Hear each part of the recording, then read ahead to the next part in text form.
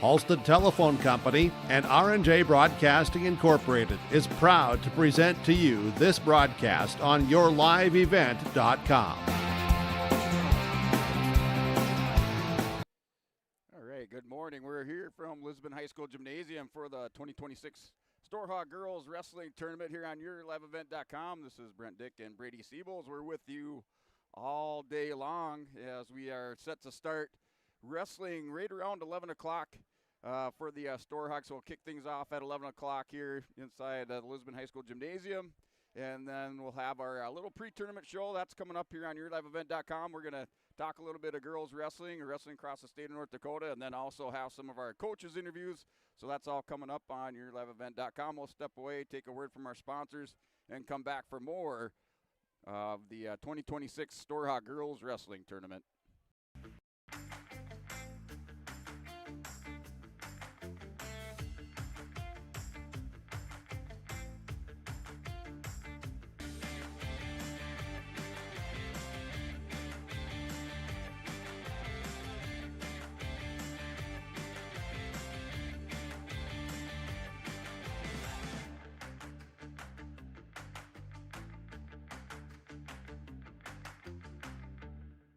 At Abra Auto Body and Glass in Grand Forks, they make sure your vehicle gets the best standard of care to get it back on the road as quickly as possible. Lonnie and his team are some of the most highly trained in the industry. With state-of-the-art technology and superior products, your vehicle will leave in great condition. With their drive-in claims area, the process is smooth and easy. Let Abra Auto Body and Glass in Grand Forks provide you and your vehicle with premium care and attention. Open 8 to 5:30 Monday through Friday. Abra Auto Body and Glass of Grand Forks. If you're thinking about updating your bathroom or kitchen, don't wait until the last minute. Planning is key. At Ada Building Center LLC on Highway 200 East Edge in Ada, you can check out the brand new displays with the latest in cabinets, countertops, and floor coverings. The Ada Building Center LLC team will guide you through designs and help you secure trusted contractors for the job. Stop today and start planning your remodel. 218-784-3661 or visit adabuildingcenter.com. Ada Building Center, your project starts here. Winter is coming. Are you ready? At Agassi Sales, we'll help you build the snow removal fleet you need now.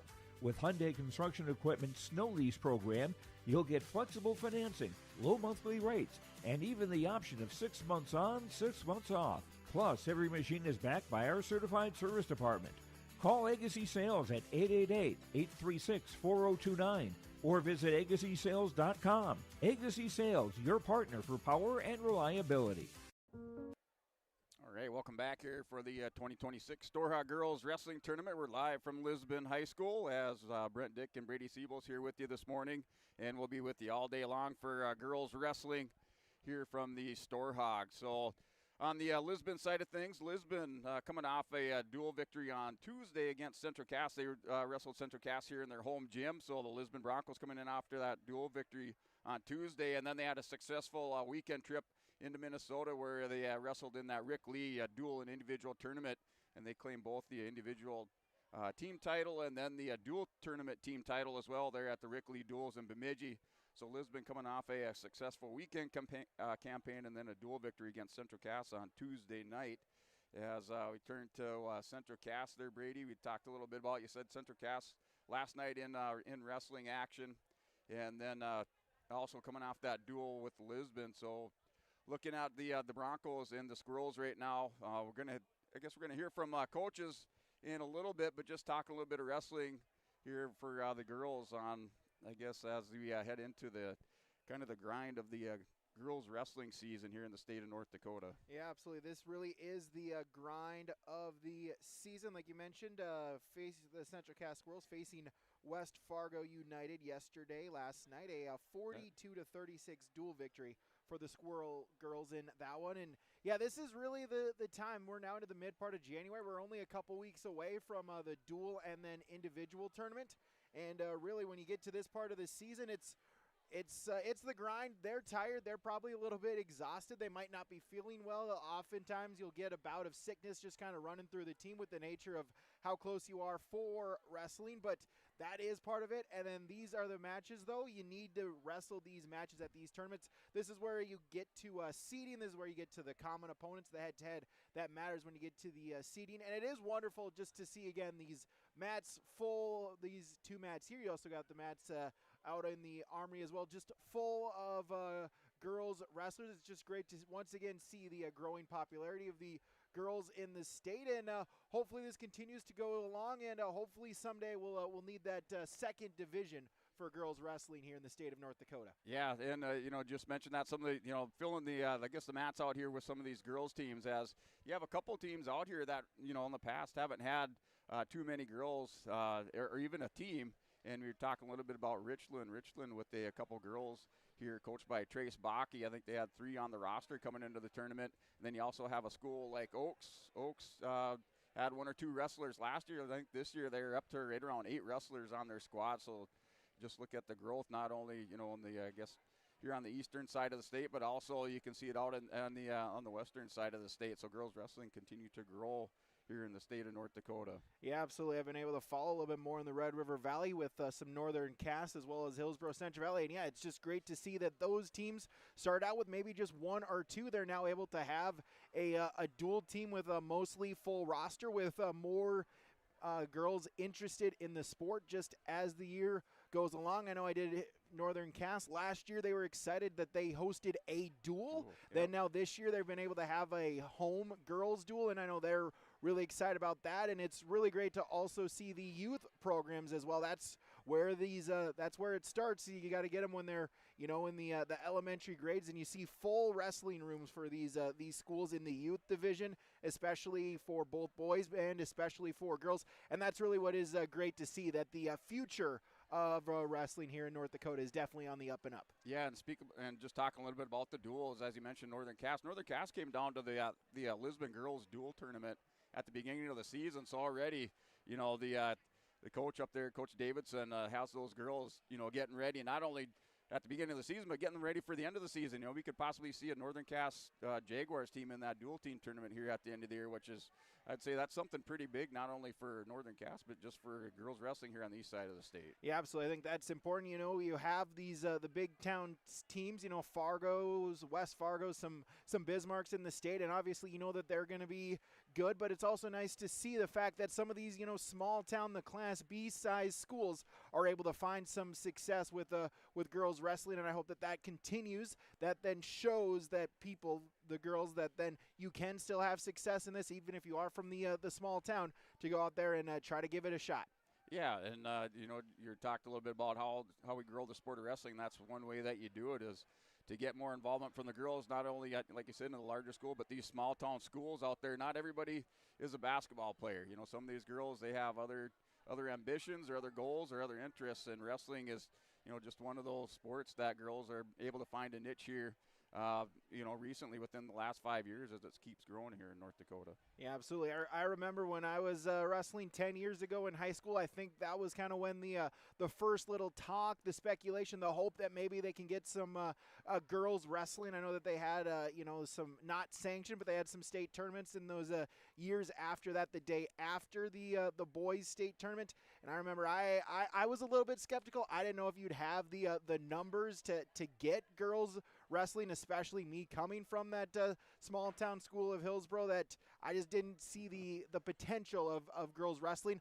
I am very happy, though, that I was dead wrong on that, and I just hope to continue. I hope that as the years go on, that take becomes even worse and worse than I made back then. Yeah, definitely. I'm kind of with you on that. 5 years ago or 4 years ago when this started out, you just wondered how the girls would be able to compete out there, and if it would take off here and I guess grow roots in North Dakota. That it certainly has. As just a level, the technical level as far as the wrestlers and their experience, just that technical wrestling out there has improved so much over the last 4 years. Yeah, you mentioned that that first year, as they were still learning, the matches, you could tell that they were unfamiliar with it. The matches were maybe a little bit difficult to watch, but yeah, every single year since then, you're seeing more of that technical side. You're seeing more and more good wrestling moves. You've seen the skill continue to grow, and that's really what the best part is, the fact that you can tell that these girls are improving day in, day out. Yeah, and I guess the heart of a wrestler, the heart of a champion here for wrestling, it doesn't matter if you're a boy or girl wrestling in the state of North Dakota. You still have that heart of a wrestler and the desire to compete and the discipline and everything that goes back to wrestling, and that's just good to see here as the girls wrestling continues to grow in the state of North Dakota. So we're going to step away. We'll see if we can get set up for some of these interviews here on YourLiveEvent.com. Some coaches interviews just coming up here at the 2026 Storhaug Girls Wrestling Tournament. Doesn't always feel the same way it used to. Then again, some of it feels all the same. Maybe it isn't so much the jobs that changed, but how they get done. Now that's a different story. Everything got bigger and smaller at the same time. Insurance, accounting, and taxes can get complicated, so you need someone who's looking to keep every dollar possible in your pocket. Ag Country. People often ask me, why are Hillsborough Central Valley athletes so successful? Have you seen our fitness center? The weightlifting doesn't stop with our athletics. At Hillsborough Public School, we strive to do difficult things all the time. We help struggling readers read. Our MTSS process makes sure all students are improving. Hillsborough students are challenged to do difficult tasks each day. Please come and check out our school. And if you need a place to exercise, check out our fitness center. Treat yourself to a great career at American Crystal Sugar Company. Team up with quality people making quality products. Full-time and year-round in a stable business. With great pay and benefits including time off available from day one. American Crystal Sugar Company invests in you to promote your continued growth and career advancement. Grow your career doing your best work within the world's best beet sugar company. Apply online today at AmericanCrystalCareers.com. Are you looking for the perfect hardwood for your next winter project? Cywick Lumber and Hardware in Hillsborough has exciting news. Hardwood is now available in the Red River Valley only at Cywick. Whether you're a crafter, woodworker, or hobbyist, they have what you need to make your project. Choose from 3 convenient thicknesses and a beautiful variety of woods: red oak, cherry, white oak, hard maple, walnut, hickory, and poplar. Get started on your next masterpiece with the help of Cywick Lumber and Hardware, Hillsborough.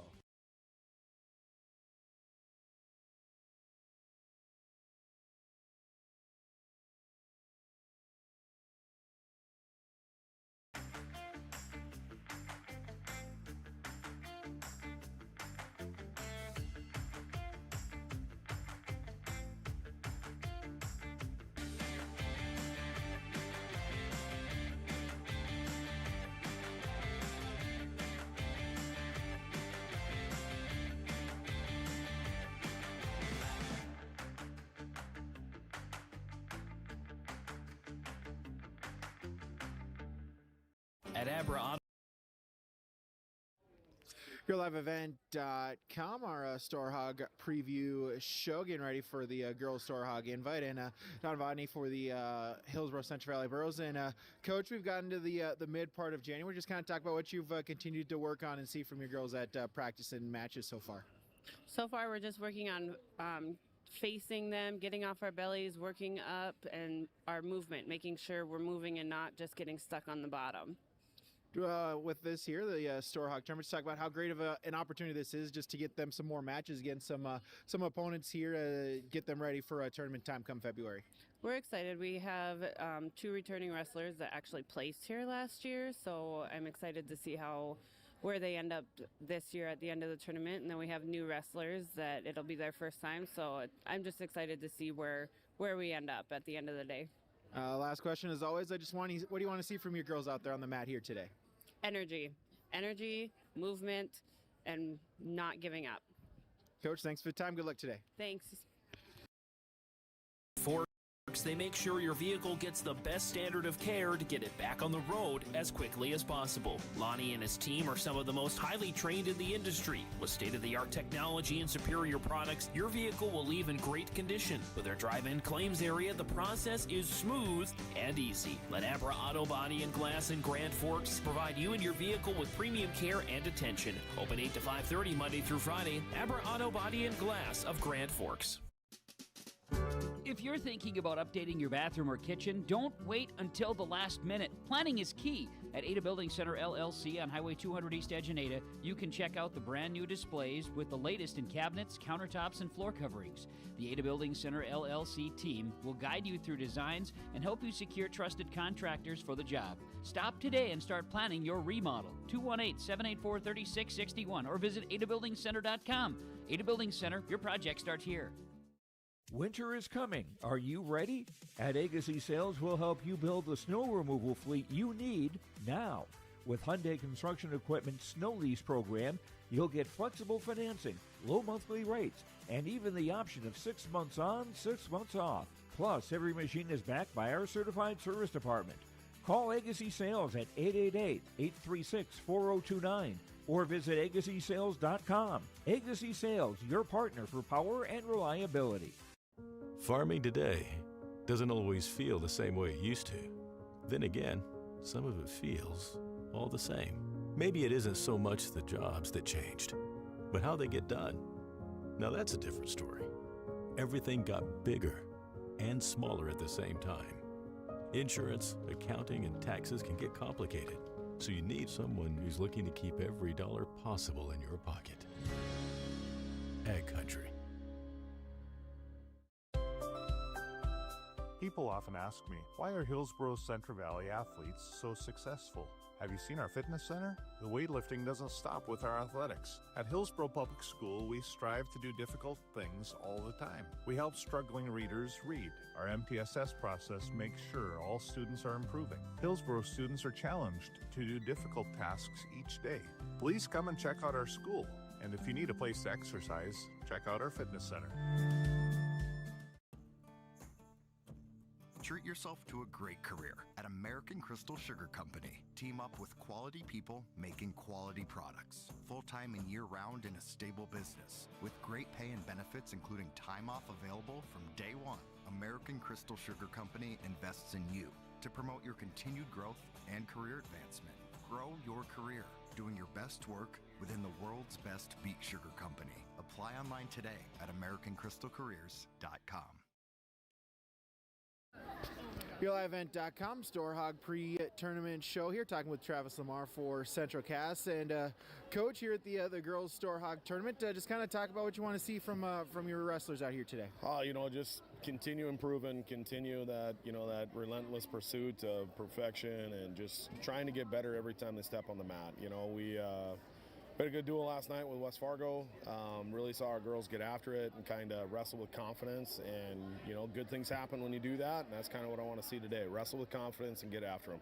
Really good tournament. A lot of different teams here. Just talk about how important that is as this month goes around to get some more experience, some more matches against some, girls from this part of the state to get you ready for the big tournaments come February. Yeah, it's huge for us, especially after losing the Valley City tournament with the weather and whatnot. So, we're kind of behind on the match count right now. So coming here and getting to see some of these teams that we haven't really seen since maybe the opening weekend, is going to be big for us.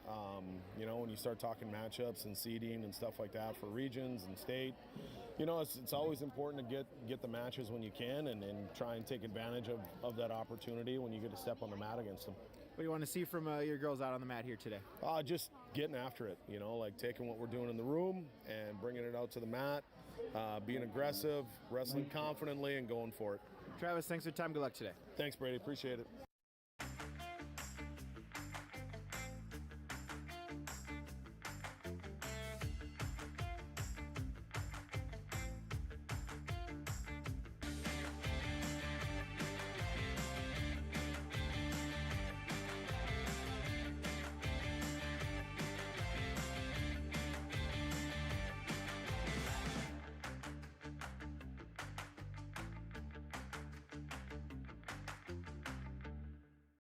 Partnership is a way of life here in the Northland. It's about pitching in to help our neighbors, making lending decisions locally, honoring long-term commitments to farmers, Main Street businesses, teams, schools, and rural communities. We're more than just a bank. We're a community partner, working constantly and diligently to enrich the lives of everyone we serve. Bank North, always true. All right, welcome back here to YourLiveEvent.com. We're here for the 2026 Girls Storhaug Wrestling Tournament as we're continuing on with our coaches interview, and I have the coach up here for the Lisbon Broncos, Coach Jake Revere. So, Coach Revere, Lisbon coming off I guess a very successful, successful weekend up there in Bemidji at the Rick Lee Duels and Invitational Tournament. You guys came back on Tuesday with a dual victory over Central Cass. So the Bronco girls wrestling really well right now. What do you want to see out of them today in the Storhaug Wrestling Tournament? Just would like to see them kind of continue rolling what we've been doing the last few weeks. Like you said, we had a good tournament last week and 2 tournaments last weekend in Bemidji. We had a good Rumble before that, so really looking to kind of keep putting the pieces together and keep showing a little bit of improvement each week here. Yeah, and just kind of harken back to the first week of December, you hosted the girls' dual tournament, and that really seems it's paying off for you as you've really got these girls wrestling well in duels. You're coming in on the individual side of the tournament. Coming off of the Rumble on the Red, you wrestled in Bemidji, and now here at the Storhaug. So how does it differ, maybe a little bit from your dual team aspect as far as the tournament coming here to an individual tournament for the girls? Dual teams, or in the dual side, the girls have been doing a really good job kind of figuring out how to work their way through duels. Obviously, team points are a little bit more important on that side. So individual, a little bit wrestling, a little bit more free, not really caring too much. If we give up some points, maybe try something big at the end if we're down and get pinned. We don't really care as much about that. I'd rather see the girls trying for things, going for broke if need be, versus in a duel, we might just need to save those 3 team points or whatever at the end. Yeah, and then just looking at some of the teams that you have in here, you invited a couple teams. You're looking for that duel last night against Pembina County North. That would have been a great matchup for the Broncos, being able to wrestle Pembina County North, kind of one of the tougher teams that you guys would have. Probably features a full duel team to match up really well with you guys last night.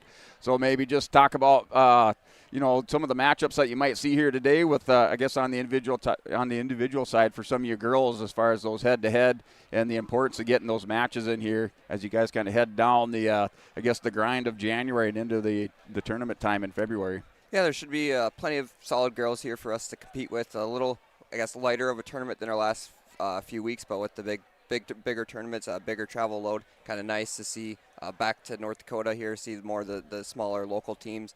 We got some girls kind of working down in weight and stuff, so a lot of them will probably see people that haven't here at that new weight class. So. Yep. And it's just one thing that you have to, I guess, that you see a lot after the Christmas break is you see girls, and also on the boys' side, switching weight classes, moving down, and and those head-to-head matchups become even more important because you don't have those from the beginning of the season, so now you have to get them in here at after the Christmas break.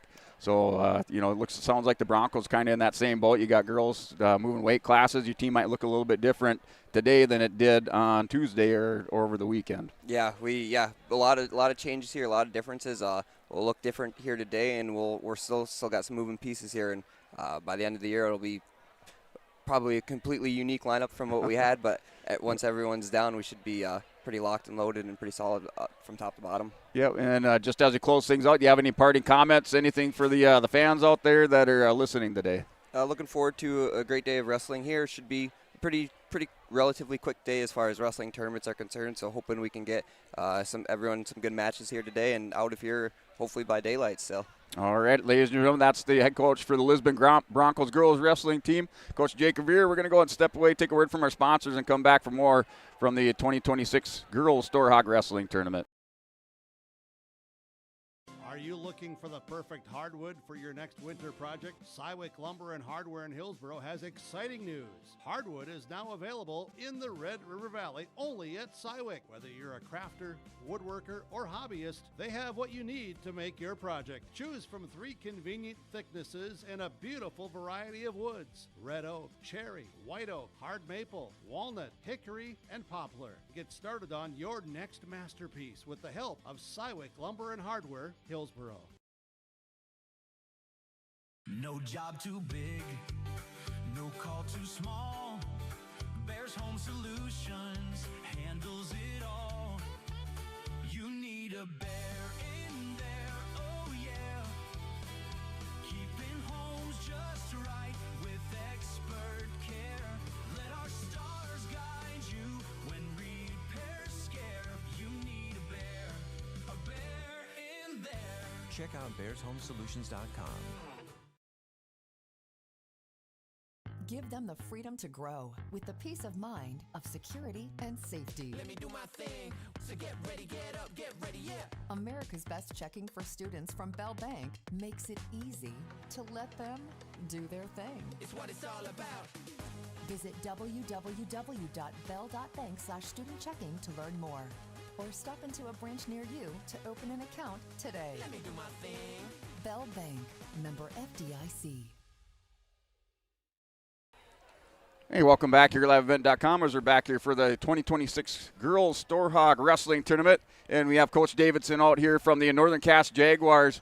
And, Coach, you guys have Northern Cass down here at the Storhaug Wrestling Tournament. You guys were down here earlier in the season here for the dual team tournament. And just talk a little bit about Northern Cass. Some of these folks down here in the southeast corner of the state might not know a lot about your team or just tuning in to the Storhaug tournament. Just tell us a little bit about the Northern Cass Jaguar team and how you guys have kind of progressed from the beginning of the season till now. Yeah, thank you. So this is, third or fourth time coming down to Lisbon this year. We actually like coming down here. You guys do a great job at hosting, so thank you. Yep. But Northern Cass, this is our fourth year of having wrestling. Started the first couple of years, we had 1 to 2 girls on the team. Now we took a big jump this year, came up to 14 girls out we brought good. today. So Yep. team is growing, learning. We're still really, really young, really new to the sport, but they're working hard and they're coming around for this stretch of the season. Yeah, and, I guess you can kind of harken back as Dan Weber always tells us. He's like, in Northern Cass, that used to be a Dakota wrestling team. So you do have a little bit of history there, and actually a proud tradition with that Dakota wrestling team. And some of the wrestlers on those teams, they might have some granddaughters or some cousins out here, that are girls that are wrestling now. And how do you see that kind of fitting into in the recruitment process, or just kind of getting some of those girls with those wrestling connections out here for Northern Cass? Yeah, so that's really neat. So I wasn't around the area back then when Dakota was around, but I've looked into it a little bit. Back in the 80s, they had some really pretty strong teams. Yeah. A couple state champions. I don't know, maybe a team state championship. Okay. So they were pretty tough there. I'm not sure if we've got any relatives of kids now that their relatives wrestled back in the 80s, but it's fun to look back. It's fun to bring wrestling back to the area, back to the school there.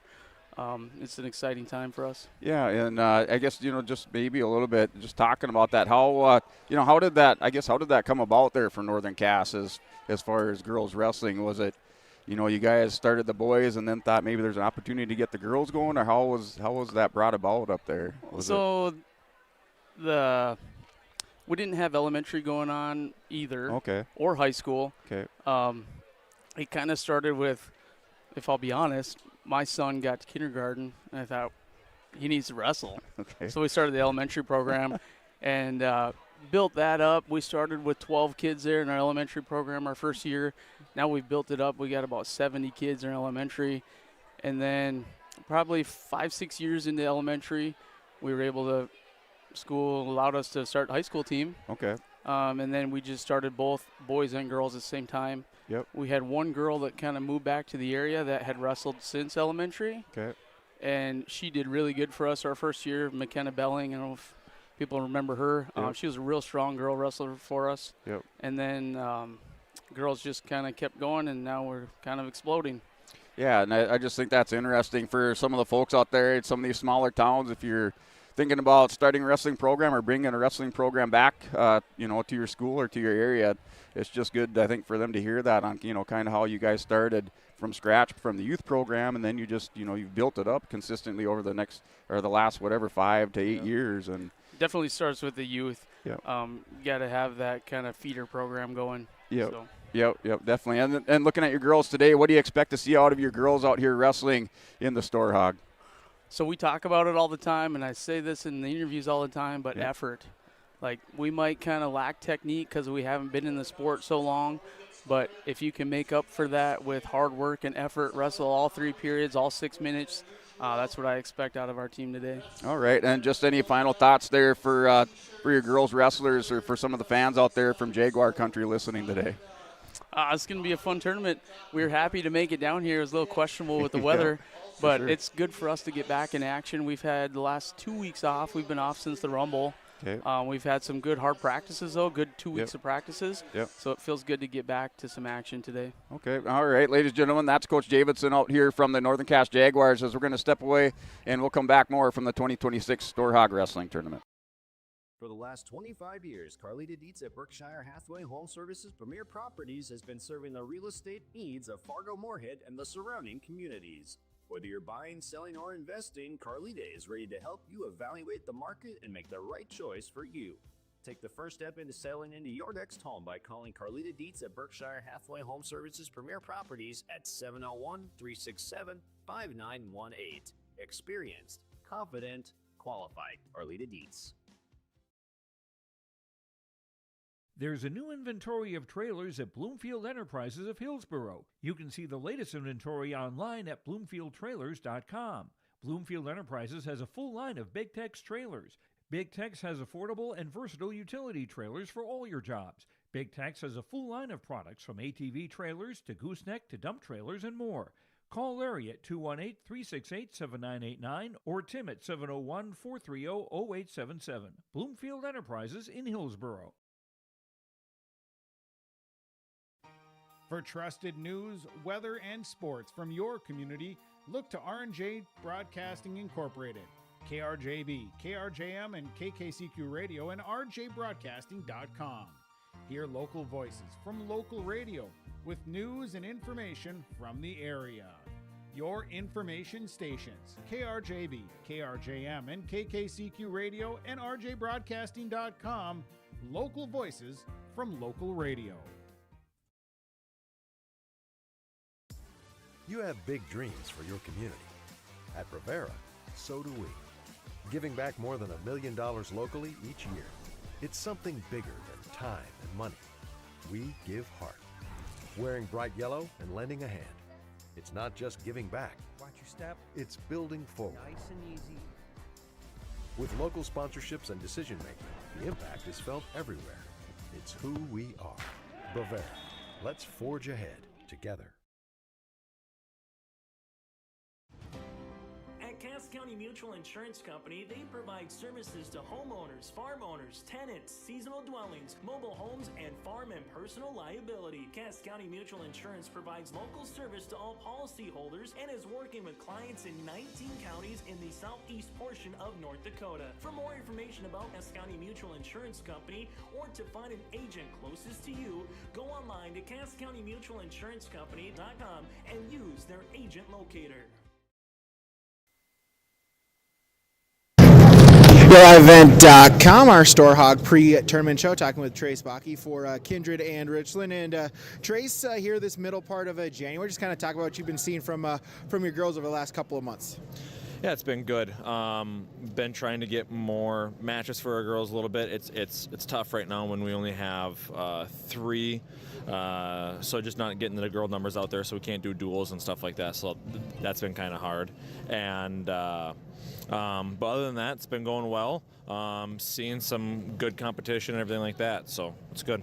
Yeah, absolutely. Talk about this tournament here for the girls. Another great opportunity for them to get onto the mat and get some state matches here for seeding and whatnot coming up towards February. Yeah, our 118 pounder this year is Taryn Raisler, and she won state last year, and then the one seed in her bracket today also won state last year. So it'll be a fun finals match. So we're always excited to see new competition, good competition in a tournament like this. You mentioned that, and I know you hope to get to see the numbers increase here as the years go along. Just talk about, have you been for some of the ones, have you seen the improvement, the work that you've been hoping to see with them day in, day out? Absolutely. Have 3 girls here. 2 of them are new, and 1 got seeded. So that's always good to see, and just kind of keep chugging along and working, and stuff seems to be clicking now halfway through, which is good. And hopefully by the time that regions comes, everything is really going well, and we can get 3 for 3. That's the goal. What do you want to see from your girls out there on the mat here today? Just wrestle hard. Don't be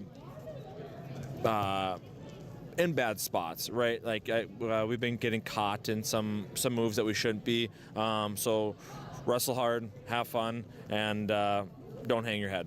Trace, thanks for the time. Good luck today. Absolutely. Thank you. At Castleton Lumber, they want to be part of every stage of your building project from the ground up. Let them assist with planning your project timeline in a way that's affordable and efficient. Castleton Lumber has everything you need to get the look you love with windows, siding, roofing, and doors. From choosing the right materials to the finishing touches, you can count on the folks at Castleton Lumber. Stop in and talk with the crew today or call 347-4471. That's 347-4471. This is Austin Reed with Dakota Heritage Bank. At Dakota Heritage Bank, we have a strong background in ag and business lending, but we can also help with any auto, recreational, personal, or home loans, including home equity lines of credit. If you're in need of a loan, visit us at one of our locations across North Dakota and northwestern Minnesota. Dakota Heritage Bank, equal housing lender, member FDIC. Dakota Heritage Bank, sharing our heritage, sharing our future. Since its beginning, the Central Cass Booster Club has generated and helped sustain fan interest in the men's and women's athletic programs at Central Cass High School. Through the years, that mission has broadened to also enhance the youth programs throughout the community. For more information, search Central Cass Booster Club on Facebook or email centralcassboosterclub@gmail.com. That's centralcassboosterclub@gmail.com. Go Squirrels!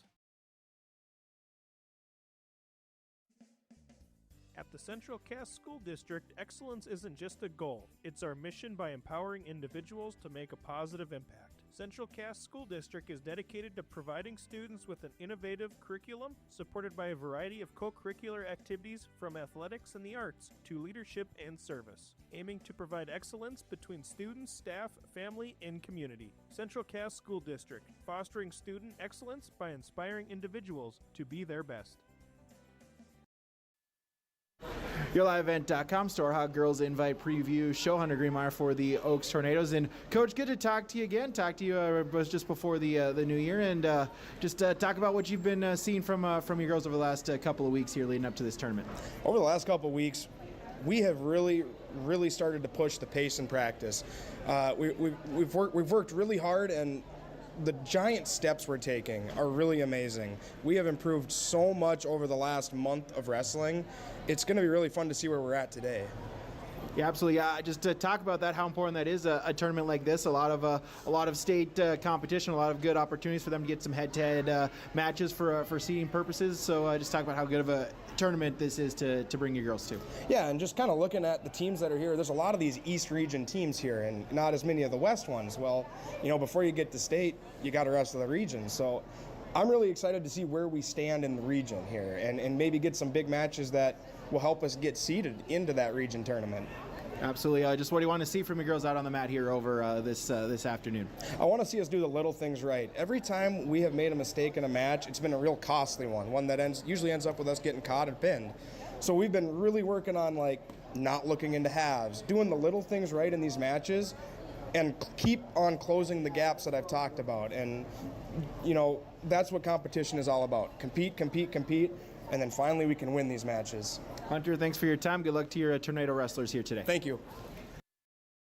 Central Valley Bean Cooperative in Buxton, North Dakota has adapted to the growing needs of the edible bean industry since 1982. Production of edible beans helps many growers in the Red River Valley make their farming operation more profitable. These growers are also producing a nutritious, high-protein food source helping feed a hungry world. Central Valley Bean Cooperative in Buxton with receiving stations in Garsky, Grafton, Larimore, Sharon, Devils Lake, Lankin, Wilton, and East Grand Forks. Learn more at centralvalleybean.com or call 701-847-2622. Being a good sport is the best way to learn from the activity you are involved in. Whether you are winning or losing the game, you can walk away with a positive experience if you show your integrity and respect and learn from the other team.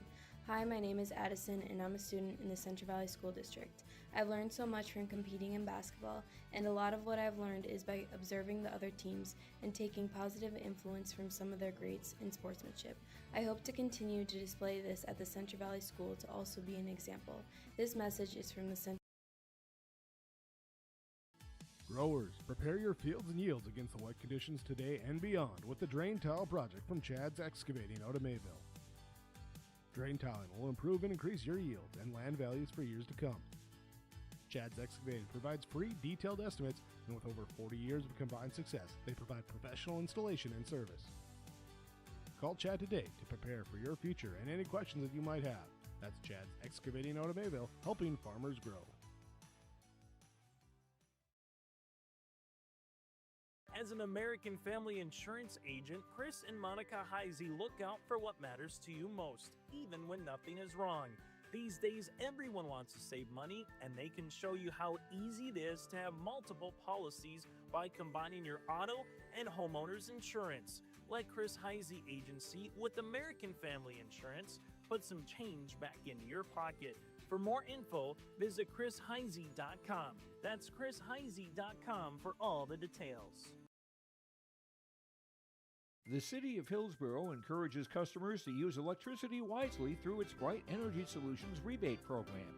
These rebates help customers save energy and money, improve their comfort, and protect the environment. You can get rebates on Energy Star appliances and lighting, as well as high-efficiency heat pumps and air conditioners. They even have rebates for home electric vehicle chargers. Business customers can receive rebates too. Call the City of Hillsborough for more information or visit brightenergysolutions.com. All right, Brady Siebel's Brent Dick with you here. Thank you to all the sponsors that you'll see in here throughout this broadcast. Of course, whenever possible, please patronize these businesses. At the very least, stop on in and tell them thank you. As without them, this coverage from Lisbon would not be possible. We'll pause for the national anthem, be back with matches when we return from the Storhaug on yourliveevent.com.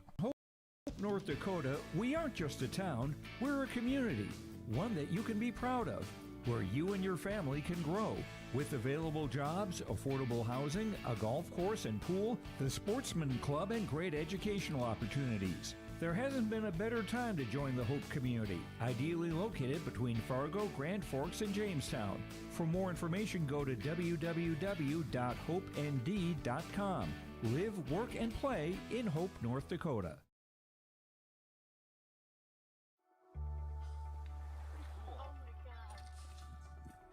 We aren't meant to be still. And while you determine the direction you'll go, we're just here to help you along the way. So go. Go with experience. Go with teamwork. Go with neighbors. Go with integrity.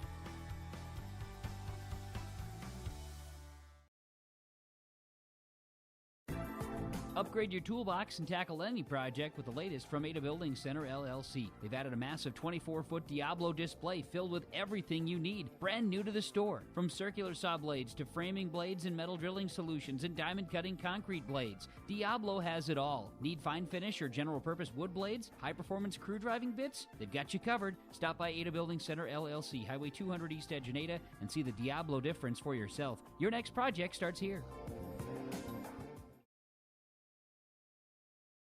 Sharing our heritage, sharing our future. Choosing the right bank for your financial needs can be challenging with the many choices available. Dakota Heritage Bank is pleased you're interested in knowing more about what they can do for you. The Dakota Heritage Bank community bank setting is a strong advantage they have over larger, less personal banks.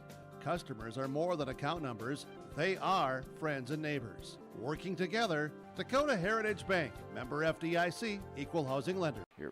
Back here from the Storhaug Invite, a reminder, plenty of wrestling coverage coming up over the next month and a half or so here on yourliveevent.com. Next Friday and Saturday, yours truly, Brent and Brady, will be back here for the boys Storhaug Invite. Then the final weekend of December, Brent will be out in New Salem for the annual East-West Classic. Always a good one. Mini State for Class B Wrestling. That's Saturday the 31st. Myself, I'll be in Castleton for the Belle of the Brawl, the biggest girls tournament in the state of North Dakota. Then we'll get to regionals, and duels are the first Saturday in February. individuals are the second Saturday, then the state wrestling tournament the following week. Stick around. We're finalizing our coverage with the State Activities Association. We'll get that to you. Next week, we'll get those plans finalized and then bring those to you. But full coverage, audio or video from the duals sub-region in both Napoleon and up in Walhalla. Individuals are in Valley City, both boys and girls, and then the state tournament at the Fargo Dome. All the coverage of high school wrestling right here on YourLiveEvent.com. Yeah, and just turning to the Storhaug Girls Wrestling Tournament, just kind of how this will work for Brady and I in here. It's just a kind of a rapid-fire back and forth, and we'll cover both mats 1 and 2 inside the main gymnasium. As wrestling getting underway here on mat number 1, and then mat 2, Brady will have that, and then mats 3 and 4 are over in the Armory. So that's kind of how things are set up here for the 2026 Storhaug Girls Wrestling Tournament. Just like to mention that we will kind of on the top of the hour, we'll have our Olsen Accounting tournament recap, and then our Bank North will try to give you a team update as far as the team scores here with their Bank North scoreboard update. So our match underway on mat number 1 looks like Lauren Osmondstead of Central Cass. She's wrestling Abby Sutherland of Lisbon. So that match just underway over here on mat number 1. Yeah, on mat number 2, it's LC Meters for the Fargo Stingers, going up against Asa Remke Vanderhoven of Carrington. Yeah, now Lauren Osmondstead for Central Cass with a first period win by fall over Abby Sutherland of Lisbon. And Osmondstead, an 8th grader with a 6-2 record of Sutherland for Lisbon, was a record of 8-14. So Osmondstead of Central Cass advances to the next round. As we're getting ready here on mat number 2, Meters for the Stingers is 6-9. Vanderhoven for Carrington, a freshman at 7-11. The Fargo Stingers, the co-op combined team of the 3 public schools in Fargo, Fargo North, Fargo South, and Fargo Davies. There make up the Stingers. As they'll go neutral position. Shot fake here by Vanderhoven. Stay neutral. Over on mat number 3, Carrington's Grace English is taking on Central Cass's Chloe House. And on mat number 4, Fargo's Keegan Anderson taking on Valley City's Emma Trapp. Yeah, mat number 1, we have Willow Hagan of the Fargo Stingers wrestling Naomi DeFord of Mayport CG. And Hagan did a feet to back with the takedown, near fall coming for Hagan over on mat number 1 at 100 pounds. Hagan, a freshman with a 20-11 record, and Naomi DeFord of Mayport CG at 4-17. Remke Vanderhoven puts in a chicken wing, run around the head, gets the count of 4 for the near fall. Going to try to rethrow it, adjust, and try to get some more near fall points or the pin. And a break in the action. They go back to the, actually that was a win by fall, so I didn't hear the slap of the mat over there by the official Gabe Lyons, but it is a win by fall for Willow Hagan over here on mat 1. Remke Vanderhoven looking for the fall, has 35 seconds to try to get the second shoulder of Meters out onto the mat. Result, mat 4, Emma Trapp with the victory for the Highliners there on mat number 4. Mat number 3, as there's the pinfall. So Remke Vanderhoven for Carrington gets the pinfall with 22 seconds to go in the first. Her teammate Grace English has a 9-0 lead on mat number 3. Yeah, mat number 1, new matchup between Spencer Brown here at 106 pounds of Valley City. She's a sophomore, 10-16, taking on Nora Gillespie of Lisbon, a 7th grader with a 2-18 record. That match underway. Wrestlers in the center of the mat. Fireman's carry by Spencer Brown in the takedown. 3-0 your lead over on mat 1. Mat number 2, Kira Nelson of Hillsborough Central Valley, a 7th grader for the Burros at 10-11. She'll go up against Ava Crandall, a freshman for the Central Cass Squirrels at 5-3. And Spencer Brown here for Valley City has an armbar on Gillespie. Gillespie on her back, right shoulder up just a little bit. Official down there takes a look at it. Now the adjustment by Brown to a half Nelson here at mat 1. And Brown working for a fall, has the takedown, working for near fall, and a pin on mat 1. And that'll do it. Spencer Brown, your winner by fall for Valley City over Nora Gillespie of Lisbon. Mat number 4, Katie Harris of Valley City has a 10-1 lead over Elena Gussius of Carrington there in the first period. English for the Cardinals gets the Tech fall 16-0 to advance there in the first round. As Nelson Crandall getting underway here on mat number 2. We've got a pair of Squirrel Burrow matchups here on the main gym. Yeah, and mat number 1, Gracie Coast of Central Cass, a freshman 0-4, taking on Michaela Mock of Hillsborough Central Valley, a 7th grader, 20-2 record, so piling up some wins there for Hillsborough Central Valley. She has the takedown. She's up 3-0 in the top position over here on mat 1 at 106 pounds. Crandall with the takedown for the Squirrels on mat number 2. She'll take the early 3-0 lead. Mat number 4, Marley Miller for Ellendale Edgeley-Colma going up against Amelia Hydebreeder of Northern Cass. There in the first period of that one. Results it was. We'll get results here in just a moment as track wrestling. We wait for that to update itself. And it's like a technical violation, a full Nelson on mat number 1 as Mock had a half trying to work it back around with the far wrist. And now 4-0 is your score here on mat 1. Crandall with a near fall, so tack on 4 more points for her to make it 7-0. 35 seconds to go in the period for the Squirrel freshman. Looking to try to work tough on top. As on mat number 4, Harris with a 1-minute 52-second pinfall victory for the Highlanders there on mat number 4. Here in Mock had worked into a crossface into a screwdriver. Has Coast on her back and working for a fall here on mat 1 with 48 seconds remaining first period. She has a 3-1 lead, working for near fall and a pin on mat 1.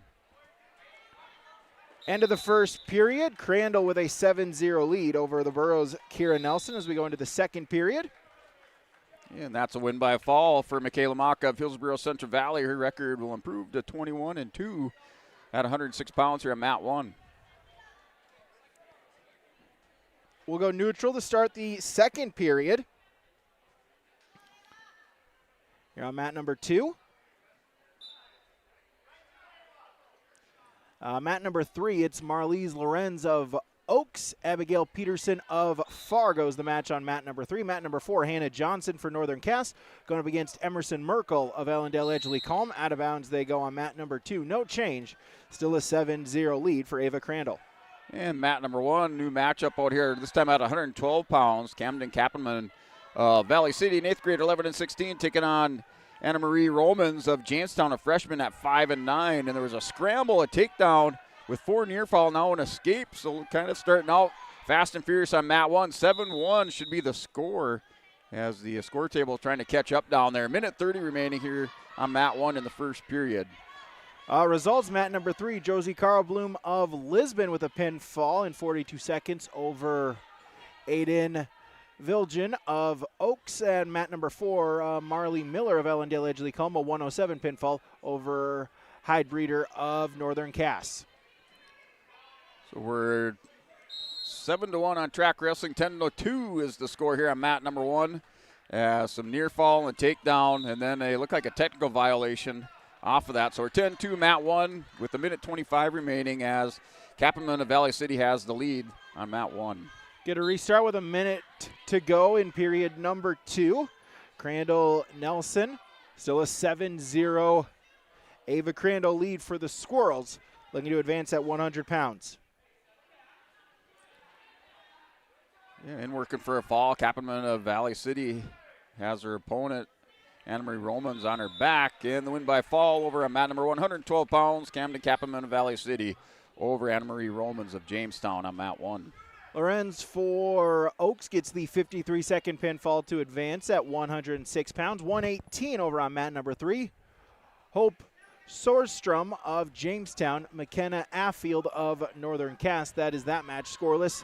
Mat number 4, Emerson Merkel for Ellendale Edgeley-Colma has a 3-0 lead over Northern Cass's Hannah Johnson. As Crandall to the back, going to look for the pinfall, has 10 seconds to try to get it. Nelson trying to fight off her back, cannot do so. Ava Crandall, 3:53 to advance at 100 pounds. Yeah, mat number 1, 118-pound matchup here. Lemore's Kimberly Green, a 7th grader, sitting at 5-9, wrestling Harper Wolf of Jamestown, a freshman at 7-11. That's 118-pound action wrestlers center of the mat. Now off to the near center side in the edge as they go back to the middle. Still scoreless on mat 1, 118 pounds. Mat 2, Lulu Logreen of Lemoore Litchfield Marion, a sophomore, 5-3. Lucy Johnson for Northern Cass at 12-10. Wrestlers back now, working a little bit head and arm action on mat number 1. Still holding the center of the mat. We're scoreless on mat 1 with minute 15 remaining first period. Mat number 3, Crystal Magnuson for Hillsborough Central Valley, going up against Adson Vanderhoven of Carrington. That's on mat number 3. Solstrom for Jamestown with a 120 pinfall victory. There in the results on mat number 3. As Johnson for Northern Cass with the early takedown. She'll take a 3-0 lead. Belly Logreen out. Going to look to try to work tough on top. And mat number 1 still scoreless with 40 seconds remaining. 118-pound action between Kimmy Green of Lemoore and Harper Wolf. Jamestown wrestlers still holding the center of the mat and working collar ties, head and hand defense over on mat 1. Chicken wing here for Johnson. Going to look to run with it. Plenty of time to try to set up the right move. Try to get the pinfall or some near fall points at the very least. Loses it, and we'll get a whistle, and we'll get a stalemate. Back to the center, 59 seconds to go in the first. Yeah, and 5 seconds remaining, as we did have a shot by Kimber Green. Yeah, no score, no takedown awarded at the end of the period, so it's still scoreless over here at mat number 1, 118 pounds, as the official with choice going over to Wolf. And Green of Lemoore will take the bottom position to start the second period on mat 1. Johnson, chicken wing this time, able to get around the head. Not quite at the angle for near fall points. Now the official is going to start swiping. Again, near fall, count of 2 is worth 2 points. Count of 3 is worth 3. And a count of 4 is worth 4. Johnson gets the 4 count. Then she'll let Logreen belly herself out and extend her lead to 7-0 with 20 seconds to go in the period. Yeah, mat number 1, start of this second period with a minute 30 remaining, so 30 seconds into the second period as Kimberly Green of Lemoore chose bottom. She's still in the bottom position. Harper Wolf riding the ankle, now works up to a half Nelson as they're now near center edge of the mat and scoreless on mat 1. Johnson shot a half, but a good job for Logreen to keep rolling through, not give up any near fall points, belly herself back out. End of the first period, Johnson with a 7-0 lead. As Logreen with choice, she'll choose top. And mat 1 still scoreless now with a minute remaining in the second period. Still no change of position over on mat 1. Johnson up to her feet, looking to break the grip, turn face, and get the escape point. So Johnson 1 more point, 8-0 she leads. And Harper Wolf able to get a turn over here on Kimber Green. As they're flattened out, the official down there in the slap of the mat, the pin here for Harper Wolf of Jamestown, the freshman, over Kimber Green, the 7th grader on mat number 1. That was 118 pounds. Johnson gets an escape, so up her lead to 11-0. Results, mat number 4, Emerson Merkel for the Thunder gets a tech fall victory over Northern Cass's Hannah Johnson to advance into the tournament. As Johnson with a turn will lock up the tech fall. Wants the extra bonus point, though, for the pinfall. Plenty of time to settle in as a minute and 10 to try to get the fall. Logreen able to belly herself out. There's the 4 near fall. So 15-0. Lucy Johnson, the tech fall, advancing at 106 pounds. 118 pounds over on mat number 1. Jocelyn Carpenter, Devils Lake, has the early 3-0 lead over Gracie Heitzman of Valley City, a 7th grader, 2-5 record. Carpenter, sophomore, at 6-5. She picked up a quick takedown with a minute 35 remaining. They go off the edge of the mat, back to the center for a restart on mat 1. Next matchup here on mat number 2. Cadence Golding of Lisbon, a freshman at 27-2, going up against Aliana Hellman of Valley City, a 7th grader at 7-15. And wrestlers went back to the center for the restart. And Carpenter working a cross-face cradle over the top. Hand fighting by Heitzman breaks the grip. Now Carpenter back on a half Nelson far side. She still has a 3-0 lead. Minute 5 remaining in the first period over on mat 1. Golding with the takedown. Hellman with the escape. 3-1. Hellman now in on a front headlock. Snap down and out of bounds they go. No change. Minute 27. And Jocelyn Carpenter, Devil's Lake with the half Nelson, ran it around, put Heitzman back on her back, and she wins by fall here for Jocelyn Carpenter, Devil's Lake in the first period. First period fall on mat 1, 118 pounds. Results, mat 3, 118. Crystal Magnuson for the Burros gets a 318 pinfall victory to win in that one on mat number 3. Golding in on a front headlock, 6-1 now. Gets a turn, going to look for the fall, try to settle in, see if you can go chest to chest, get that second shoulder on the mat as Hellman trying to bridge, trying to fight off of her back. Plenty of time for Golding to try to get the fall with 50 seconds to go in the period. Yeah, mat 1, new matchup, 124 pounds here for Lisbon. Adeline Hansen down at 124. She is a sophomore with a 26-9 record, wrestling Linda Uha of Carrington, an 8th grader at 2-4. That matched up just underway with a minute 30 remaining in the first period. There's a fall for Cadence Golding of Lisbon, advancing at her home tournament at 118 pounds. Other results, 118 on mat 3. Taryn Raisler for Kindred, a 23-second pinfall victory over Northern Cass's Lola Johnson. Now on mat number 3, Cassidy Fulstead of Central Cass, Isabella Erickson of Northern Cass. In this matchup here on mat number 1 between Hansen of Lisbon and Uha of Carrington, that is still scoreless. And now Hansen with the 3-point takedown in control on top, under a minute remaining in the first period. And a quad pod by Uha. Hansen trying to return it back down to the mat on mat 1. Mat number 2, Annabelle Hayes of Lisbon, Ina Guslow of Richland. Hayes, a 7th grader, 2-9. Guslow, a sophomore at 8-7 for the Colts. And with the takedown for Guslow to take a 3-0 lead. Yeah, mat number 1, Hansen for Lisbon.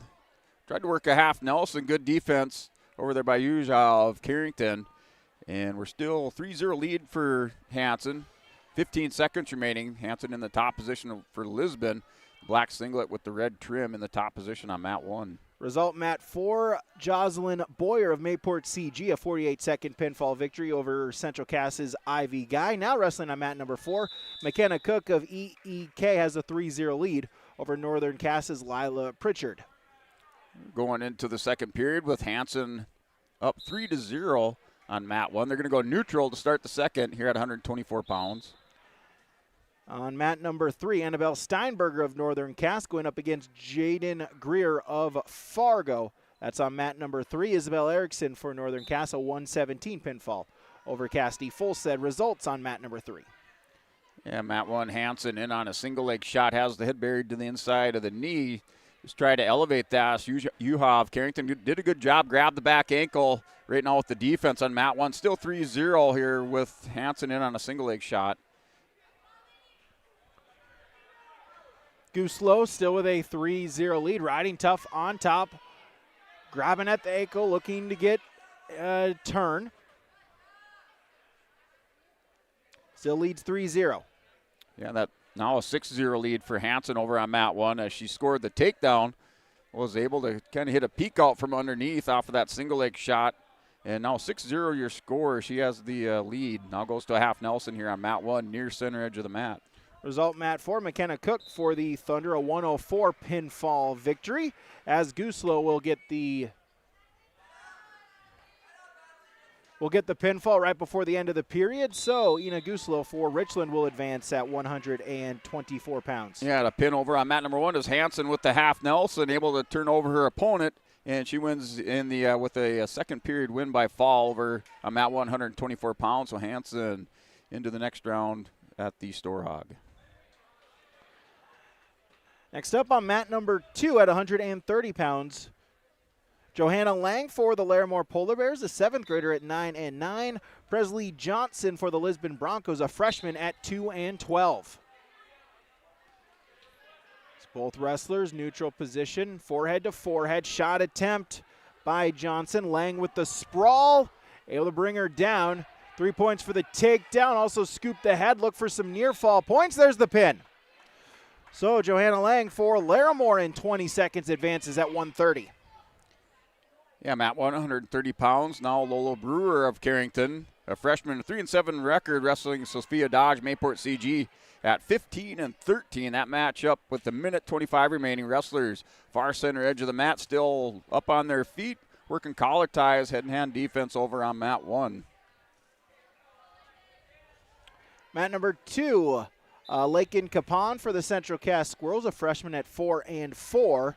Kaylee Hodgins of Devils Lake, a senior at 2-3. This at 136 pounds.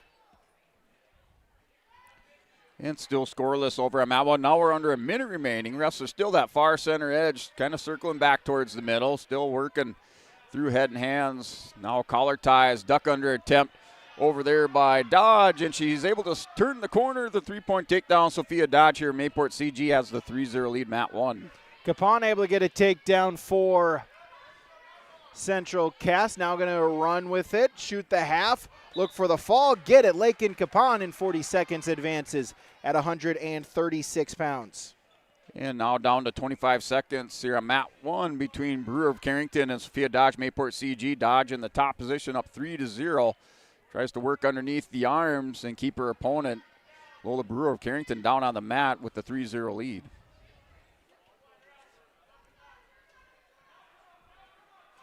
Mat number 2, Ruby Marr for Fargo at 8-10 on the season. Ava McNamara, sophomore for Hillsborough Central Valley at 12-10.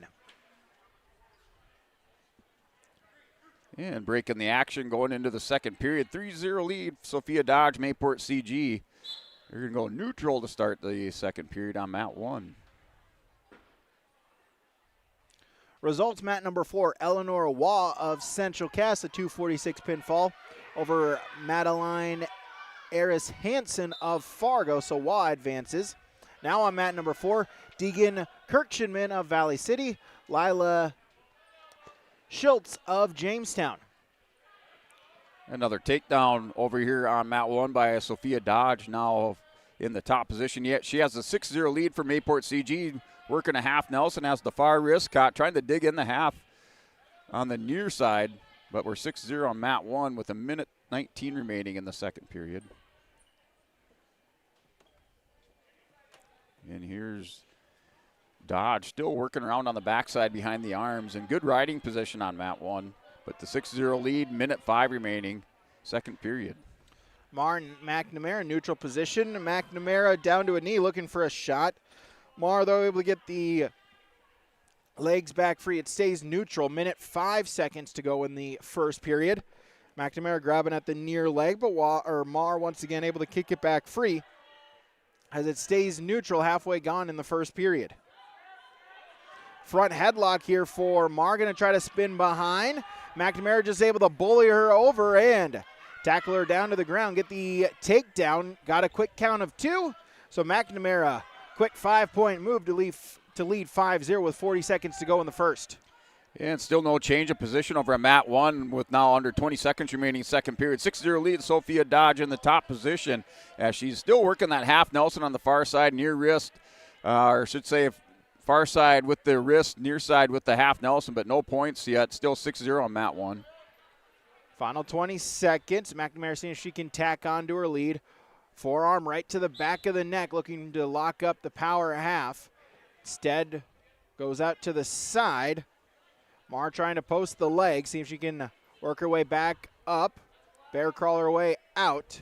We'll get a clasp being called on McNamara. That will do it for period number 1. Marr will get on the scoreboard with the technical violation, 1 point for the clasp. So McNamara will lead 5-1 going into period number 2. And a minute 50 remaining. We're in the third period over on mat number 1. Dodge still with the 6-0 lead here for Mayport CG. And she's back in the top position of her opponent, Lola Brewer of Carrington. Then working all over the top, changes it up, goes from the half Nelson into a crossface. Still good defense by Lola Brewer of Carrington. 6-0 your score in the third period on mat 1. So we'll go neutral to start period number 2. 5-1, McNamara with the lead.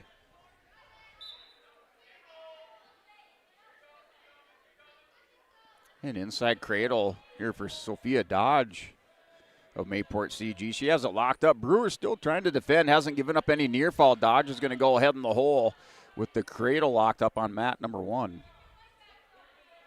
Results, mat number 4, Deegan Kirchenman of Valley City, a 155 pinfall victory. Now on mat number 4, Lena DeFord of Mayport CG going up against Madalena Kibataranu of Carrington.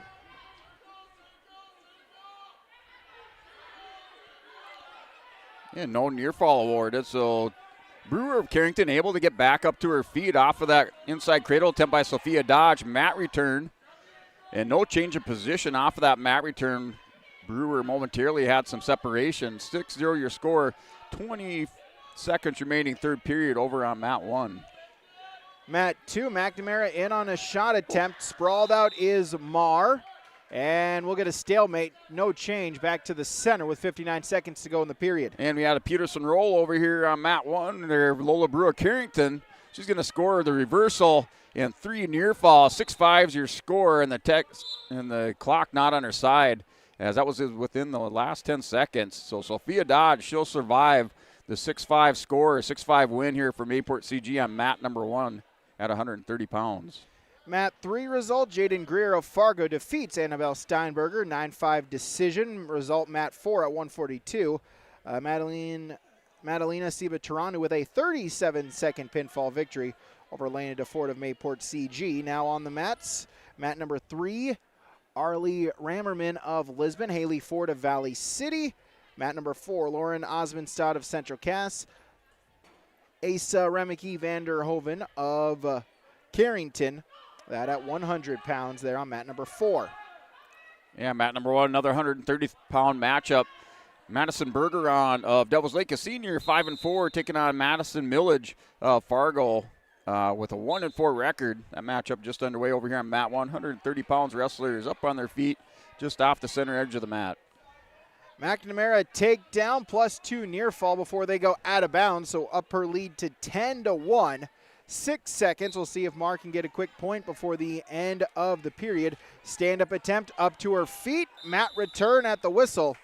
And so McNamara will take a 10-1 lead into the third and final period on mat number 2.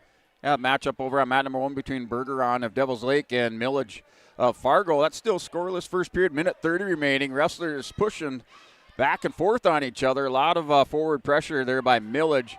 Bergeron able, now shoots underneath, just trying to hit a single leg shot over on mat number 1. McNamara will start in the down position to begin the third and final period. Marr trails by 9. Going to these final 2 minutes. Putting in a crossface. First chance that Marr has gotten to wrestle in the top position. See if she can get a turn here in the third period. And that was Madison Bergeron with the takedown. Hit kind of a nice little dump there off the takedown and put her opponent on the back. And that's Madison Bergeron. Devils Lake, your winner by fall in the first period at 130 pounds on mat 1. Half Nelson for Marr, trying to dig it in, though, able to get a switch. McNamara able to hit it. 2 more points on the reversal, so up her lead to 12-1. And now 148 pounds here on mat number 1. Lisbon's Veda Carblum, a senior, 11-19, taking on Evelyn Johnson of Northern Cass with a 3-17 record. So the Broncos and the Jaguars matched up here on mat number 1. 148 pounds just underway. Stalemate with a minute to go in the third period. Ava McNamara for the Burros has a 10-1 lead, looking to advance at 142 pounds.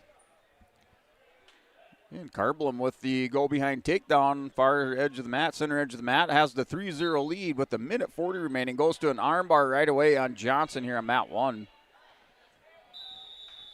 As McNamara will get dinged for clasping once again, her second clasp call, so another penalty point for Marr, so make it now 12-2. as we'll get a restart with 53 seconds to go in the period. And Carblem off that edge of the mat. Looks like they stay inbound, so she's really hammered down on that shoulder on Johnson with the armbar. Gets her over, working for a fall now on mat 1. Here's Veda Carblem the win by fall. Veda Carblem over Johnson of Northern Cass on mat 1. McNamara, 35 seconds to try to ride out the period. Riding tough on top, able to get a breakdown. We'll get stalling warning on Marr. She's got to move. She trails by 10. 20 seconds to go in the period. McNamara out to the side, trying to shoot a half. Goes the other way. Final 10 seconds. Just kind of stay right there. Show the referee that you're working. Don't give up any penalty points and ride out the final couple ticks of the clock. So the sophomore for the Burros, Ava McNamara, a 12-2 victory to advance at 142 pounds. Yeah, our mat number 1 out here at 100 pounds. Quarterfinal match between Willa Hagen, the freshman for Fargo with the 21-11 record, wrestling Central Cass's Ava Crandall, a freshman, 6-3. So quarterfinal match out here at 100 pounds on mat 1. That's just underway.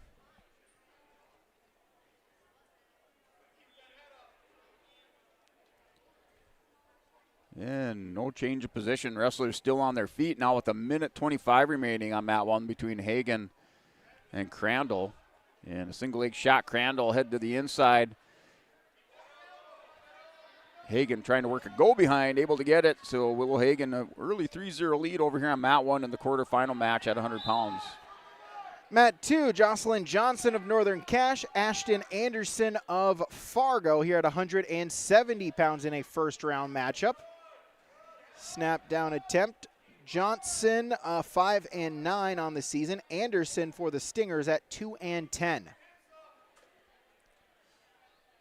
And Hagen had worked around, working a crossface cradle on Crandall. Crandall able to counter out of that. Now belly down just off the edge or center of the mat. Here's Hagen again with another attack, this time with a half Nelson on Crandall. Still 3-0 lead on mat number 1 for Willow Hagen.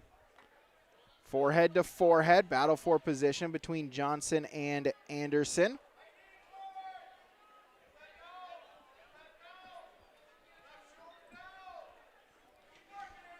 Underhooks, overhooks. See if something develops here. Halfway gone in period number 1. And Willow Hagen now has the arm bar. Looked like she's going to bar half, just not able to get it. As Crandall still with good defense in that bottom position. She is belly down, but Hagen not able to get her turned at the end of the period. 3-0 lead, Willow Hagen up on mat number 1 going into the second. Mat number 4, quarterfinal result. Lauren Osmondstad for the Squirrels with a 1 minute 15 second victory for the Central Cass wrestler to advance into the semis at 100 pounds. Now on mat number 4 in a consolation round matchup, Abby Sutherland for Lisbon go up against Elise Meters of Fargo. Yep, and off of the whistle on this second period, now with a minute 45 remaining. Stand-up attempt by Hagen. Crandall trips her back down to the mat. Still the 3-0 lead in the second period now on mat 1 here for Willow Hagen. She's up 3-0. Front headlock by Anderson. Johnson going to reach at the leg. Anderson trying to spin, now puts in a cross face. Johnson was trying to turn the corner, but they run out of time. No change, no score going into period number 2. Yeah, and no change of position here on mat 1. We're still 3-0 between Willow Hagen and Ava Crandall. Crandall in the top position now. Hagen stands up. Hit pace away for the 1-point escape. 4-0 lead, Hagen over Crandall. Second period with a minute 5 remaining. Results 130. Mat number 3, Haley Ford of Valley City, a 7-3 decision victory over Arlie Rammerman in a first-round matchup at 130 pounds. Now on mat number 3, McLaren Jones for Lisbon. Valeria Acosta of Valley City, that 136-pound championship round matchup. And now we're 7-0 with the takedown by Willow Hagen of Fargo. She's in the top position, 35 seconds remaining. Work back and in on half. We're going to have technical violation as she threw in the doubles on the half Nelson. So the full Nelson, the 1 point to Crandall, to Crandall at 7-1 now on mat number 1. Hagen still up with the 6-point lead. Johnson, a sort of quasi cow catcher gets the turn and gets the fall. So Jocelyn Johnson of Northern Cass advances with the 246 pinfall victory here at 170 pounds.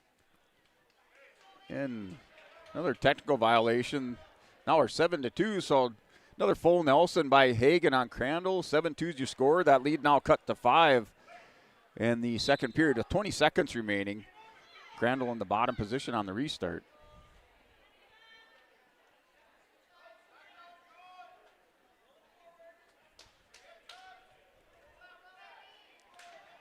Mat number 2, it's a battle of rural Cass County as Kira Holdis of Northern Cass going up against Emerson Filady of Central Cass. Filady's a senior for the Squirrels at 3-1. Holdis at 3-13 on the season. This 170-pound first-round matchup. And now start of the third period. 7-2's your score here with Willow Hagen and Crandall of Central Cass. Hagen has the half Nelson and the scramble. Bit of a scramble first 5 seconds. Hagen came out with the half Nelson. She has Crandall going over on her hip.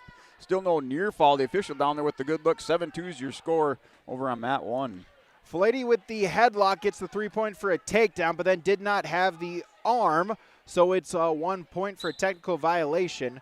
Did get a count of 2 for the near fall, so it's 5-1 out of that sequence, as Holdis will start in the down position with 1:32 to go in the first period. Results, mat number 3, 136 first round, Acosta for Valley City with the 52nd pinfall victory over Jones of Lisbon.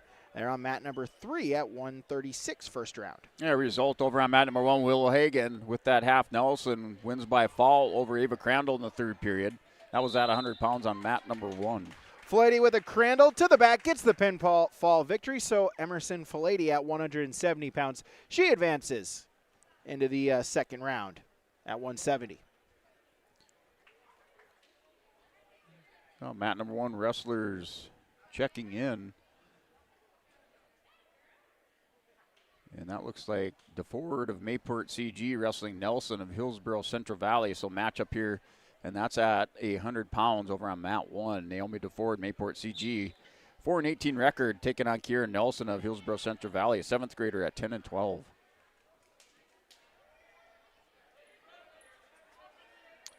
Mat number 2, Anna White for the Central Cass Squirrels, a junior 7-0, the 3-time defending state champion, go up against Katie Harris of Valley City, a 7th grader, 16-12. This is a quarterfinal at 106 pounds. Shuck throw by attempt here for White into a bear hug. Get it. Try to scoop the head, cross face, right to the back. Going to try to get the pinfall victory is Anna White for Central Cass. Harris bridging, trying to keep that shoulder off of the back. White trying to get that second shoulder onto the mat, out to the side. And we'll get a whistle. Harris able to belly herself out. So we'll get 5 points for a near fall as the headgear comes off. So 4 for the near fall plus 1 more. 8-0 Anna White leads.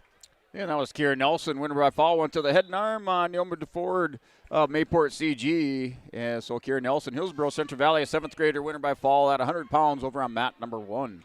White gonna head lever right to the half, scoop the head, gonna try to get the fall. There it is. Anna White for the Squirrels, 54 seconds to advance into the semis at 106 pounds. And at 100 pounds over on mat number 1, new matchup here, Josie Carblum of Lisbon, an 8th grader, 15-11, taking on Evie Satram of Mayport CG with an 18-5 record. So that's your matchup just underway on mat 1, wrestlers in the center of the mat. And looking at Evie Satram last year for Mayport CG, placed 6th at the state tournament at 100 pounds, wrestling out here against Josie Carblum.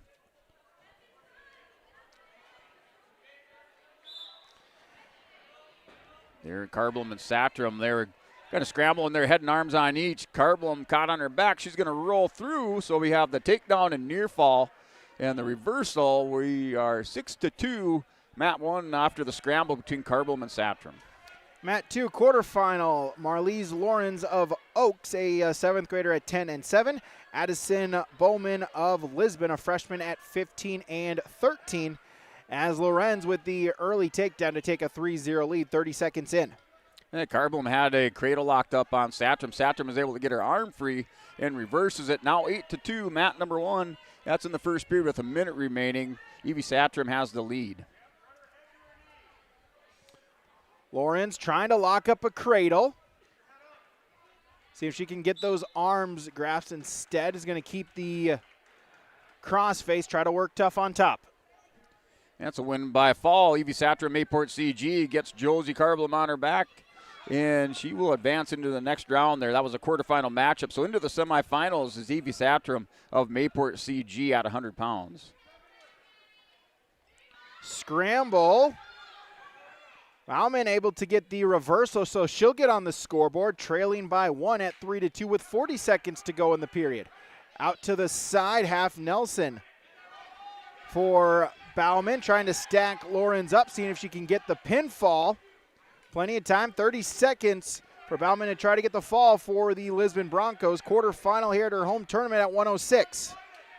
And a consolation round here at 106 between Heidbreder of Northern Cass and Gracie Costa Central Cass. That's on mat 1. Bauman with the pinfall victory, so she advances into the semis at 106 for the hometown Lisbon Broncos. So Heidbreder with the takedown had a half Nelson on Gracie Costa Central Cass and able to get back on belly down was Coast of Central Cass. So back working on the top is Heidbreder up 3-0 on mat 106 pounds. Mat number 2, Eden Riddle of Lemoore Litchville Marion, going up against Emma Murphy of Larimore. And Heidbreder with a cradle locked up, just trying to rock it back, still trying to work through the legs. They're down on the bottom side as they're tangled up right now, so trying to work through that, but she does have a cradle locked up here on mat 1. Riddle, an 8th grader for the Lobos at 10-2. Murphy, a 7th grader for the Polar Bears at 11-6. This is a quarterfinal matchup at 112 pounds. Riddle with the early takedown to make 3-0, trying to lock up a cradle. And Amelia Heidbreder with that cradle wins by fall over Gracie Costa of Central Cass. So Amelia Heidbreder for the Jaguars advances into the next round of the consolations at 106 pounds on mat 1.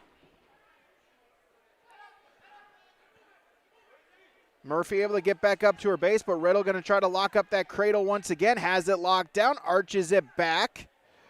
Murphy though able to get back to her base, break the grip. 45 seconds gone in the period.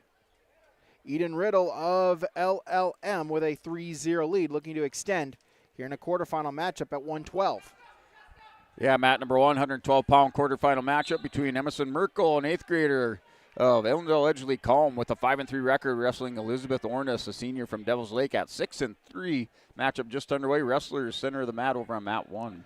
Riddle able to get the cradle locked up, arch back. Murphy, though, able to get free, belly herself back out. It's 4 near fall points for Riddle, as now Riddle's going to put in a crossface, walk around the head, try to get some more near fall points. Now does so, going to scoop the head, see if she can get the fall. Plenty of time for Riddle to try to get the pinfall here in the first period. Murphy trying to bridge out of her back, can't do so. Eden Riddle for LLM advances to the semis at 112. And 112 matchup, quarterfinal match between Ornis of Devil's Lake and Merkel of Ellendale Edgeley Calm. And it's a 3-0 lead for Elizabeth Ornis as she scored the takedown. Toes in, still center of the mat, or edge of the mat, now back to the center for the restart. On mat 1, minute 8 remaining, 3-0 lead for Elizabeth Ornis of Devil's Lake.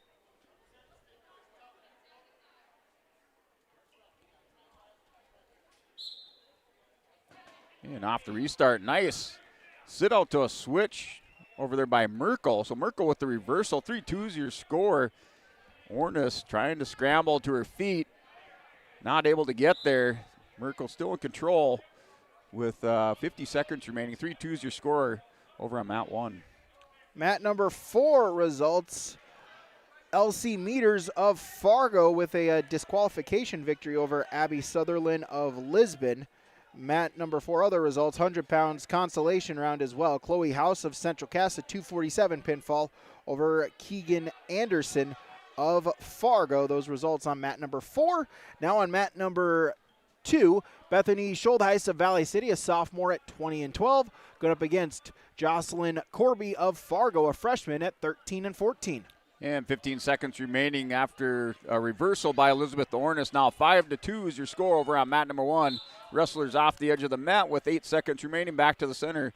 5-2 lead, Elizabeth Ornis over Emerson Merkel of Ellendale Edgeley Calm on mat 1 in the first period. 100-pound quarterfinal result from mat 3. Emma Trapp for Valley City, 5-41 pinfall over Grace English of Carrington.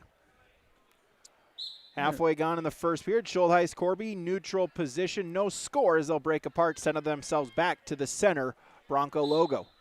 And we're going second period with that 3-point lead for Elizabeth Ornis over Emerson Merkel. She's up 5-2 going into the second period. Shot attempt by Schuldheis, single leg sprawl by Corby. Schuldheis looking to pick it up. Good sprawl by Corby. They'll get the leg back free. Corby in on a front headlock. Schuldheis back up to her feet, trying to pop the head out. Corby still keeping that front headlock. See if she can get a snap down again. 20 seconds to go in the first period. Corby holding on to that front headlock. Snap down. Schuldheis, though, able to stay on her feet. Under 10 seconds, snap down attempt by Corby once again. Edge of the mat, trying to keep her inbounds. And 2 seconds, 1. And that'll do it for the period, so no score between Schuldheis and Corby as we go to the second. And we're in the second period now with a minute 25 remaining. Our score still 5-2 between Ornis and Merkel over on mat number 1. Wrestlers started the second in the neutral position. Double leg shot over by Emerson Merkel, Ellendale Edgeley Calm with a minute 14 remaining. Big sprawl by Ornis as she's trying to turn the corner over on mat 1. Still 5-2. Schuldheis will start in the down position to begin the second period. Corby out to the side, looking to see if she can get a breakdown. Schuldheis briefly up to her feet, now going to work it again. Better crawl her way back up on all fours. 25 seconds gone in the period. Corby looking to break her back down. Schuldheis posting those arms, still staying on all fours. Trying to see if she can work her way up and try to get on the scoreboard. Up to her feet, try to break the grip. Corby, though, looking for a mat return. Edge of the mat. Schuldheis able to break the grip. Turn face. Get the escape points to Bethany Schuldheis on the scoreboard. She leads 1-0. And Elizabeth Ornis with the takedown. Hit the goal behind them. Went right into an armbar. So the senior from Devils Lake into the semifinals as she wins by fall over Emerson Merkel of Ellendale Edgeley Calm at 112 pounds on mat 1. Mat 4 results, 106 quarterfinal. Spencer Brown of Valley City, a 3-minute pinfall victory over Northern Cass's Lucy Johnson. Schuldheis looking for a headlock. Corby, though, able to defend. They'll break apart. It stays neutral. Yeah, mat number 118-pound quarterfinal match. Cadence Golding, a Lisbon, a freshman, 28-2, taking on Harper Wolf, a freshman from Jamestown at 8-11. So this matchup just underway. Wrestlers working that far center edge of the mat over on mat 1. Now back to the middle. Mat 3 results, Lulu Logering of LLM, a Tech fall 17-1 over Nora Gillespie of Lisbon. Now on mat number 3 at 106-pound quarterfinal, Marley Miller of Ellendale Edgeley Calm, Michaela Mock of Hillsborough Central Valley in the first period. And Golding with the takedown over on mat 1. She has the 3-1 lead with the escape given to Harper Wolf with a minute 15 remaining. Wrestlers off the edge of the mat, back to the center, quickly back to the center of mat 1 for the restart. Here at 118 pounds, Golding with the 3-1 lead over Wolf. No change on mat number 2, so Schuldheis will take a 1-0 lead going into the third and final period. She'll start in the down position once again to start the final 2 minutes. And Cadence Golding with a nice dump, blocked or held onto the elbow, blocked the knee, and dumped her opponent, Harper Wolf, onto her hip, scores the takedown 6-1, working for a fall over on mat 1. Here's Cadence Golding for the Broncos in the quarterfinal matchup at 118, and the pin for Golding into the semifinals on mat 1.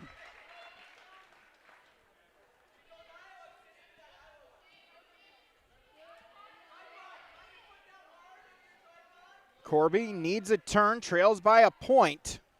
So far, the lone point has been a Schuldheis escape in the second period. Corby hooking a leg. Schultheis, bear crawl, but then Matt broken back down by Corby. Bellies Schultheis out with a minute to go. Corby needs a turn, trails by a point. Yeah, matchup out here. Mat 1 looks like Schustrom of Jamestown taking on Boyer of Mayport CG here on mat number 1. That's another 118-pound quarterfinal matchup between Hope Schustrom, Jamestown, a 7th grader, taking on Jocelyn Boyer, Mayport CG, a junior at 19-5. We're scoreless in the first period. Corby trying to lock up a cradle. Schultheis will reach out the leg into a single leg position. Corby sprawled out. Will get a stalemate back to the center with 34 seconds. And still scoreless over on mat 1. Wrestlers in the neutral position. Minute 15 remaining. 118-pound quarterfinal match. That's between Boyer, Mayport CG, and Schustrom. Schustrom, a 7th grader with an 11-6 record. And working a Russian tie on Boyer. Now back to the center of the mat. Still on their feet on mat 1. Final 20 seconds. Schultheis with a 1-0 lead. Corby got to get a turn here. Locks up a power half out to the side. Going to try to run with it. 10 seconds to try to get it. Schultheis just can't go over. Final 5 seconds. Corby trying to get that half Nelson. Schultheis trying to defend, able to get up to her feet, get the escape point as time expires. So Bethany Schultheis a 2-0 decision victory to advance to the semis at 112 pounds. That was a nice level change over here on mat number 1 by Jocelyn Boyer. Mayport CG went right into a little level change into a high crotch, and she picks up the takedown on Schustrom of Jamestown. So we're 3-0, Boyer, Mayport CG with the lead in the first period, 20 seconds remaining. Results in the Armory, 112 quarterfinal. Emma Dudd of Central Cass defeats Camden Kappenman of Valley City. Pinfall in 154. Now up on mat number 2. Checking into the scores table. It will be Alejandra Hellman of Valley City, Kimberly Green of Larimore. This a consolation round matchup at 118 pounds. And mat 1, Boyer from Mayport CG will take the 3-0 lead into the second period. She's in the bottom position on the start. Stands up right away. Nice trip by Schustrom. Back down to the mat. Quickly up is Boyer. Still 3-0. Another mat return by Schustrom here on mat 1. So a pair of 7th graders on mat number 2. Hellman for the Highliners, 7-16. Green for the Polar Bears, 5-10. 35 seconds gone in the period. Stays neutral position. Shot attempt by Green. Hellman with a sprawl in on a front headlock. Green able to get back up to her feet. Hellman trying to lock up a cradle. Head in the hole. See if she can spin. Try to get the takedown. Green holding on to that near leg. Hellman now in on a front headlock. A minute to go in the period. Green able to get back up to her feet. Hellman trying for the snap down. Green with a double leg. Hellman able to sprawl. Staying in on that front headlock. Trying to lock up a cow catcher position.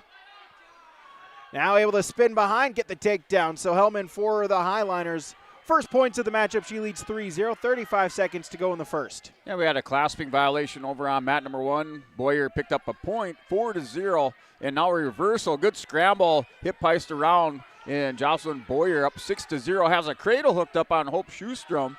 Schustrom underneath trying to hand fight out of it, able to get the cradle broke, and we're 6-0 lead. Jocelyn Boyer, Mayport CG over Hope Schustrom, second period, 45 seconds remaining. Final 10 seconds. Hellman still with a 3-0 lead. Got the takedown in the first period. So far has been able to ride Green out the remainder of the period, and she'll take a 3-0 lead into period number 2. And under 30 seconds remaining, second period. Still 6-0 lead for Boyer, Mayport CG over Hope Schustrom. They're working just off the edge, center of the mat. An armbar put in by Boyer. She had the far side barred up. Near side catches the wrist. And down final 10 seconds, 6-0 lead for Boyer, Mayport CG. Potentially dangerous called, and a restart on mat 1.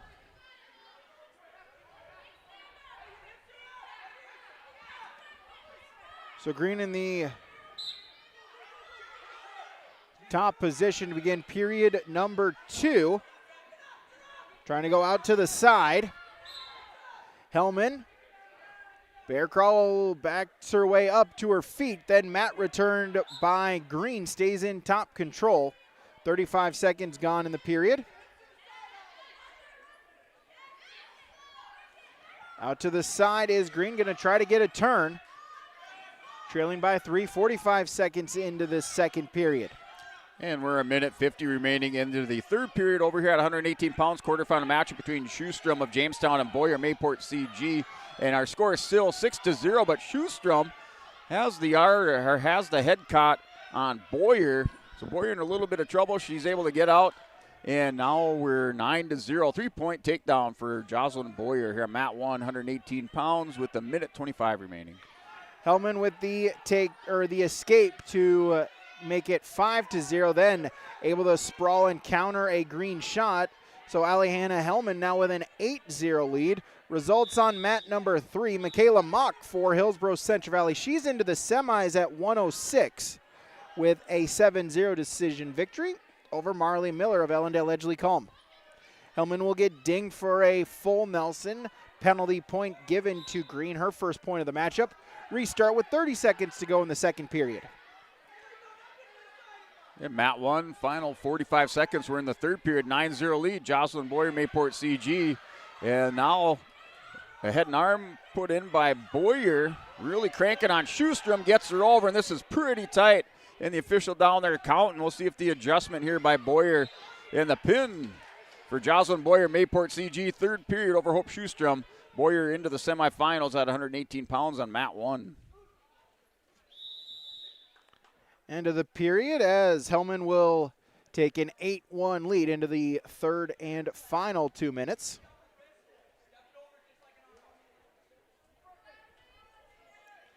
As Hellman will start in the top position to begin the third and final period. Green stand up off the whistle. Hellman, though, able to defend the first move. Staying in top control, out to the side, going to try to work a turn.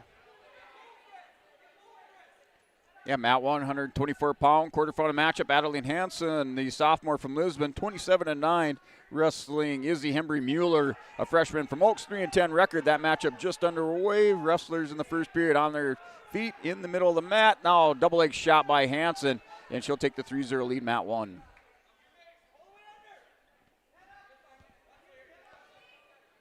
Hellman in top control. Minute 20 to go in the third period. She's got an 8-1 lead. Here looking to advance, looking to keep her tournament alive. This is a consolation round matchup at 118 pounds. And another 3-point takedown. The escape to Mueller. Another takedown by Hansen. Hansen keeping the pressure on. She'll let Mueller up. As it's 6-2, mat 1 with 59 seconds remaining. Hellman looking for a turn, gets a quick 2 near fall to extend her lead, now 10-1 with 40 seconds to go in the third period. And 9-2 for Hansen now with the duck under, now working for some near fall. So she hit the duck under, goal behind, 9-2 score, working for a foul over on mat number 1. She has Mueller on her back, goes north-south over the top, chest on chest, going to readjust. And for near fall, as it's 13-2, mat 1, Hansen has the lead. Crossface for Hellman, get the turn. Green, though, looking to roll belly herself out. Hellman's going to readjust, go to the other side. Hansen throws in the half Nelson on the adjustment. Mueller on her back and the win by fall. Adeline Hansen, mat 1. As Alejandra Hellman for Valley City, she'll get the fall, 355 for the Highlander. She keeps her tournament alive at 118 pounds. All right, coming up on the top of the hour, Brady and I up here in the Stock Growers Bank broadcast booth, your small town bank, big time partner with Stock Growers mobile app. Experience banking at your fingertips anytime, anywhere. Bank near so you can go far with Stock Growers Bank, member FDIC and equal housing lender. As top of the hour, we're going to go ahead and we're going to step away, take a short break, and we'll come back with the Bank North scoreboard recap and our Olson Accounting tournament recap here coming up shortly on YourLiveEvent.com. We'll step away, come back for more action from the 2026 Storhaug Wrestling Tournament. Don't be fooled by that beat-up old cap. Its faded crown represents the tireless work of America's farmers and ranchers. Its sturdy brim, their dedication to providing our nation with a safe, affordable food source. So we'd like to tip our hat to them. Farmers Union Insurance, protecting those that protect America's food source. Visit with Ryan Opdahl, your local Farmers Union Insurance agent in Hillsborough.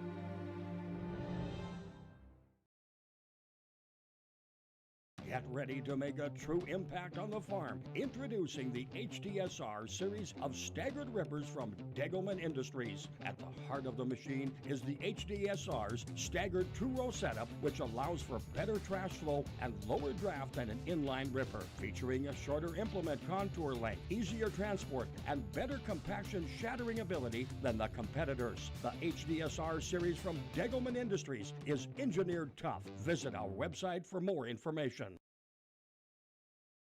At Dickey Marion Insurance Agency, they offer high-quality products and services to their customers with a wide range of coverages from home and auto, farm and crop, and various types of commercial policies. Dickey Marion Insurance Agency is locally owned and operated and has been in business since 1974. Get in contact with Jesse Mastenbrook or Abby Hansen for the small-town service you deserve by going online to DickeyMarionINS.com or call 701-669-2330.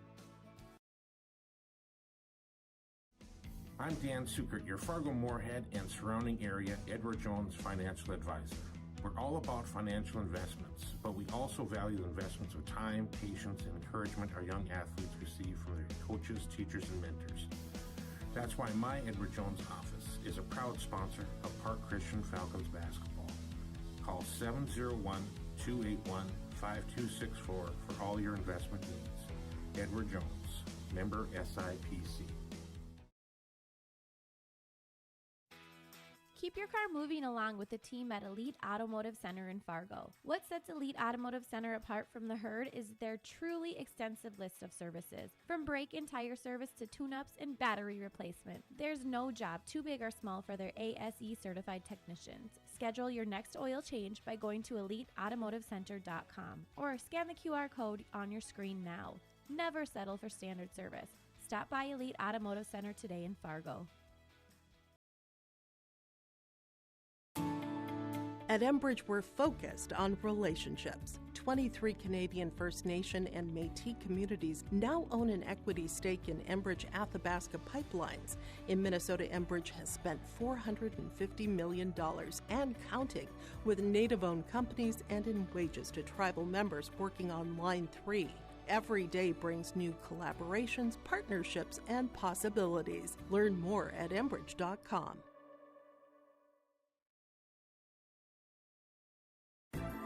Upgrade your toolbox and tackle any project with the latest from Ada Building Center, LLC. They've added a massive 24-foot Diablo display filled with everything you need, brand new to the store. From circular saw blades to framing blades and metal drilling solutions and diamond cutting concrete blades, Diablo has it all. Need fine finish or general purpose wood blades? High-performance crew driving bits? They've got you covered. Stop by Ada Building Center, LLC, Highway 200 East Edge in Ada, and see the Diablo difference for yourself. Your next project starts here.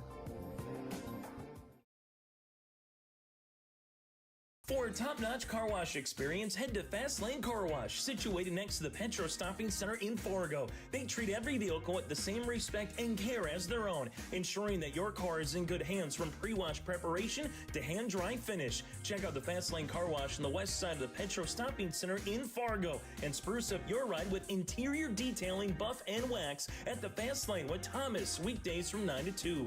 Call 701-799-8226 to schedule an appointment. Make your stop before or after the game at the Knickerbocker in Hickson, North Dakota. Stop out throughout the week for mouth-watering lunch specials weekdays and mark Friday nights down on the calendar for prime rib, ribeye steak, or some walleye at the Knickerbocker. For more information or to find out about daily specials, give the Knickerbocker a like on Facebook by searching the Knickerbocker. Great food and good people. You can find it all at the Knickerbocker in Hickson, North Dakota. All right, welcome back here for the 2026 Storhaug Girls Wrestling Tournament as we're here for our Bank North scoreboard recap here for Bank North, your trusted financial partner for generations, helping customers, communities build, grow, and prosper. To see what values-based banking can do for you, visit banknorth.bank today. Member FDIC and equal housing lender. As our scoreboard recap, looking at your top 5 teams. In 5th place, Hillsborough Central Valley, so the Burros with 19 points in 5th place. 4th place, Mayport CG with 31. 2nd place, tied with Lisbon, is Valley City with 42 points. And 1st place is Central Cass with 44 points in this tournament. Some of your other Wiley schools, looks like Kindred in 12th place with 4 points, and Northern Cass in 8th place with 14.5 points. And Richland in 12th place with 4 points. So those are your top 5 schools. 1st place, Central Cass. 2nd place, Lisbon, tied with Valley City. 4th place, Mayport CG, and 5th place, Hillsborough Central Valley. Yeah, as we head on in from the, the first round, championship round, into our quarterfinal matches, as the winner here, all here in these quarterfinals, will advance into the semifinals later on today here at the Storhaug tournament. And you're looking at your Olson Accounting tournament recap here, or tournament situation, as mats 1 and 2 out here in the main gymnasium. Mats 3 and 4 are over in the armory, so you can watch the video of mats 1 and 2. Mats 3 and 4 we'll just give you updates here, as Brady's will keep you updated on mats 3 and 4. Yeah, results from mat number 4 of the last few minutes. 118 quarterfinal. McKenna Cook of Allendale Edgeley Colma, 6-4 decision victory over Crystal Magnuson of Hillsborough Central Valley. 118 consolation round. Gracie Heintzman of Valley City, a 21-second pinfall over Northern Cass's Lola Johnson. 124 quarterfinal, Kaylee Mueller of Mayport CG, a 319 pinfall over Mally McLeod.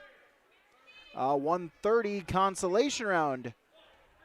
Results on mat number 4, Annabelle Steinberger of Northern Cass, 22nd pinfall victory over Lisbon's Presley Johnson. Now on mat number 4, Emily Smith of Hillsborough Central Valley, Lakin Capon of Central Cass.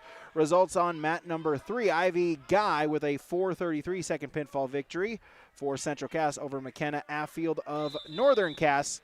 Mat number 2, Addison Vandehoven of Carrington, a 134 pinfall over Lila Pritchard of Northern Cass. And Isabel Erickson just gets the pinfall for the Jags on mat number 2 over Matea Krapp of Jamestown. All right, that wraps up your Olson County tournament recap so far here on mats 1 through 4 at the 2026 Storhaug Wrestling Tournament. Everybody's up to date now on mat number 1, 124-pound quarterfinal matchup. Kara Kazed, Hillsborough Central Valley, and Ina Goslow of Richland. That was Kazed, your winner by major decision, 16-3. So she's into the semifinals at 124 pounds for Hillsborough Central Valley. Allie Rammerman for the Lisbon Broncos, the early takedown 10 seconds in over Madison Millage of Fargo. Put in a crossface, trying to spin behind the head, but Millage able to belly herself out. Millage a 1-5 on the season for the Stingers. Rammerman's a sophomore for the Broncos at 8-13. And mat number 1, 130-pound quarterfinal. That's Johanna Lang, 7th grader from Larimore, a 10-9 record, taking on Jaden Greer, an 8th grader from Fargo at 12-11. That matchup in the first period. Wrestler is in the center of the mat in the neutral position. Minute 40 remaining, first period. Results mat number 3, 118. Taryn Raisler for Kindred, a tech fall, 18-0 over Jocelyn Carpenter over Devil's Lake. They're on mat number 3. Now on mat number 3, Avery Davidson for Northern Cass has a 9-1 lead over Sophia Dodge of Mayport CG. And still scoreless over on mat number 1 between Greer of Fargo and Lang of Larimore. Wrestlers still on their feet, just off the center edge or center of the mat over on mat 1. And no change of position. Minute remaining in the neutral position, still scoreless. Rammerman with a crossface, gets the turn, gets the fall in 125. Arlie Rammerman for the hometown Lisbon Broncos. She keeps her tournament alive at 130 pounds. And now 45 seconds remaining in first period, still scoreless between Lang of Larimore and Greer of Fargo. Wrestlers locked up, collar tie, working back towards the center of the mat, still pushing on each other. Little snap down by Lang, Greer recovers back to her feet, still scoreless, 30 seconds remaining. Matchup here on mat number 2. As my track wrestling loads, there we go.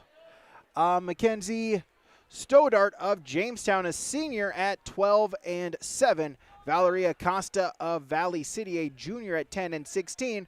This is a quarterfinal matchup at 136 pounds. And mat number 1, final seconds. And we're scoreless going into the second period now between Lang of Larimore and Greer of Fargo. This is a quarterfinal matchup, 130 pounds going into the second period. Lang in the bottom position and scoreless on mat 1. Results mat 3, Avery Davidson for Northern Cass, 157 pinfall over Sophia Dodge of Mayport CG to advance to the semis at 30. 136 quarterfinal as well. Lakin Capon of Central Cass, 45-second pinfall over Hillsborough Central Valley's Emily Smith. And we're into the second period now, minute 40 remaining. And that's between Lang of Larimore and Greer of Fargo. Greer in the top position. They're working that far edge of the mat. Now a little chop of the elbow going into an armbar on mat 1. So a little bit of a threat there. Lang on her hip. Greer with a lot of pressure over on mat 1. Stoddart, Acosta, neutral position. Both wrestlers down to a knee, but both wrestlers able to pop themselves back up. Stays neutral, under 30 seconds to go in the period. Collar and elbow ties. Looking for position. Shuck attempt by Acosta, defended by Stoddart. Still neutral. Final 10 seconds of the period. Scoreless tie in the 136-pound quarterfinal. Here in Johanna Lang in that bottom position. Greer was really working that near arm, that left arm, with a head lever and arm bars, and Lang kind of reached over the top, grabbed her head and arm, briefly had Greer going to her hip, but Greer recovers. We're still scoreless and no change of position with 30 seconds remaining in the second period. Greer in the top position on mat 1. Stoddart, Acosta, no score after 1. They'll start neutral to begin period number 2. And Greer Fargo with a crossface. Goes into the screwdriver, walks it around the head, and Lang has it pretty tight. Final 10 seconds. Here, Jaden Greer Fargo trying to pick up a near fall, and does. So she will have 4 near fall. Up 4-0 at the end of the second period on mat 1. Now a reversal by Lang. 4-2 is your score. Mat number 1. Costa, Stoddart, still neutral position. Throw attempt here by Stoddart. Acosta, though, able to defend. Able to face him single leg into a double for Stoddart. Sprawl by Acosta in on a front headlock. Both wrestlers looking for a headlock position. They'll break apart, walk themselves back to the center. No change, still neutral, halfway gone in the second. Yeah, and into the third period. Just started the third period. Now we're tied up at 4 apiece. It was 4-2 reversal. So 4-4 over here on mat number 1. 130 pounds between Lang and Larimore and Jaden Greer. So we're tied up at 4. Now some more near fall coming for Greer of Fargo. Looks like maybe 3 near fall. 7-4, Jaden Greer in the lead over on mat 1. Stoddart, wizard position for both wrestlers. Trying to get on the scoreboard. High hips, pop the head is Stoddart and get the takedown. She's on the scoreboard, 3-0. She leads with 20 seconds to go in the period. Yeah, and that Jaden Greer throws over Johanna Lang of Larimore, and she wins by fall into the semifinals at 130 pounds over on mat 1. That was a tight one, 7-4, but Greer takes control in the third period. The 8th grader advances to the semifinals on mat 1 at 130 pounds. End of the second period. Stoddart with a 3-0 lead going into the final 2 minutes here for Jamestown, the Blue Jays. And Acosta will start in the down position. 136 quarterfinal.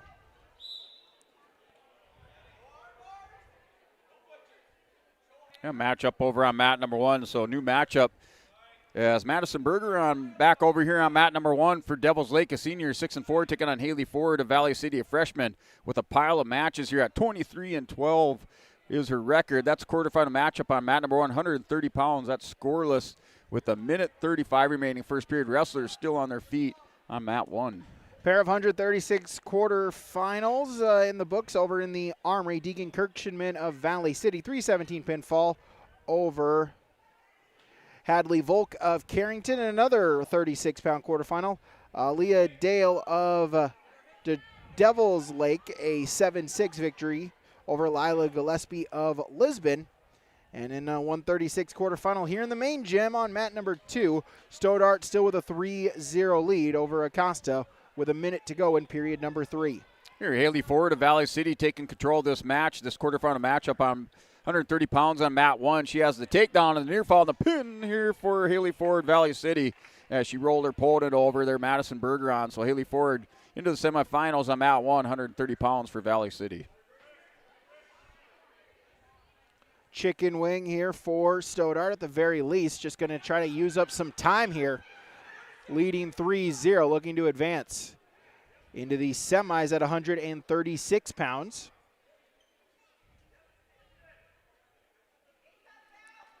They were a 148-pound quarterfinal match between Kendra Garcia of Carrington, a senior, 19-1 record, wrestling Lexi Dill, a 7th grader at 5-10 from Oaks. So this matchup just underway on mat 1, 148 pounds. Mat 3 quarterfinal result, 142. Madalena Sibataranu with a 131 pinfall over Katie Shadler of Larimore to advance at 142. Garcia of Carrington with a quick double leg takedown. Now 2 takedowns for Garcia. She's up 6-1. And Garcia for Carrington coming off a 4th place finish last year at the state tournament, 124 pounds. Also a state runner-up the year before for Carrington. So Garcia in action out on the mat here on mat number 1, up 6-2. Stoddart a 4-point near fall to take a 7-0 decision victory. She's into the semis at 136 pounds. We go to 142. Gabby Hunter for Devil's Lake, a freshman at 3-6. Clara Steffes of Lemoore Litchfield Marion, a junior at 7-1. Little senior out here for Carrington. Kendra Garcia now up 9-3 in on another takedown. Still in the first period, now a minute remaining, has another 3-point takedown. Our score 12-3 over on mat number 1. Steffes with the early takedown. She's going to try to play the takedown game against Gabby Hunter. Another one to make it 6-1. She'll cut Hunter. 6-2 Steffes trying to tack on another takedown.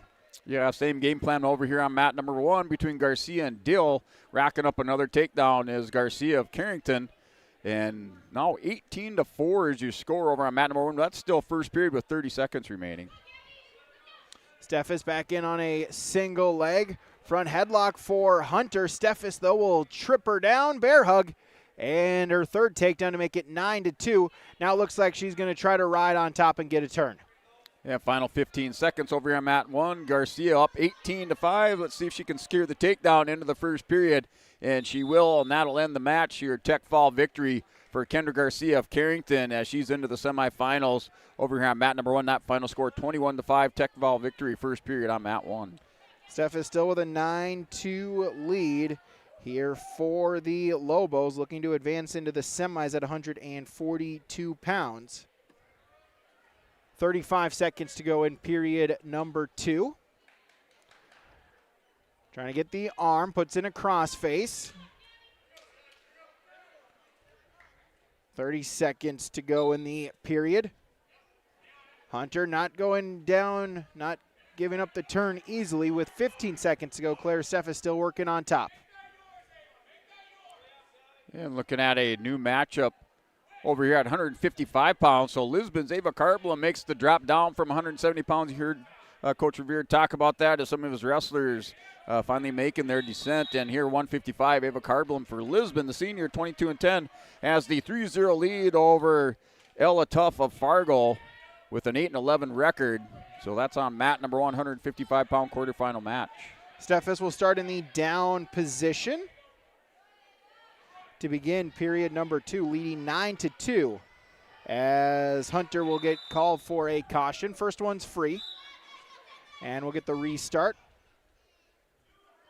Stand-up attempt for Steffes, up to her feet. Break the grip, turn face, get the escape point. So Steffes ups her lead to 8 at 10-2. And we did have a near fall, so I think it was 2 near fall and then a technical violation. Our score is 6-1, maybe 3 near fall. Looks like now we're 6-1 with mat number 1 with some blood time over here, 155-pound action. So we're 6-1, minute 12 remaining. Carbon of Lisbon up in this match on mat 1. Steffes extending her lead 13-2, but Hunter able to get a reversal, trying to get to the back. Hunter trails by 12, but now with the reversal 13-4, and Steffes flirting with danger, but able to get back to her belly. Limit the damage. It's now 13-8 here at 142 pounds, halfway gone in the second period. Here on mat number 1, Blood Crew out there taking care of things where our score is 6-1. Over on mat number 1, they're at 155 pounds. Quarterfinal match between Carbon of Lisbon. She has the 6-1 lead over Ella Tuff of Fargo. Back into action over on mat 1. Results, mat 4, Webeline Knocklin for Fargo, a 354 pinfall over Alicia Yanish of Devils Lake. As Steffes, a reversal to the back and to try to get some near fall points, loses the grip, but able to circle back in top control. 20-8. Clara Steffes leads with 20 seconds to go in the second period. Yeah, still breaking the action over at mat 1, and the official back out there for the restart. Carbon up 6-0. Now they have it squared away, so it's 6-0 over at mat 1, 155 pounds. Final 5 seconds. Hunter with a roll, spin behind, get the reversal. Action-packed period number 2 as it's 20-10 in favor of the Lobos. Clara Steffes going into the final 2 minutes. And Carbon runs the half Nelson around, caught the far wrist, and she's winner by fall. And looks like a minute and 6 seconds over here on mat number 1. So Ava Carbon for Lisbon into the semifinals at 155 pounds on mat 1.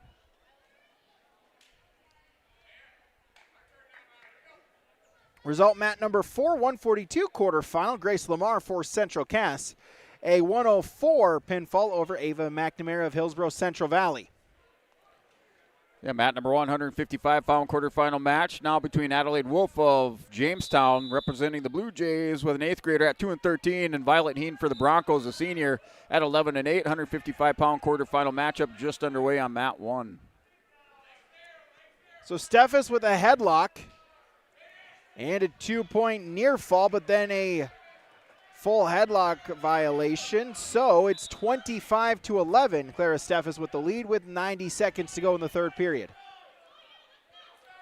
And Heen with the takedown, so she's up 3-0. We're on mat number 1. Went to a half Nelson. That was defended by Wolf. Wolf on the hip, and Heen still working that half Nelson, trying to jump across over on mat 1. She's up 3-0.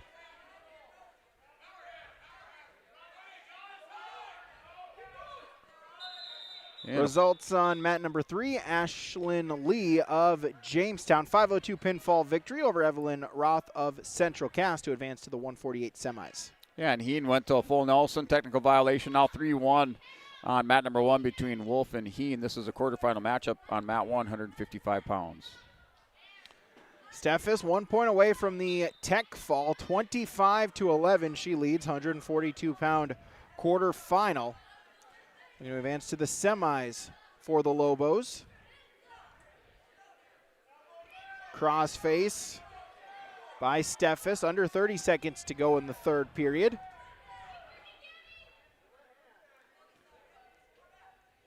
Final 20 seconds. Tapper out there just trying to ride the final few seconds is Steffes and hold on for a 142-pound quarterfinal victory.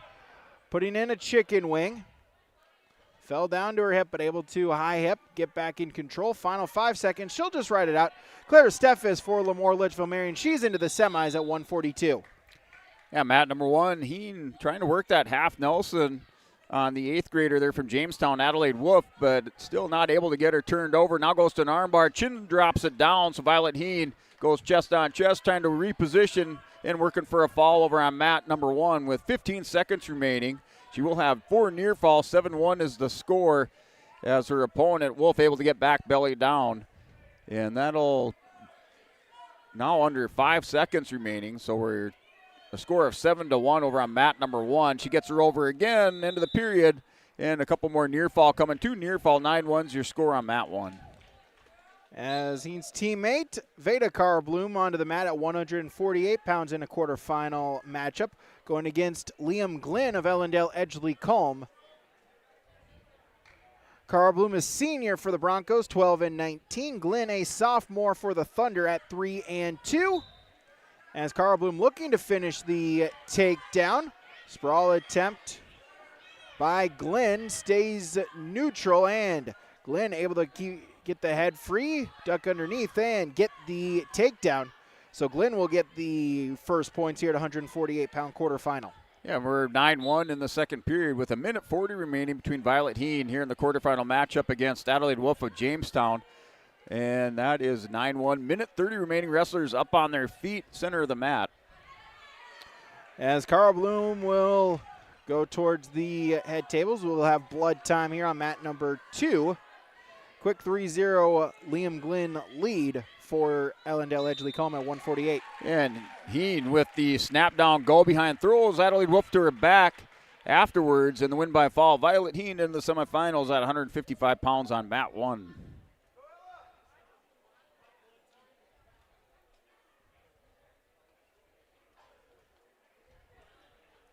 Well, mat number 1 still waiting for the new matchup over here on mat 1.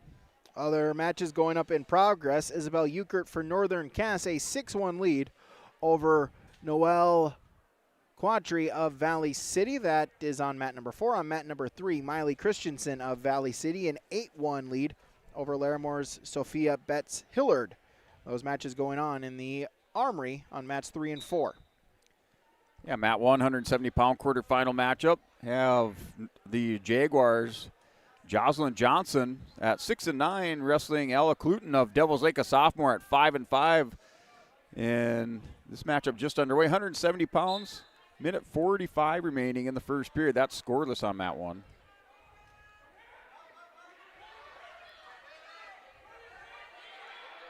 Back to action here on mat number 2 as Glynn will get a breakdown, but then has a full Nelson on. So we'll get a penalty point. Carlbloom onto the scoreboard, 3-1. She trails minute 8 as we get a restart back to the center.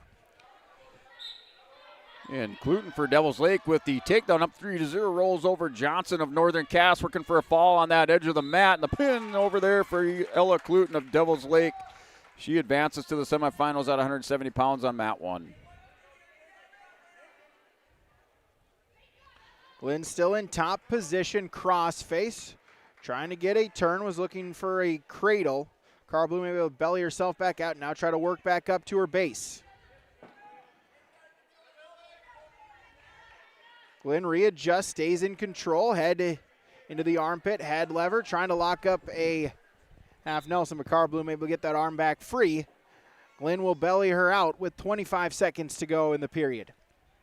So mat number 190-pound matchup here in a round-robin bracket. This is a 6-man, I believe, round-robin bracket. So each wrestler you get 5 matches, and that's Gianna Simek, a freshman of Fargo, at 8-7, taking on Kyla Goulet, a 7th grader of Lisbon, with a 2-8 record, and that is Simek rolls over Goulet of Lisbon, working for a fall over on mat 1. That does it.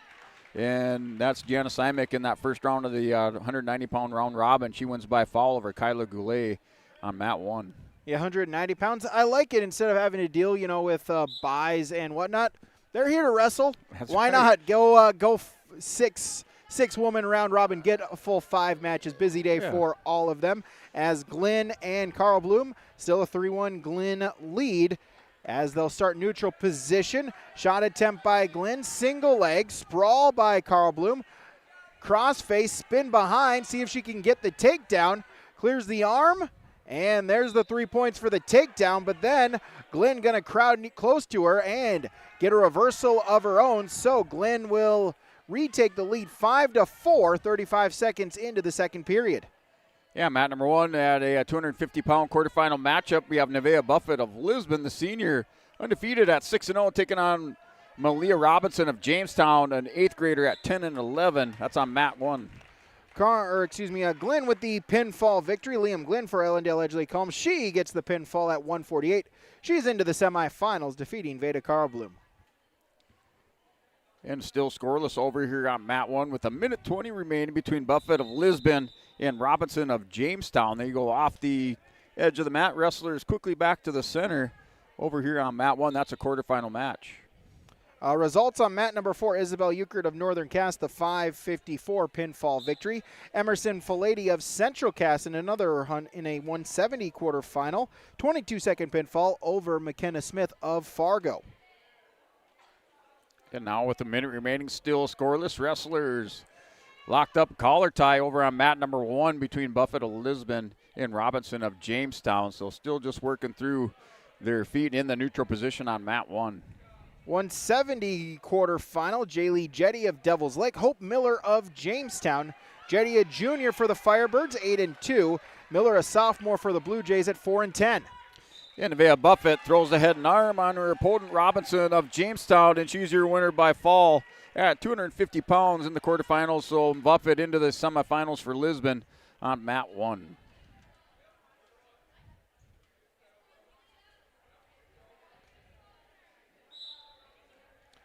Results, mat number 3, 148 quarterfinal. Miley Christensen of Valley City, the Tech Fall 18-3 victory over Sophia Betts-Hillard of Larimore. And 148, Ashlyn Lee of Jamestown, 502 pinfall over Evelyn Roth of Central Cass. Yeah, mat number 1, 250-pound quarterfinal matchup. Sophia Peterson of Fargo, sophomore at 14-12, taking on Northern Cass's Rand Davis at a 6-14 record. So this matchup just underway over here on mat number 1. Jetty Miller still scoreless on mat number 2. At 170 in a quarterfinal round matchup. Forehead to forehead, collar elbow ties for each wrestler looking for position. Seeing if they can get something to open up.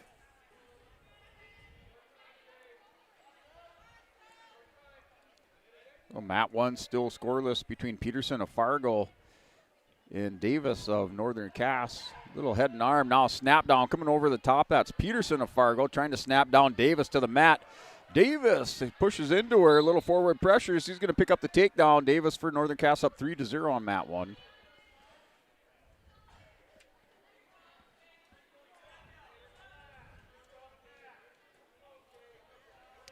Jetty Miller scoreless after 1. Jetty will start in the down position to begin the second period as Miller on a leg.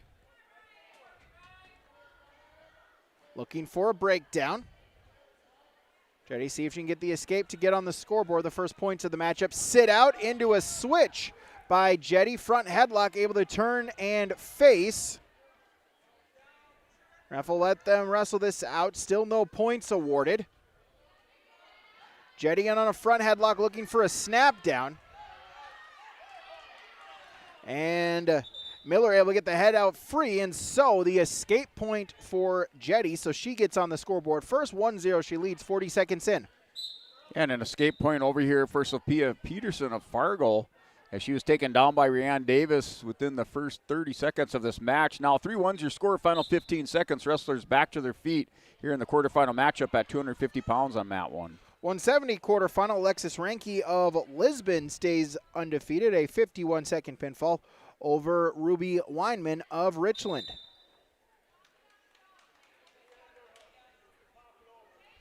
And wrestlers go into the second period. And looks like defer over there. Peterson defers over to Davis. Davis looks at her, Coach Davidson over there. He's going to choose neutral to start our second period. Still 3-1 your score on mat 1. As Miller able to get the takedown, she'll take the lead 3-1. 40 seconds to go in the second period. Out to the side and to try to hit something. Edge of the mat they go. As able to get the reversal is Jetty, so we're tied up at 3. Trying to stack Miller up, gets the fall. So Jaylee Jetty of Devil's Lake, the pinfall victory for the Firebirds. She advances to the semis at 170. Yeah, Rhiannon Davis went into head and arm trying to throw over her opponent, Sophia Peterson of Fargo. Peterson backs out of the the headlock attempt, so they're back on their feet. Forehead to forehead in the center of the mat. Still 3-1 your scorer. Davis of Northern Cass has the lead in the second period. Minute 15 remaining on mat 1. Next matchup, this is the 190-pound weight class. So this is a first-round matchup as Lauren Alexander of Jamestown, Shiree Bjornson of Devil's Lake, a pair of 8th graders. Alexander for the Blue Jays is 10-10. Bjornson for the Firebirds is 4-7. As Bjornson in on a shot attempt, double leg sprawl by Alexander, spin behind, get the takedown. But then she'll get dinged for a clasp. Official holding on to the clasping call. And now we'll get the whistle. So technical violation, clasping on Alexander. So Bjornson onto the scoreboard. 3-1, minute 23 to go in the period. Our score is 3-1 over here on mat 1, 250 pounds. Davis still with the lead as Peterson almost had Davis down in the match. She had taken her back, but Davis was able to hip heist away at the end of the second period, final 10 seconds. We're still 3-1 over on mat number 1. Results, 155 quarterfinal. Emma Stevens for Mayport CG, 228 over Talon Boder of Central Cass. Results, 250 quarterfinal. Rihanna Quia of Fargo, a 125 pinfall over Addison Leak of Valley City. As there's the turn and the fall, Lauren Alexander for Jamestown, the pinfall at 190 pounds in 107. We'll start of the third period. Davis of Northern Cass in the bottom position. Peterson had choice. She chose top position. She's down by 2 points. Davis up 3-1. Davis currently broke down, belly down on the mat. Sophia Peterson working a half Nelson. She has a power half in on Davis, trying to turn her over on mat 1. And gets her over there. Peterson the win by fall on mat 1. So we're going to do the second round of wrestlebacks coming up next. Looks like on all 4 mats. So we'll start with 100 pounds. A win, you keep your tournament alive. A loss, and your tournament is done here in the consolation wrestleback round. As Grace English of the Carrington Cardinals, a quick takedown. She'll get a 3-0 lead 10 seconds in over Hillsborough Central Valley's Kira Nelson. Yeah, mat number 1, 100-pound action. Josie Carblum of Lisbon, the 8th grader, 15-12, taking on Elsie Metters of Fargo, 7-10 record. So that's your matchup, your 100-pound consolation round matchup on mat 1. English still with a 3-0 lead, 35 seconds into period number 1. Trying to keep the season alive. English, a 8th grader for the Cardinals, 13-12. Nelson, a 7th grader for the Burros at 11-12. And we're still scoreless over on mat 1 between Carblum and Metters. That's in the first period. And wrestlers still on their feet, center of the mat over on mat 1. English looking for a breakdown. Has it, has the arm draped around the back. Gonna see what she can do with it. Nelson able to get the arm back free.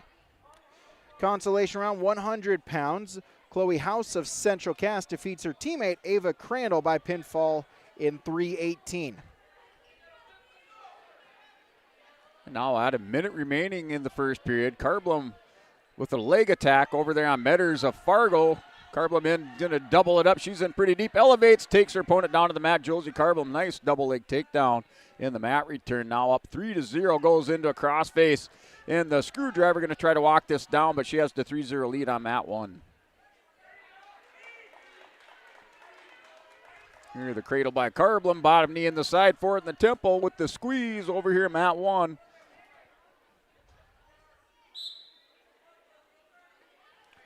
End of the period, English will take a 3-0 lead into the second. And Carblum with that cradle, your winner by fall on mat 1. She advances into the next rounds of the consolations, and her tournament continues at 100 pounds for the Broncos.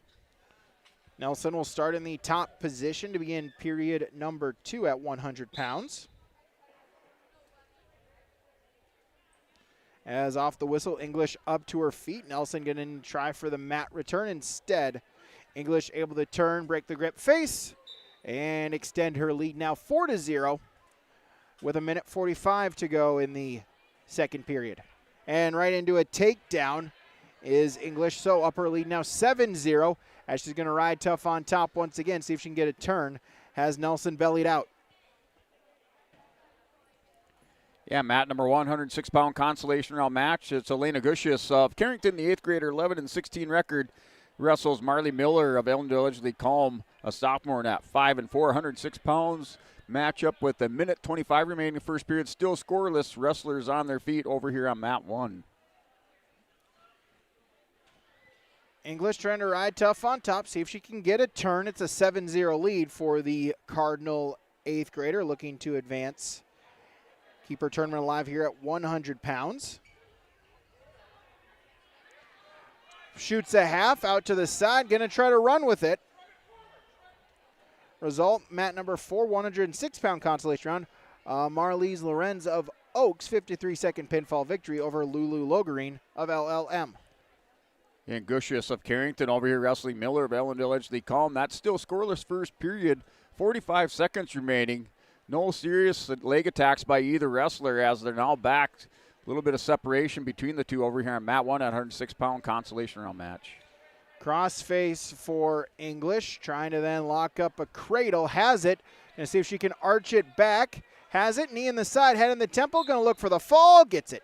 Grace English for Carrington. She is on to the next round at 100 pounds, keeping that tournament alive. 3:47, the pinfall over Kira Nelson. And final 10 seconds over here at mat 1. We're still scoreless. Wrestlers still kind of in that feel-out stage.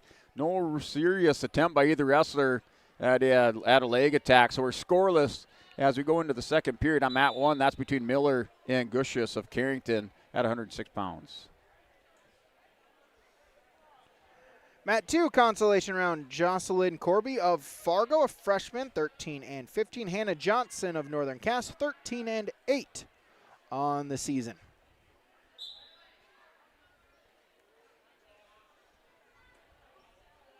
And a caution on the start over here on mat number 1. That's Miller in the bottom position. That's still scoreless now into the second period on mat 1.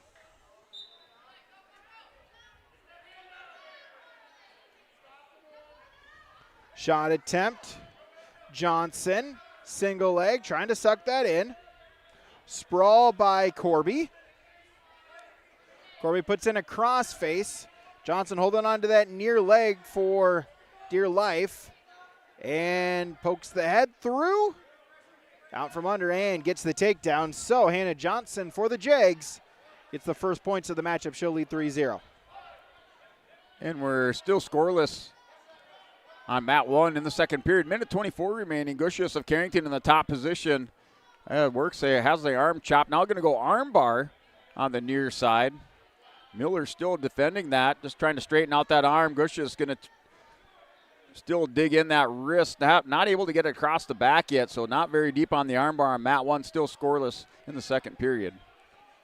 Result 106 consolation round. Lucy Johnson of Northern Cass, 104 pinfall over Fargo's Abigail Peterson. Advancing at 106 pounds. Yeah, and just as I say that, it looks like Gushis will pick up 4 near falls, so she's able to get Miller over with the armbar. She has the 4-0 lead now in the second period. 40 seconds remaining. Gushis up 4-0 on mat 1. Mat 3 result, 190 first round match. Cora Oster of Lisbon, 426 pinfall over Nevaeh Sorensen of Carrington. Corby looking to get the escape point.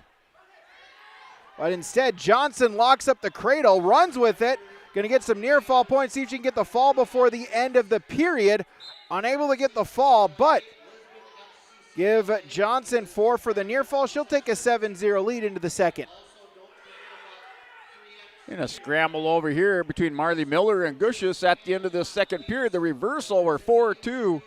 Marley Miller with the reversal for the Thunder and closes now just down by 2 points going into this third period. Gushis with choice. She'll choose the top position. She has the 2-point lead on mat 1. They'll go neutral to start period number 2. Johnson with a 7-0 lead over Jocelyn Corby here at 112 pounds in a consolation round matchup. Now with a minute 40 remaining, third period, 4-2 is your score between Miller and Gushus. So Gushus with the 2-point lead, still center of the mat, neutral position. Gushus had choice. She chose neutral over here on mat 1 in the third period. 40 seconds gone in the period. Johnson with a 7-0 lead.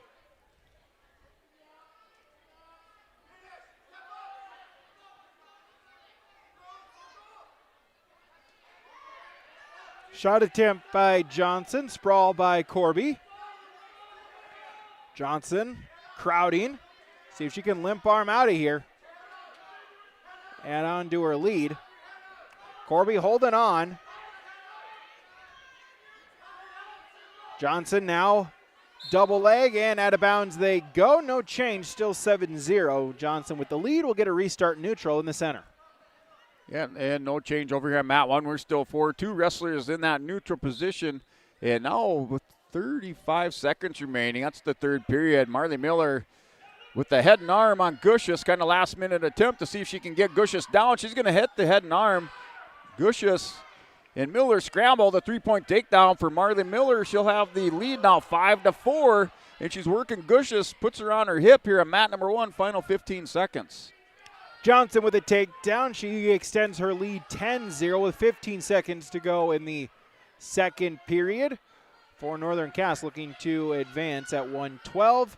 118-pound consolation round. Crystal Magnuson, a 210 pinfall over Central Cass's Ivy Guy. So the Burrow senior will advance at 118 pounds. And Marley Miller come from behind wind over here at mat number 1, scores the takedown.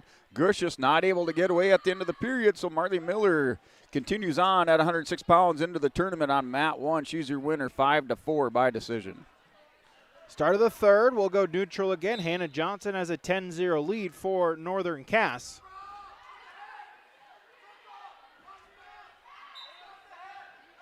As Corby in on a shot attempt, sprawl by Johnson. Trying to lock up a cradle. Corby still holding on to that near leg.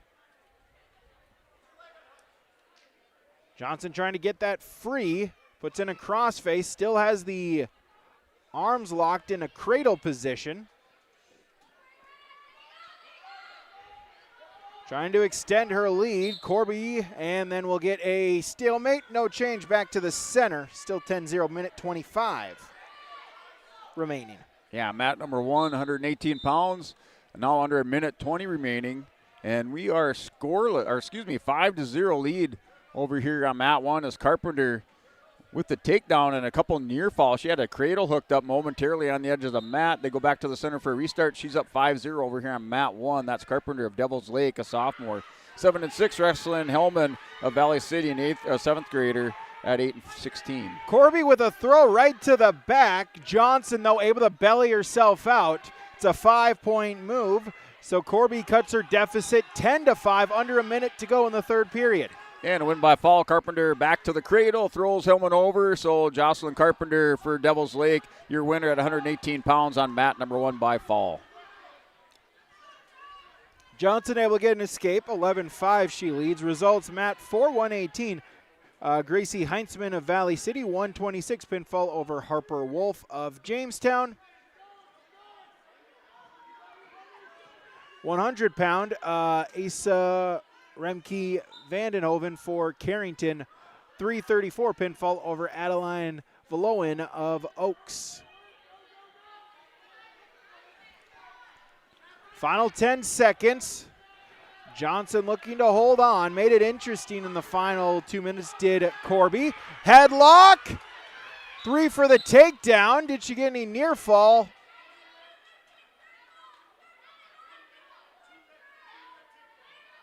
So 1 for a stalling, 3 for a takedown. And so Hannah Johnson for Northern Cass, she's going to hold on 11-9. She'll pick up the victory to keep her tournament alive at 112. Yeah, out here, mat number 1, another consolation round match. This one, Addison Vanderhoven of Carrington takes on Hope Schustrom of Jamestown. 3-0 lead. Schustrom with the takedown, up 3-0. Vanderhoven Kind of quad pot up, knee slides out. Schustrom stays on top. She's up 3-0. Mat number 1. That's in the first period with 52 seconds remaining.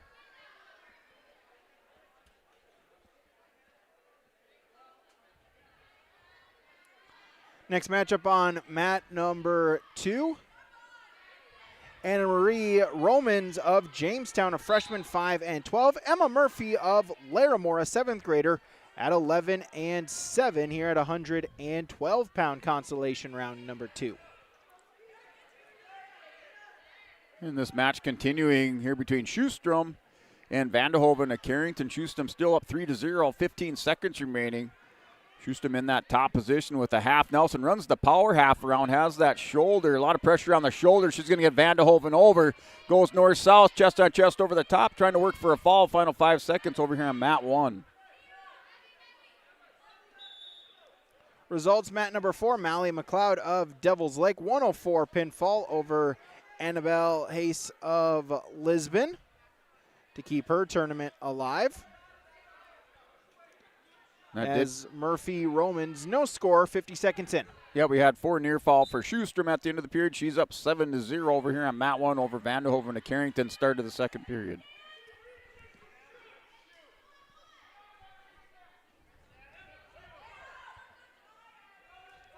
Shot attempt by Murphy. Double leg sprawl by Romans.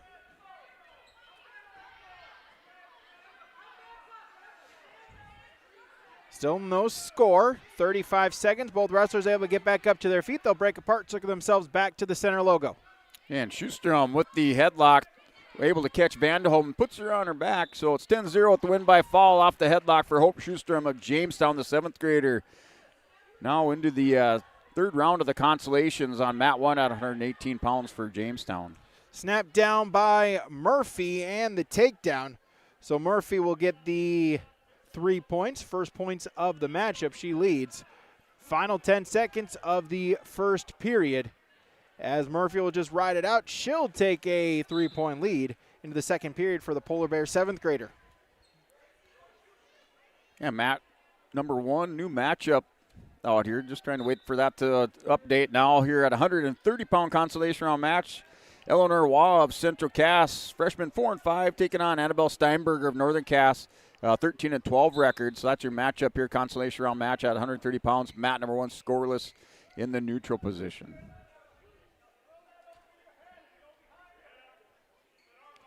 Results, mat number 3, 106. Katie Harris of Valley City, 256 pinfall over Amelia Heidbreeder of Northern Cass. And a leg attack, high crotch going in there for Steinberger. And a scramble. Looked like Steinberger had the takedown, but somehow Waugh for Central Cass able to scramble out of it. Gets the go behind. She's up 3-0 for Central Cass over here on mat number 1, first period with a minute 10 remaining in the top position. Murphy in on a shot attempt, double leg, turns the corner, gets it. Emma Murphy for Larimore. In on a turn, scoop the head, try to adjust, even go chest to chest, and get the pinfall. Romans trying to bridge, trying to fight out of it. Plenty of time for Murphy to get the fall, and she gets it. 3:04, Emma Murphy for Larimore advances at 112. In a technical violation there by Waugh for clasping. Gives 1 point to Steinberger of Northern Cass. 3-1's your score. Back to the center for the restart after the stoppage off the whistle. Steinberger with the stand-up. Mat return by Waugh with a 40 seconds remaining. 3-1 lead for Eleanor Waugh in the first period on mat 1.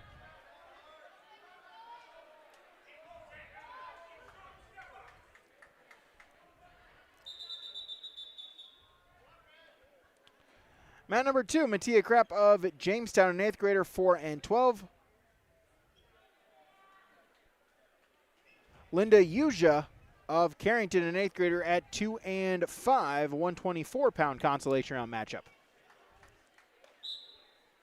And looks like mat number 1, we're still 3-1 with some blood time over here. 130-pound consolation round match. Eleanor Waugh, Central Cass has the 3-1 lead over Steinberger. So Waugh with the blood time over on mat 1.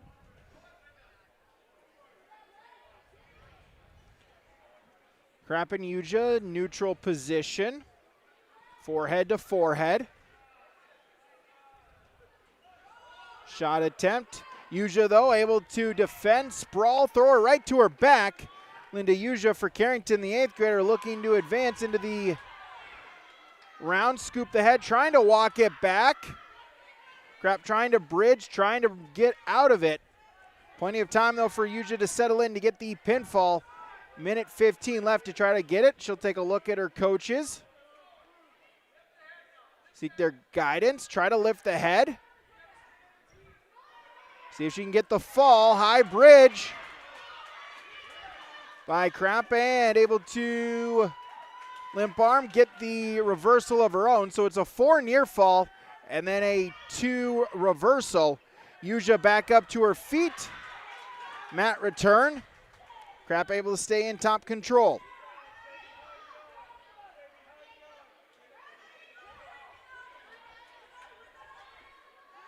Yuja up to her feet, gets the escape. Make it now 8-2. Shot attempt by Yuja. Single leg. Crap with the sprawl. Front headlock position. Yuja still trying to drive. Edge of the mat. Spin back inbounds. And now out of bounds they go. Restart with 9 seconds to go in the first period. And over on mat 1, after that blood time, Steinberger off the bottom with the escape in the scramble now with Waugh for a takedown at the end of the period. No points awarded. 3-2 is your score. That's after the first, going into the second here, 130 pounds. So Eleanor Waugh maintains the lead. She has the 1-point lead, 3-2 over Annabelle Steinberger of Northern Cass. And back to blood time over here on mat 1. Yuja will take a 6-point lead at 8-2 going into the second period. 8th grader for the Carrington Cardinals.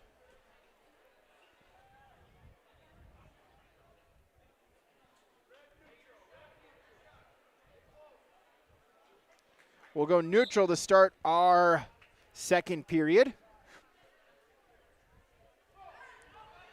Yuja with the shot attempt. Sprawl. Front headlock for Crap, but Yuja able to get her head back free. Neutral position. Throw attempt by Yuja. Crap in on a single leg. Sprawl by Yuja in on a scramble. Both wrestlers able to get back up to their feet. Yuja with the sprawl. Crap back in on a single leg, reshot, Yuja sprawl, crossface, looking to try to get the takedown. 45 seconds gone in the period. And after that blood time over here on mat number 1, that was Steinberger came out in the second period with the double leg and throws over her opponent to the mat. That was Waugh of Central Cass, and your winner by fall is Steinberger of Northern Cass into the third rounds of the consolation over on mat number 1.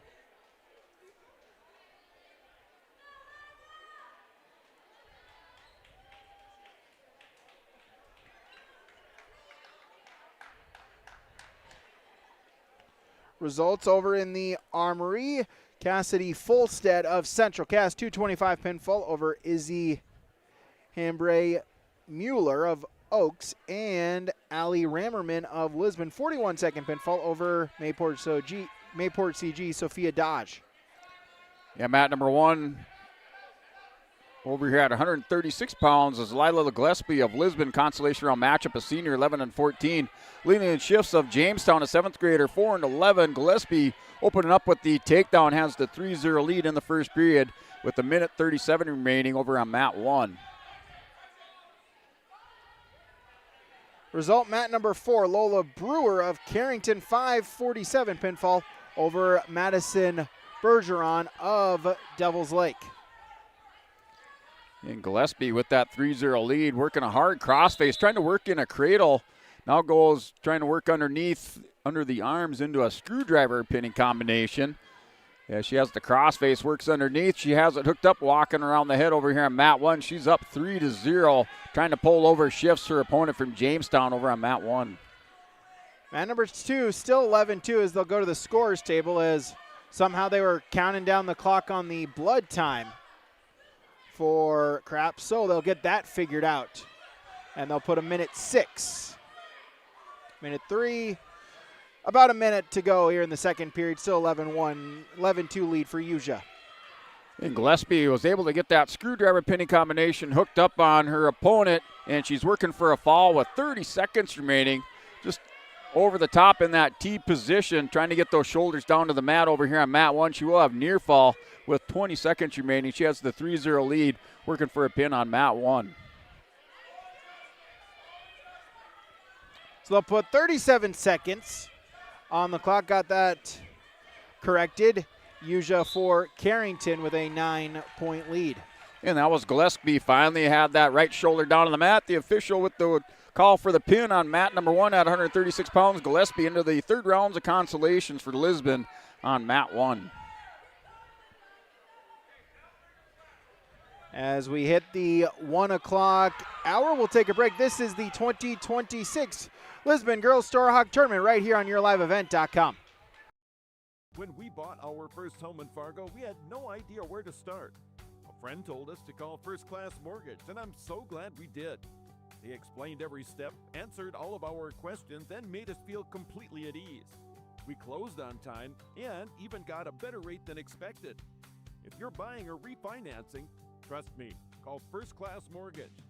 They really do live up to their name. First Class Mortgage is locally owned. Visit firstclasscorp.com for more info.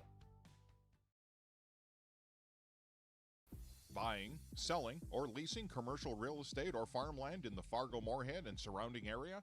From office to retail, industrial to multifamily, commercial land to farmland. As the #1 commercial, sales, and leasing brokerage in the FM region, Goldmark Commercial has the experience and skills to handle all of your commercial real estate and farmland needs with the highest levels of customer service and marketing around.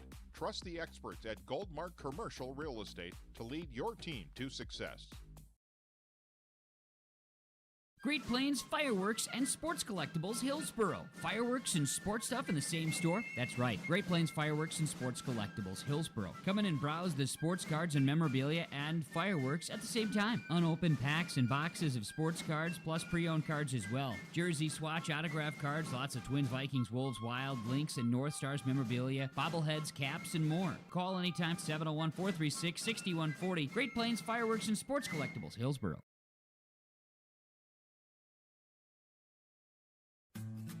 Green Earth Landscaping offers a full range of services, including commercial and residential landscape design and installation, maintenance and sprinkler services. From outdoor kitchens to patios, retaining walls, lighting, fine grade, sod and hydroseed, and anything in between, Green Earth Landscaping has you covered, servicing the Fargo-Moorhead area and beyond. For more information, go online to greenearthnd.com. That's greenearthnd.com. Embrace the joy of community at Halsted Living Center and Heritage House in Halsted, where wonderful neighbors and energetic minds come together. If you're seeking more than just a place to call home, you found the right spot with Halsted Living Center and Heritage House. Whether your interests lie in music, agriculture, sports, or dancing, you'll find someone who shares your passion and expertise. Discover a fulfilling lifestyle filled with connection and celebration with Halsted Living Center and Heritage House in Halsted. Get more information by calling 218-456-2105 or log on to halstedlivingcenter.com. The Hillsboro Central Valley Booster Club is made up of parents, fans, and community members who work together to build team and community spirit. The Hillsboro Central Valley Booster Club supports Hillsboro and Central Valley students in their school activities and encourages all students to be involved in the activities at your school. The Hillsboro Central Valley Booster Club takes great pride in uniting the communities to support the boroughs, encouraging everyone to promote school spirit, sportsmanship, and to support the Hillsboro Central Valley students. It's the Hillsboro Central Valley Booster Club. Goose River Bank is here for the communities we serve, building relationships that last a lifetime, serving the strong Red River Valley and beyond. We are your neighbors, friends, and family, committed to providing everything from everyday personal banking to loans for your farm or business. Visit one of our locations in Mayville, Hillsboro, or Hatton, or reach out and we'll happily come to you, because it's the neighborly thing to do. Goose River Bank, strong communities. At the Hillsboro Body Shop, Ben brings years of experience and friendly service to every repair, big or small. It happens. Vehicles get damaged, unfortunate crashes, scratches, windshields broken. Ben will take care of it with honest professional service that you can rely on. 701-636-4981, Hillsboro Body Shop. 701-636-4981. Ben says, thank you for your business. Hillsboro Dairy, with delivery of fresh dairy products and more to your home door. I've had Hillsboro Dairy delivering cold, fresh dairy products and other items to my door for years. 3 main reasons why. It's the convenience, the products are fresh, and the delivery service from the Udder Guy. Nobody does it like the Udder Guy. Every week, we get to see Teak. Please call him at 701-436-5877. Delivery right to your door from Hillsboro Dairy. Imagine your life in Hillsboro, a place where neighbors know your name and opportunities are real. Here, you'll find affordable home lots and grants to help you build your future. In Hillsboro, safety, affordability, and community aren't just promises, they are a way of life. With a 24-hour fitness center, a strong school system, a trusted hospital, and a thriving business district, Hillsboro has everything you need to live well. Here, your family is our family, and your future shines bright. Discover Hillsboro, where small-town living means big opportunities. People often ask me, why are Hillsboro's Central Valley athletes so successful? Have you seen our fitness center? The weightlifting doesn't stop with our athletics. At Hillsboro Public School, we strive to do difficult things all the time. We help struggling readers read. Our MTSS process makes sure all students are improving. Hillsboro students are challenged to do difficult tasks each day. Please come and check out our school. And if you need a place to exercise, check out our fitness center. Back here on YourLiveEvent.com, let's get you an Olson Accounting recap here on YourLiveEvent.com. 3 matches going on as we speak. Ruby Marr of Fargo trails Katie Shadler of Larimore 10-5. That's on mat number 1. On mat number 2, Evelyn Roth of Central Cass leads Evelyn Johnson of Northern Cass 3-0 in the third period. Over on mat number 3, Kira Holdis of Northern Cass trails 3-1 to her teammate Jocelyn Johnson. That's at 170 pounds in results. Ava McNamara defeated Elena DeFord at 142. Ashton Anderson of Fargo defeated McKenna Smith of Fargo as well.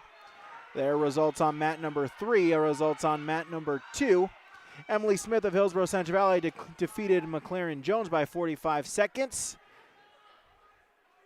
As well as Linda Yuta did finish a pinfall victory over Mattia Krapp of Jamestown in 3:54. Results mat number 1. Lila Gillespie, a 152 pinfall over Lauren Schultz of Jamestown. Annabelle Steinberger, 224 pinfall over Eleanor Waugh of Central Cass. So that's a recap brought to you by Olson Accounting. We'll take a look at our Bank North scoreboard. Our team scores going on right now here from the 2026 Storhaug Invite on the girls' side of things. Top 5 goes like this. Lisbon currently number 1 at 75 points. Valley City second at 73.5. Half point better than third place is Central Cass at 73. Then a wide margin after the top 3. Carrington with 44 points. Northern Cass in 5th with 41.5 points. Other area schools, Hillsboro Central Valley sitting in 9th place at 36 points. As Kindred is at 19.5 points. So that's a look at your breakdown or a look at your team scores there, brought to you by Bank North. Again, online at banknorth.bank.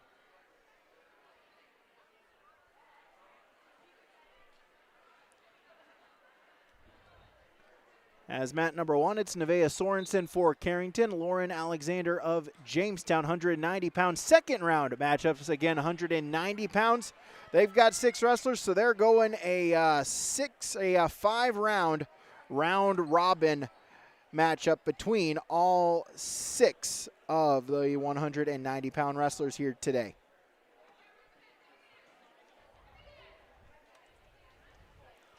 All right, back up here on mat number 1, that 190-pound match. One of 2 going on right now in the tournament. The other one is over on mat 3 at 170 pounds. This one's Carrington's Nevaeh Sorensen, a senior, 6-14, taking on Lauren Alexander of Jamestown, a 7th grader at 11-10. And then that mat 3 match, 170-pound consolation round matchup, is Kyra Holds of Northern Cass, 3-14, taking on Jocelyn Johnson also. So a couple of teammates there, Jaguar teammates, wrestling each other here in the consolation rounds. Over on mat 3, that's Hoyles of Northern Cass taking on Johnson of Northern Cass. It's 8-3. Hoyles leaves that one.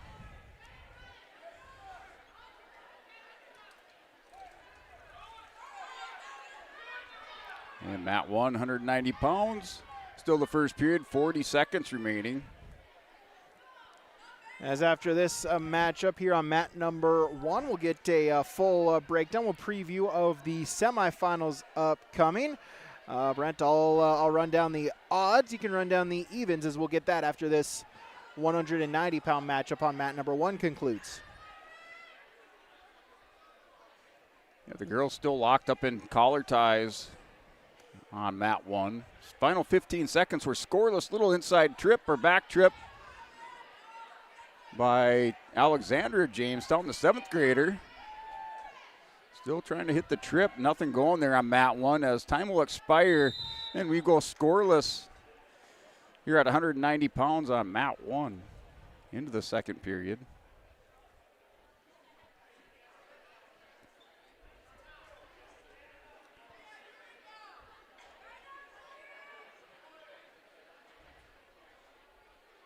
And back to the restart for our second period. Sorensen in the top position, off the whistle right away. Alexander up to her feet, reaches back around. She has I won't say it looked like the illegal headlock, didn't have the arm, but the official slapped the mat. We're win by fall for Alexander of Jamestown over Sorensen. So that'll do it inside the main gymnasium as we're set now. We'll preview those semifinal matches coming up here at the Storhaug.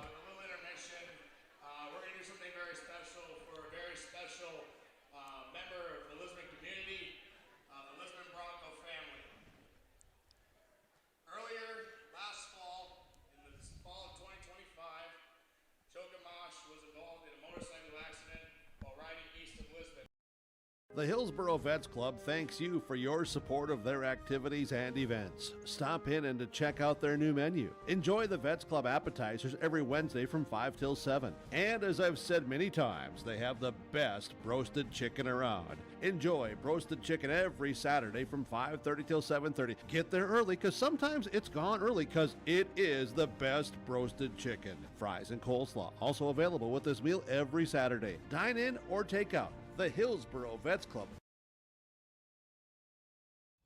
Hi, we're Jim and Bernie Berkemeyer, and we're inviting you on a holiday vacations tour. Join us on a Montreal, Quebec City, and the Canadian Maritimes tour, July 30th to August 9th. Experience picturesque small towns, as well as the historic cities along the Atlantic coast, as we use roads and rails on this Canadian adventure. Visit holidayvacations.com, keyword RJ, to request a brochure, to watch a travel show, and to book this tour. Hunter Insurance Agency is a locally owned full-service agency providing protection and coverage in a number of different areas. Hunter Insurance Agency offers multi-peril crop insurance, crop hail insurance, and farm insurance for buildings and equipment. Plus, they offer home, auto, life, and business insurance. For more information, go online to hunterinsuranceagency.com or stop in and speak with Johnny Jorgensen at Hunter Insurance Agency. Find them at 201 Main Street, Hunter. Are you looking for the perfect hardwood for your next winter project? Cywick Lumber and Hardware in Hillsboro has exciting news. Hardwood is now available in the Red River Valley only at Cywick. Whether you're a crafter, woodworker, or hobbyist, they have what you need to make your project. Choose from 3 convenient thicknesses and a beautiful variety of woods: red oak, cherry, white oak, hard maple, walnut, hickory, and poplar. Get started on your next masterpiece with the help of Cywick Lumber and Hardware, Hillsboro.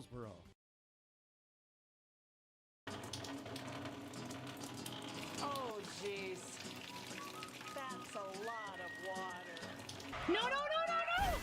Jeez Louise! This system is packing 70-mile-per-hour winds, golf ball size hail, and a fast drop in temperature. Oh, jeez. Dave and Cheryl's kitchen started on fire.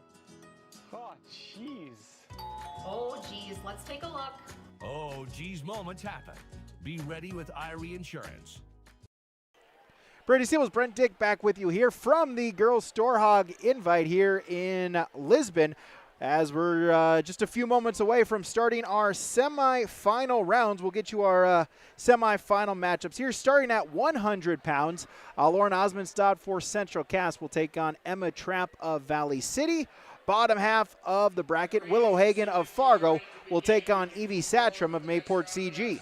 Yeah, and then our semifinalists over here at 106 pounds, we have Michaela Mock of Hillsboro Central Valley and Anna White of Central Cass. And then we have Spencer Brown of Valley City and Addison Booman of Lisbon. Those are your semifinalists here at 106 pounds at the Storhaug. 112, Eden Riddle of Lemoore Litchville Marion will take on Elizabeth Ornis of Devil's Lake. Bottom half of the bracket, Bethany Scholheis of Valley City will take on Central Cass's Emma Dutt. Semifinals at 112. Yeah, and then at 118 pounds, your semifinalist is Jocelyn Boyer of Mayport CG and Taryn Raisler of Kindred, and then McKenna Cook of Ellendale Edgeley Calm and Cadence Golding of Lisbon, your semifinalists at 118 pounds. 124, Adelina Hansen of Lisbon will take on Kaylee Mueller of Mayport CG. Bottom half, Kira Kazette of Hillsboro Central Valley will take on Isabel Erickson of Northern Cass. And 130-pound semifinalists at Avery Davidson of Northern Cass takes on, and Jaden Greer of Fargo, and then you have Haley Ford of Valley City and Kenzie Jost of Carrington, your semifinalists at 130 pounds. 136, Deegan Kirkshinman for Valley City will take on Lakin Kapan of Central Cass. Bottom half of the bracket, Mackenzie Stodart of Jamestown will take on Leah Dale of Devil's Lake. And 142-pound semifinalist Grace Lamar of Central Cass, Oberlin Knocklin of Fargo, Madalena Chibaturano of Carrington, and Claire Steffes of Lemoore, 142-pound semifinalists. 148, Kendra Garcia of Carrington will take on Jamestown's Ashlyn Lee.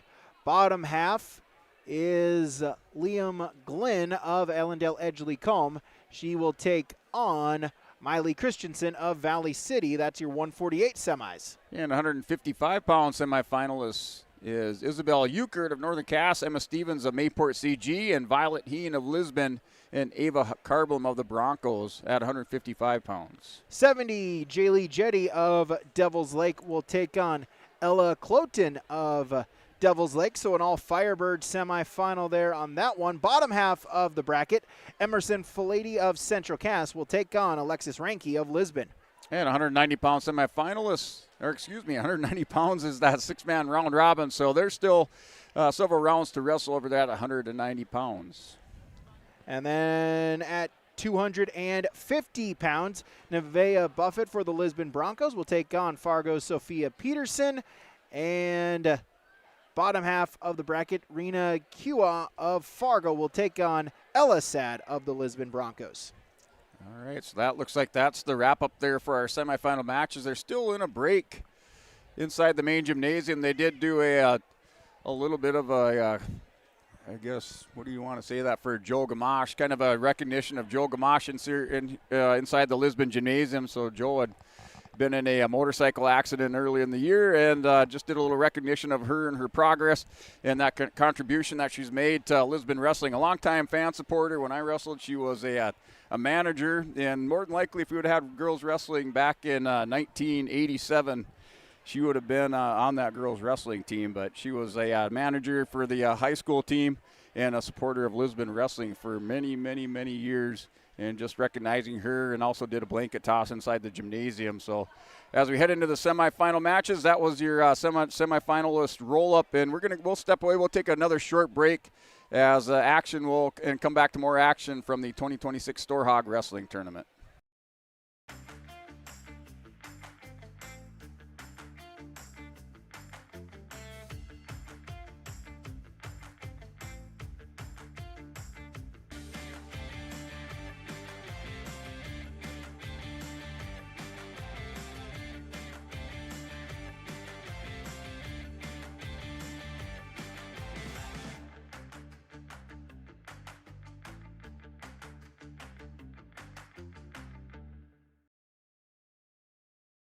The Kindred Public School District looks to collaboratively cultivate an environment that challenges learners to reach their full potential in a student-centered, community-supported environment while building authentic relationships that promotes active engagement in learning, literacy, and life. Kindred Public Schools' mission is to educate, prepare, and maximize student potential. Kindred Public School District, student-centered, community-supported. For more info about upcoming school events and news, go online to kindred.k12.us. The friendly staff at Lemoore Drugstore reminds you from prescription requests and OTC medication, you can find it all at Lemoore Drugstore. Download our app and make refilling your prescriptions more convenient. With winter here, stop in and stock up on hand and foot warmers. Lemoore Drugstore has rechargeable heated gear for everyone in the family. Located in the center of Lemoore in the Bank North Mall. For more information, go to LemooreDrugstore.com. That's LemooreDrugstore.com, or stop in and check us out.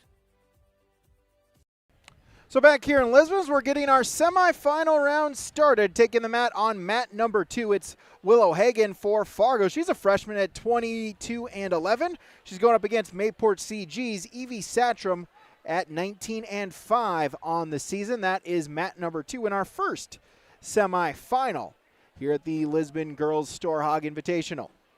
Yeah, and then over here on mat number 1, still waiting for the officials and the wrestlers to get checked in on the table over on mat number 1. But just to orient you back into the Lisbon High School Gymnasium, the Storhaug Wrestling Tournament, it's mats 1 and 2 will have your semifinal bouts, and mats number 3 and 4 over in the Armory are your consolation round matches. So those matches will continue along with the semifinals here in the main gymnasium at the 2026 Storhaug Wrestling Tournament. Yeah, those consolation third round matches that are going on in the Armory, what we like to call the blood rounds. They're placing top 6 here at the tournament, so a win in the third round of wrestlebacks going on in the Armory, that will put you into, guarantee you into the top 6 and into the consolation semifinals. As Hagen in on a sprawl, Satram single leg attempt. Hagen puts in a crossface, going to try to spin behind, but Satram, though, able to do a good job, crowd, and get the takedown. So Evie Satram, the first points of the match, 3-0. She leads, 20 seconds to go in the period. Yeah, mat number 1, your semifinal matchup, 100 pounds. Emma Trapp of Valley City, a 7th grader, 28-10, taking on Lauren Osmondstead of Central Cass, an 8th grader at 8-2. And it's a takedown for Trapp. She has the 3-0 lead with 1:25 remaining in the first period. Amundsen stands up, trying to work the loss of control. Now 3-1 on mat 1. End of the period. Satram will ride it out, so she'll take a 3-0 lead into period number 2. And still first period over on mat number 1. Now 3-1's your score. Trapp had the takedown, the escape by Osmondstead of Central Cass. Trapp wearing the powder blue singlet with the white trim has the lead on mat 1. Reminder for all you Central Cass Squirrel fans, they're playing Thompson right now in high school boys basketball. Just before halftime, the Squirrels have a 44-28 lead over the Tommies there in Castleton. Yeah, mat number 1, Osmondstead and Trapp, they both shot at the same time. And Trapp just got Osmondstead just got a little bit lower than Trapp and threw into a kind of a lat drop position. And she wins by fall into the championship 100 pounds for the Central Cass Squirrels is Lauren Osmondstead on mat 1. And she will take on Evie Satram of Mayport CG. She gets the fall in 226. So Evie Satcham is into the championship match at 100 pounds. Yeah, Matt, number 106-pound semifinalist over here is Anna White of Central Cass. The junior 8-0 wrestling Spencer Brown of Valley City, 12-16 match. We have another Squirrel Highlander matchup over here at 106 pounds, semifinal match on Mat 1. Mat 2, 106-pound first round or semifinal matchup.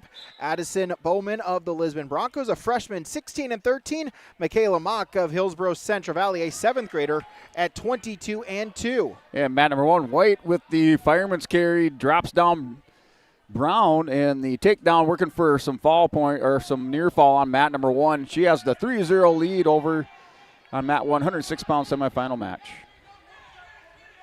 Shot attempt by Bowman, but Mock able to sprawl. And on a front headlock, seeing if she can get some points.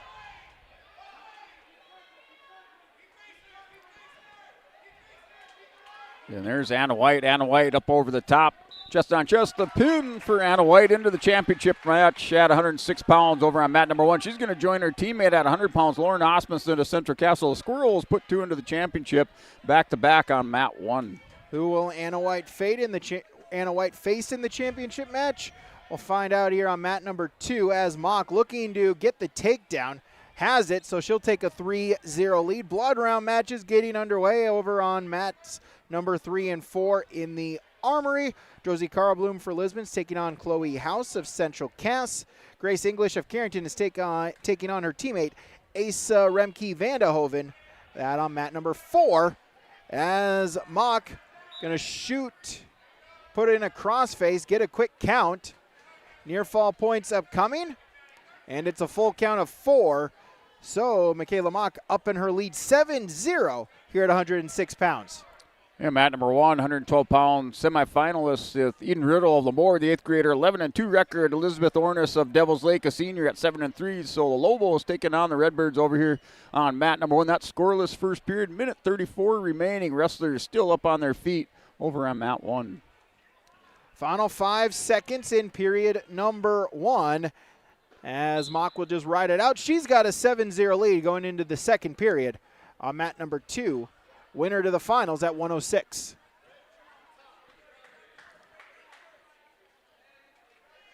And then a double leg shot over here by Riddle, but Ornis was able to kind of hit a chin whip on her, so hit a chin whip on Riddle, takes her down, and Ornis has the 3-0 lead. No near fall given up by Riddle, but Ornis up 3-0, working a half Nelson on Mat number 1. Sit out by Mock as she'll start in the down position to begin the second 2 minutes. Looking to face Bauman, and now going to crowd. Single leg, sprawled out is Bauman. Mock now up to her feet, double leg, get the reversal. Put in a bear hug, going to see if she can try to get some near fall points, official counting. Now in with the bear hug. Going to put in a half, reverse half, try to scoop the head. Bauman, though, able to get to her belly, but it's 4 more near fall points, and it's 13-0 for the Borough 7th grader. She's got a 13-point lead with a minute 10 to go in the second period. Trying to stack Bauman up, got a count of 1, not a count of 2, so minute 5 seconds to go. Mock still with a 13-0 lead. Yeah, we're final 15 seconds over here on Mat number 1, and Ornis of Devils Lake still up 3-0 in this matchup at 112 pounds for the in the semifinals. So 3-0 lead, Ornis over Riddle on Mat 1. First blood round result, 100 pounds. Josie Carlbloom of the Lisbon Broncos. She is on to the consolation semi. She defeats Chloe House of Central Cass by fall in 153. And we're at the end of the first period going into the second. And neutral is the call here for Elizabeth Ornis. She picks neutral to go against Riddle in the second period. She has the 3-0 lead. She picked up that first takedown on the chin whip. And he has a 3-0 lead semifinal matchup here at 112 pounds on Mat 1. Bauman with the escape, so it's 13-1. 10 seconds. Mock going to see if she can get a takedown before the end of the period to lock up the tech fall. Collar and elbow ties, forehead to forehead. Battle for wrist position. Shot attempt by Mock, but running out of time. And so 13-1, Michaela Mock with the lead at 106 going into the third and final period here in the semifinal. And Ornis working into that chin whip position. Again, Riddle looked like she was in on a double leg, but Ornis has a nice hard crossface, comes back around, grabs the chin and throws Riddle to her back. She has the 3-point takedown. And near fall. So just trying to sort out the score. Maybe I had it wrong, so that maybe it was Riddle. So it looked like Riddle caught Ornis then. So it's 7-4 your score over here on mat number 1. So Mock, Bauman, neutral position. Still a 12-point lead for Michaela Mock, looking to advance into the championship round. Just a 7th grader here for the Burros. Bright future ahead of her as single into a double leg. Pick her up. Look to drive her down. Turn the corner. There's the takedown. So Michaela Mock is into the championship match at 106 pounds, a 16-1 tech fall victory over Lisbon's Addison Bauman. So Riddle with the 3-point lead for Lemoore, up 7-4 over Ornis at Devil's Lake. And we're 15 seconds remaining in the second period. Riddle works on a wrist tie. Now goes to the collar on Ornis. Ornis down now by 3 points. She had the early lead in this match. She was up 3-0 going into the second period, but Riddle now up by 3 points, 7-4 into the second period. Matt, 212-pound semifinal. Bethany Schultheis for the Valley City Highliners, a sophomore, 21-12, going up against Central Cass freshman Emma Dutt at 8-3 on the season.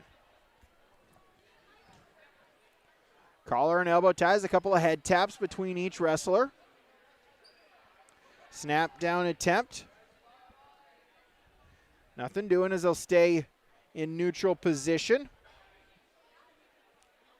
Here, this 112-pound semifinal, both 112-pound semis on the mat as we speak. They'll break apart, then go back to the collar and elbow ties once again. See if a shot or position opens up. Throw by attempt by Dutt, nothing doing. Stays neutral, 45 seconds gone in the period. They'll forehead snap down attempt by Dutt, nothing doing. They'll break apart. Come back to the center. Hand fight, head tap, head tap. Shot fake, shot fake. Still neutral and back to the collar and elbow ties. Halfway gone in the first period. Okay, still working through the scoring, so I wasn't seeing things out there. That was Ornis with the chin whip on Riddle. So Ornis on the scoreboard up 11-1 going into the third period, 112-pound semifinal match. And she's in the bottom position. Riddle going to work right away. Scoops up underneath in the cradle position. Here on the near side with Ornis. Ornis still up 11-1 on mat 1, third period. Still neutral on mat number 2, forehead to forehead. Collar elbow ties. So far nothing to it. Snap down attempt by Dutt to no avail. 20 seconds. Snap down attempt again. Schultheis able to stay strong on top. Now Dutt looking to get some separation between the two of them. Then back to the collar and elbow ties. They'll break apart. Circle back to the Bronco logo. And that'll do it for period number 1. No score. Emma Dutt, Bethany Schultheis going into period number 2. Here's Riddle and Ornis. Ornis with the reversal. Still trying to work the reversal. No points given up. Riddle had a cradle locked up on Ornis. Ornis was able to catch her a little bit high. Now working a reversal. She also has now reversed that cradle up. And still 11-1 and a stalemate called. So we go back to the start position at the beginning of the period. And Ornis in the bottom position, looks like on the restart here on mat 1, but she has the 11-1 lead. We're neutral to start period number 2. As we'll see, that choice was Dutt's decision to go neutral. Dutt looking for a headlock, trying to throw it. Schultheis not going down. Trying to defend. Dutt still holding on to that headlock, trying to get it. If Schultheis can pop the head out, she'll get on the scoreboard first. Schultheis hooking an ankle. Looking to secure the takedown. Dutt still holding on to that head for dear life on the headlock attempt. Now will give it up, belly herself out. And Schultheis will get the takedown. She'll take a 3-0 lead. 55 seconds to go in period number 2.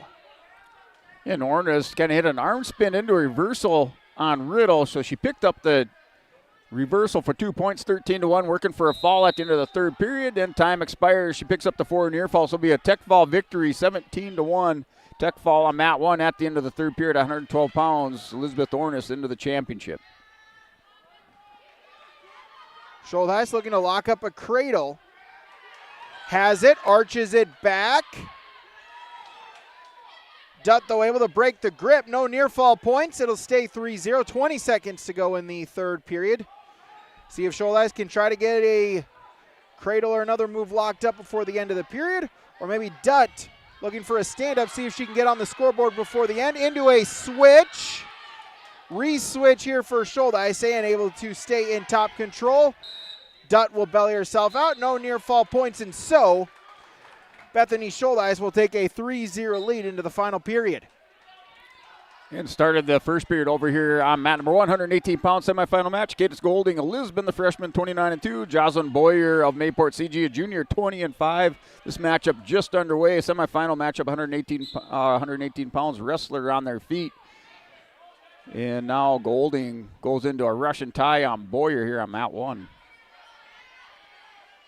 So Dutt will start in the top position to be in period number 3 as scoreboard hasn't started yet. And now the officials will realize it, so we'll see how much time is going to elapse. Other results here, 100 pounds, Grace English for Carrington, a 12-0 major decision victory over teammate Asa Remke Vanderhoven to advance into at the 100-pound weight class.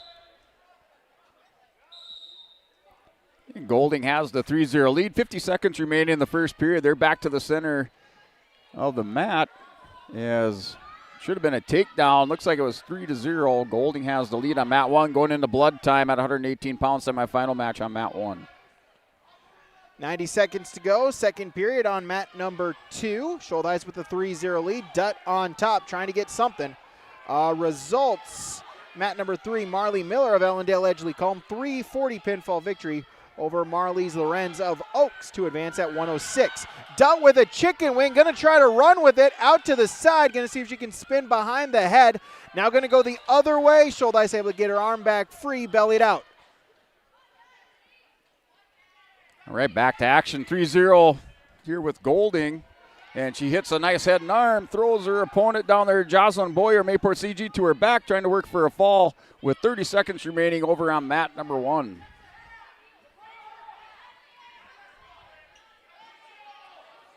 Final 40 seconds, Dutt trying to get a turn. In on a crossface, out to the side, going to work, see if she can get on the scoreboard, trailing by 3 with half a minute to go.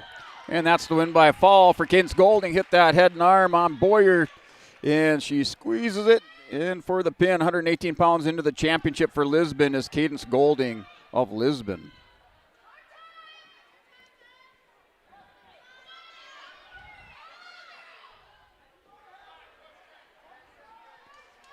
Final 10 seconds. We'll get a stalling warning on Schultheis. That'll give a point to Dutt. That doesn't matter as Schultheis will hold on 3-1. Bethany Schultheis into the championship match at 112 pounds. It looked like we snuck in a consolation round match over here. 118 pounds on mat 1. Yes, Hope Schustrom of Jamestown taking on Gracie Heitzman of Valley City. A couple of 7th graders going at it here. Consolation round match 118. Schustrom with the headlock on Heitzman. Throws her over to her back, working for a fall on mat 1. Consolation round match over here, mat 1. Yeah, mat number 3, we got a semifinal match going on here. Adeline Hansen of Lisbon has a 3-0 lead over Kaylee Mueller of Mayport CG, that at 124. We've got a consolation round matchup at 118 on mat number 2. Jocelyn Carpenter of Devil's Lake, Crystal Magnuson for Hillsborough Central Valley.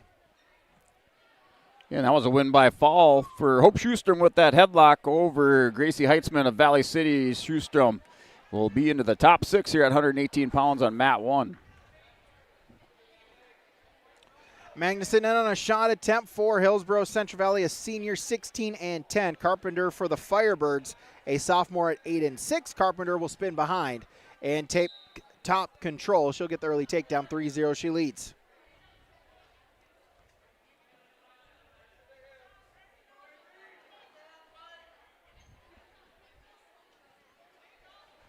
Magnuson able to work back to her base.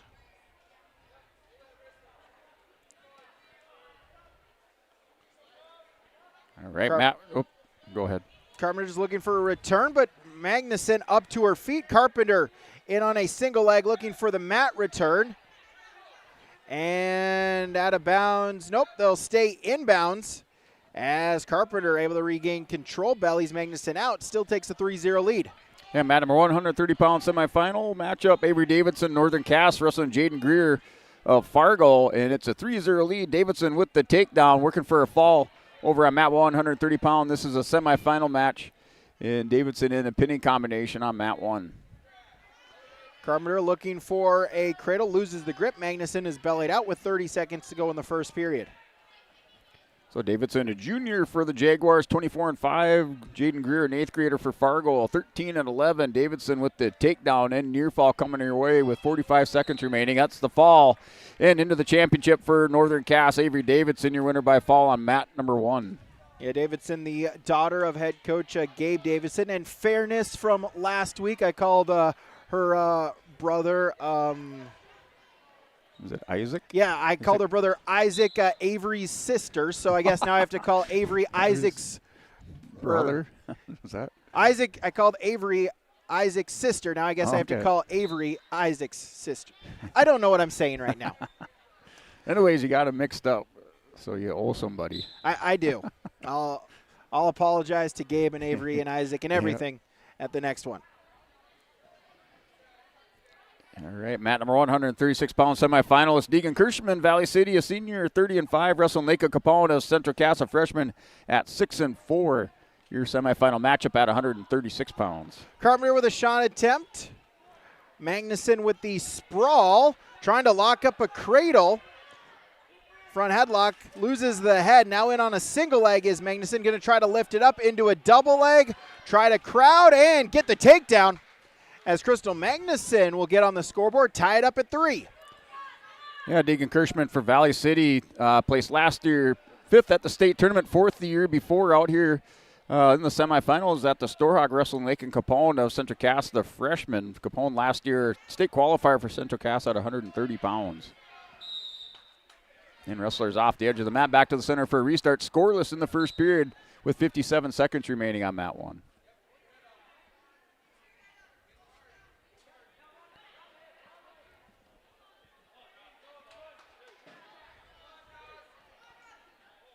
I did ask him, Brady, to put all the semifinals in the main gym, so we'll see if they do that for us. As Magnuson gets a 4-point near fall.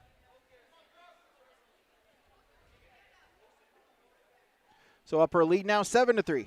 Yep, we're scoreless still in the first period, under 20 seconds remaining between Kirschman of Valley City and Capone of Central Cass. That's still scoreless. Semifinal match at 136 pounds. So final 10 seconds. Crystal Magnuson with a 7-0 lead. 7-3 lead, excuse me, as she'll ride out the couple of seconds. She'll take a 4-point lead into the third period. Results, mat number 3. Camden Kappenman of Valley City wins in the 112 consolation round, defeating Northern Cass's Hannah Johnson, 237 pinfall. And we're back here, Matt, number 136-pound semifinals into the second period between Kirschman and Capone. That's still scoreless. Little slide-by attempt by Kirschman. Runs her out, head and arm off the edge of the mat by Capone. Back to the center for a restart quickly as Kirschman of Valley City over on mat 1. Other results, mat 4, 130 semifinal. Haley Ford of Valley City, 133 pinfall over Carrington's Kenzie Jost.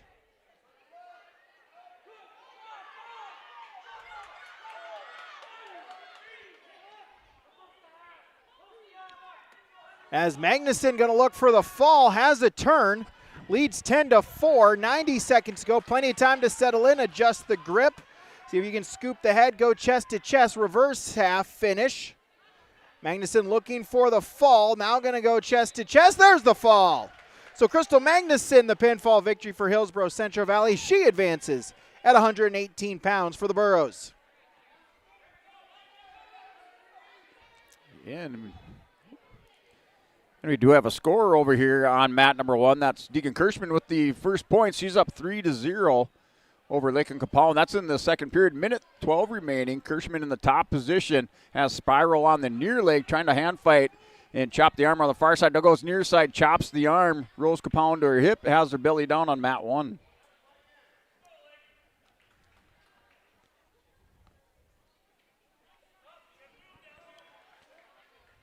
So Crystal Magnuson for the Burros with the victory. Her teammate, Kira Kazette, is in the semifinals at 124 pounds, taking on Northern Cass's Isabel Erickson. Yeah, see if they can work on the teammates or whatever, champions come by 2 there. So mat number 2 is Hillsborough Central Valley trying to go back-to-back into the championships. Mangson's into the consolation semifinals. That was a wrestle-back round, but yes, Okay. able to get into the placing rounds for securing a top 6 for Crystal Magnuson. There you go. Still confused. I was thinking all semifinals back in the gym, me and Jim here. Most of them. We've got a few consolation round matches sprinkled in all throughout. Again, we'll keep you updated on everything and all the matches going on out in the Armory. And you did have an escape over here on mat 1. Capone is able to get the escape. Now they take down Go behind as Kirschman spun around behind, took the back of Capone, took her down to the mat. She has the 6-1 lead going into the third period over here on mat 1.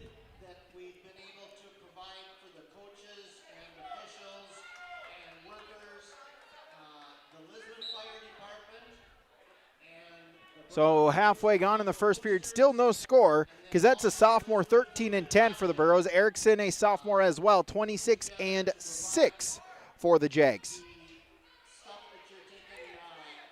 And Kirschman, the senior, with the 6-1 lead over Lake Capone, the freshman of Central Cass. And they started this third period in the neutral position. Kirschman and Capone went out, back to the center for a restart. Working the head there is Deegan Kirschman on mat 1.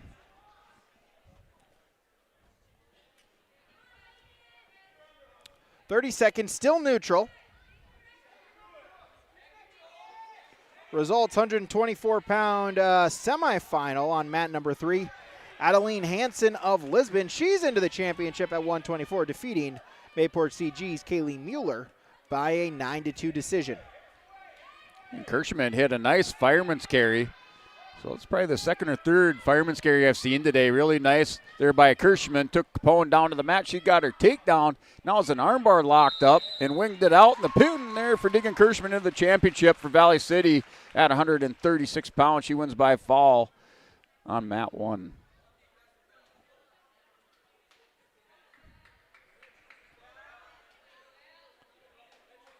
So after a scoreless first period, Kazette will start in the down position to begin period number 2 in a scoreless tie. Winner of the title match at 124 pounds. And consolation on match, 136 pounds over here on mat 1. Lila Gillespie of Lisbon, the senior, 12-14. Trying to string again another win together here and into the top 6 as she's wrestling Valerie Acosta, a junior from Valley City, 11-17. That's your matchup here on mat number 136 pounds. Erickson with a cradle, knee in the side, head in the temple, get the pinfall. So Isabel Erickson will join her teammate Avery Davidson into the championship round for Northern Cass at 124 pounds. She defeats Kira Kazette by fall in 2:29. Yeah, Acosta with the takedown for the Highliners over on mat 1. Goes to an inside cradle, has it locked up, head in the hole. And this is a pretty tight cradle. She's going to try to roll over Gillespie. They are on the edge of that far edge of the mat. But Acosta Valley City up 3-0 in the first period on mat 1.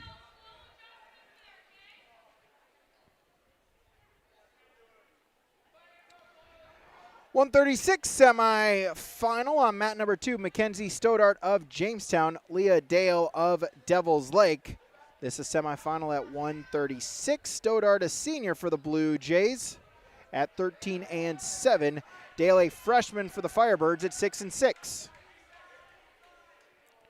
Yeah, and we're still 3-0 to score as Acosta Valley City had that cradle locked up. Gillespie did some hand fighting underneath, was able to stretch the leg out. Now knee slides, trying to hip ice. She gets it. And the reversal for Gillespie. That's a nice chain wrestling series by Gillespie. She hit the knee slide, and then a nice hip ice for the reversal. 3-2 is your score over on mat 1 with 15 seconds remaining.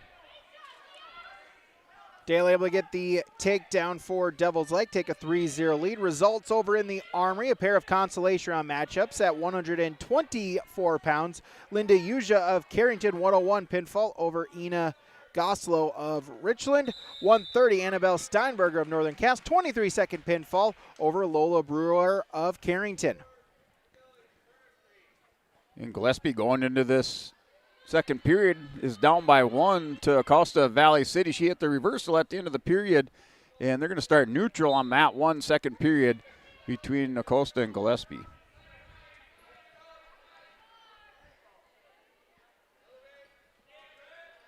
Stalling called on Dale, so that'll be her first stalling warning. Stoddard was looking for the reversal.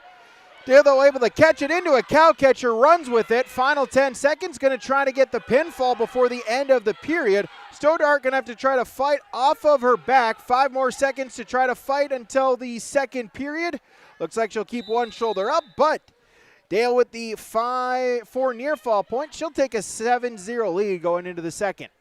Yeah, mat number 1 still 3-2. Valerie Costa with the 1-point lead. They started neutral position. Underhook now, nice high crotch shot. And the finish by Gillespie, big improvement. She's had a nice high crotch shot. She finishes it here, and she picks up the 3-point takedown, now up by a score of 5-3 over here on mat number 1 in this consolation round match between Gillespie of Lisbon and Acosta Valley City.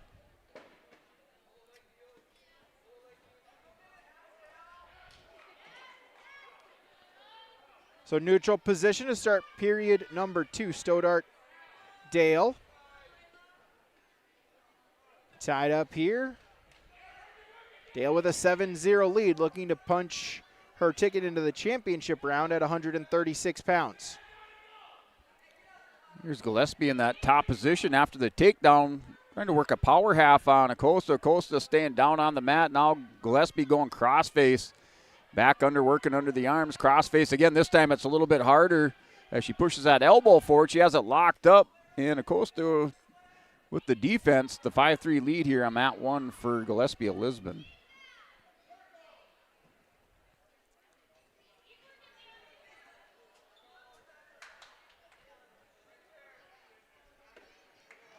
Under a minute, Dale still with a 7-0 lead as they wrestle in neutral position. Results 142 consolation round. Gabby Hunter of Devil's Lake a 229 pinfall over Ava McNamara of Hillsborough Central Valley. Semifinal match going up at 148, a good one. Kendra Garcia of Carrington has a 3-0 lead over Ashlyn Lee of Jamestown. And we're 5-3. That score going into the third period is the wrestler still being coached on getting set in that referee position. Now the whistle. 5-3 lead Gillespie. She showed the top position to start the third period on mat 1. Dale extends her lead 10-0. But now a roll attempt here for Stoddard, able to get the reversal before the end of the period. So gets on the scoreboard, but it's 10-2 Leah Dale with the lead for the Firebirds going into the final 2 minutes. And Gillespie tried to jam in the double legs. So Costa was trying to shake her over the top, but Gillespie jammed him in there, threw on the crossface, drug Acosta over, making her pay a little bit on the bottom as she's back riding in the top position and just trying to soften up Acosta and get her turned over. Gillespie up 5-3 over here on mat number 1, 136-pound consolation round match. She has the 2-point lead, minute 10 remaining in the third period. Results, mat number 4, 126 consolation round. Emily Smith for Hillsborough Central Valley, 113 pinfall over Hadley Volk of Carrington. Now on the mat on mat number 4, a semifinal at 142. Webeline Knocklin of Fargo, Madeline Kibataranu of Carrington. That one at 142 semifinal over on mat number 4.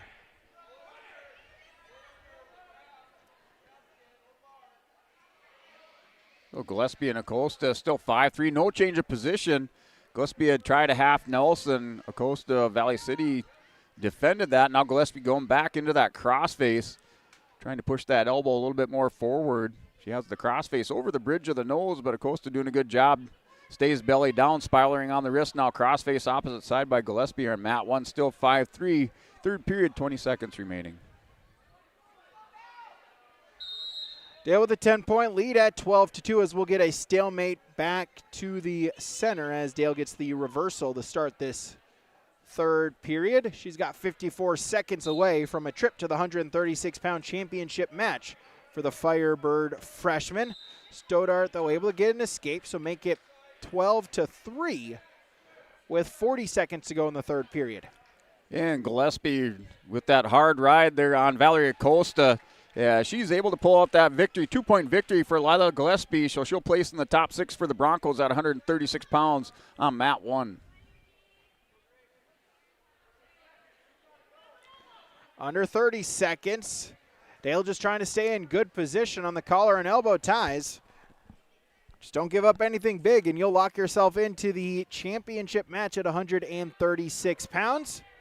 Last chance here for Stoddart. Got to try to hit something. Going to try to push the pace. Stalling warning on Dale. That's okay. As Stoddart right to the back with a throw. Final 2 seconds. Can she get the fall? No, she can't. Stoddart, a great head and arm before the buzzer. She's going to fall 1 point short, 12-11. They're going to go over the score.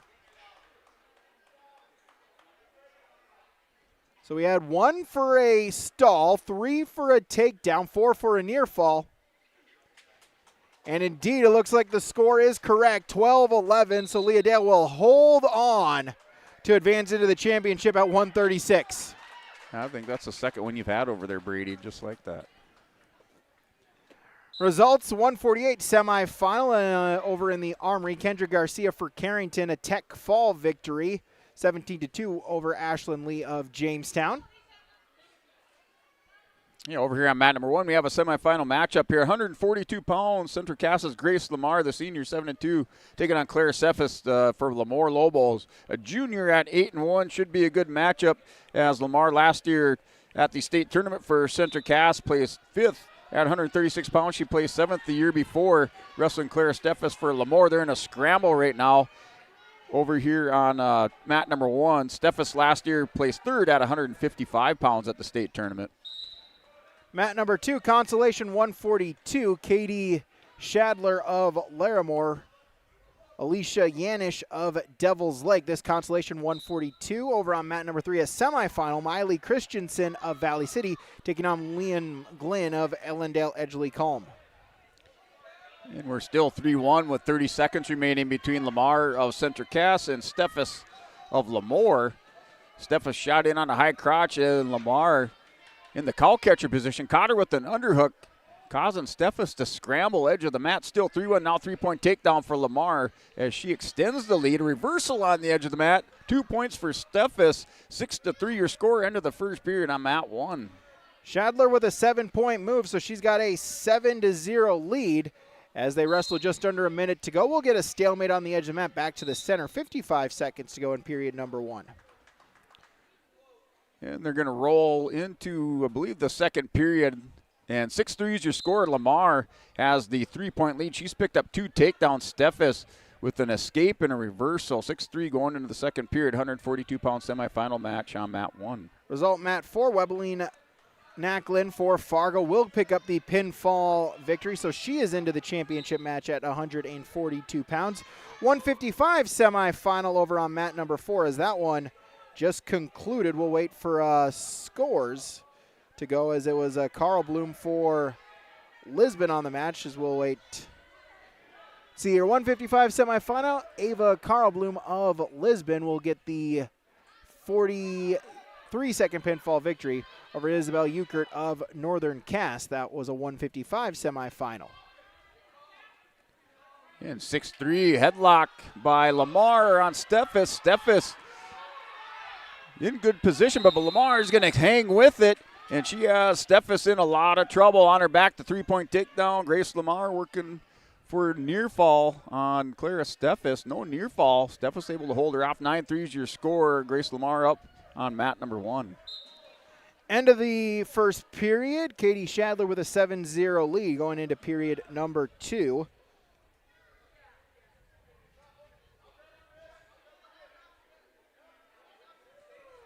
As they'll start neutral position.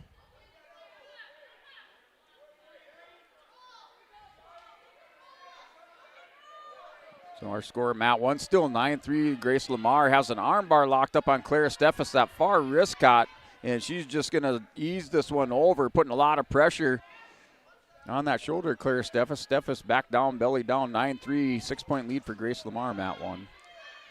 Shadler with the headlock once again to the back, going to try to get the pinfall. This time she gets it, so Katie Shadler is into the placing rounds for the Larimore Polar Bears with the pinfall victory. Results, mat number 3 semifinal, Miley Christensen of Valley City. She's into the finals at 148, 348 second pinfall victory over Liam Glynn of Ellendale Edgeley Calm. And Grace Lamar rolls over Clara Steffes, working for near fall at the end of the second period. For near fall. And we are 13-3, building up, breaking this match open by 10. Now 13-3 lead here for Grace Lamar Center Cass over Clara Steffes, 142 pounds on mat 1 semifinal match. Mat 4, 155 semifinal. Violet Heen of the Lisbon Broncos, a 52-second pinfall victory over Emma Stevens of Mayport CG. That will put us with a all-Lisbon final at 155. Heen and Ava Karlblum will match up a little bit later on for the title at 155. 148 consolation round matchup on mat number 1. Lexi Dill of Oaks, Evelyn Roth of Central Cass. And we are in the third period over on mat number 1. Lamar for Central Cass still up 13-3 over Steffes of Lemoore. Steffes in the bottom position. Lamar working a crossface over the top, has the back ankle spiked over on mat 1 with 1:30 remaining third period. Roth with a shuck able to get the takedown, so she'll take the first points of the match. Roth, a junior for the Squirrels, 7-3. Dill, a 7th grader for the Oaks Tornadoes at 5-11 on the season. Out to the side, cross face. Gonna see what she can do. Gonna go 2-on-1. Dill trying to defend, able to work back to her base, reaching at the leg. Roth able to get it back free, back to the cross face. Still working on that cross face. Gonna try to get out to the side, run around the head. So far, Dill defending, but now Roth able to break her down to her side. Keep running, get some near fall points, a count of 4. See if you can get the fall. There it is. Evelyn Roth, she is into the top 6 at 148 pounds with a pinfall victory, 112 over Lexi Dill of Oaks. Yeah, Steffes took her shot with about 48 seconds remaining with the head and arm on Lamar. Lamar was able just to hunker down, picked up the takedown. 16-6 is your score after the reversal by Clara Steffes. Steffes in the top position. Lamar just hunkered down on her base. Final 10 seconds as it looks like Grace Lamar here at 142 pounds into the championship for Central Cass, and she's going to win by decision in this matchup at 142 pounds on mat 1. So Roth into the top 6. Her teammate and Lamar's teammate for the Central Cass Squirrels, Emerson Filady, in the semifinals at 170 pounds, going up against Lisbon's Alexis Ranke. Both these wrestlers, seniors, this one should be a good matchup. Filady 5-1 on this season. Ranke undefeated at 11-0 for the Broncos. Yeah, it looks like a consolation round matchup over here on mat number 1. As Veda Karblum going out there for Lisbon, the senior, 12-20, taking on Sophia Betts-Hilliard of Larimore, freshman at 8-8. Ranke had a headlock, but then now reversed by Filady right to the back. Scramble between both of these wrestlers. We'll try to figure out the score, but Filady says that doesn't matter. She's trying to get the pinfall, chest to chest, out on her toes, going to try to get the both shoulders to the mat. Bridge by Ranke, trying to keep one of her shoulders off of the mat. Scoop the head for Filady, going to try to get the fall. Still has a minute to try to get it. Bridge here by Ranke, trying not to give it up. Filady scooping the head, trying to get that second shoulder onto the mat. Still plenty of time, 45 seconds for her to try to get it. Ranky trying to belly herself out. She does. It's 4 for the near fall. So at the time being, it shows a 6-3 Emerson Filady lead for the Squirrels. And Veda Carblum, the senior for the Broncos, with the go-behind takedown, takes the 3-0 lead over here on mat number 1 at 148 pounds, trying to make it into the top 6 here at the Storhaug. Results, consolation round matchups at 155 pounds over on mat number 3. Ella Tuff, 1 minute pinfall victory over Noella Cordy of Valley City, and Taryn Boder of Central Castle, 115 pinfall over Adeline Wolf. As Ranky looking for a reversal on a switch, final couple seconds, locks up the cradle. She'll get the 2 points for the reversal, so that'll make it 6-5 going into the second period of fun, action-packed period number 1 here at 170-pound semis on mat number 2. And first period, 40 seconds remaining there. Veda Carblum up 3-0 over Betts Hilliard of the Polar Bears from Larimore here at mat number 1. And Carblum in control on the top, has the arm chopped. Looking at a chicken wing over on mat 1. Carblum still up 3-0. They're going to check the score. I think that Ranky got a 2 near fall right to begin the period. Potentially, I might have saw that. They're just going to check the score. Nope, they'll say it's good. So 6-5 with a fresh 2 minutes on the clock. So Ranky will start in the down position, begin the second 2 minutes. Bottom set, top on. Off of the whistle.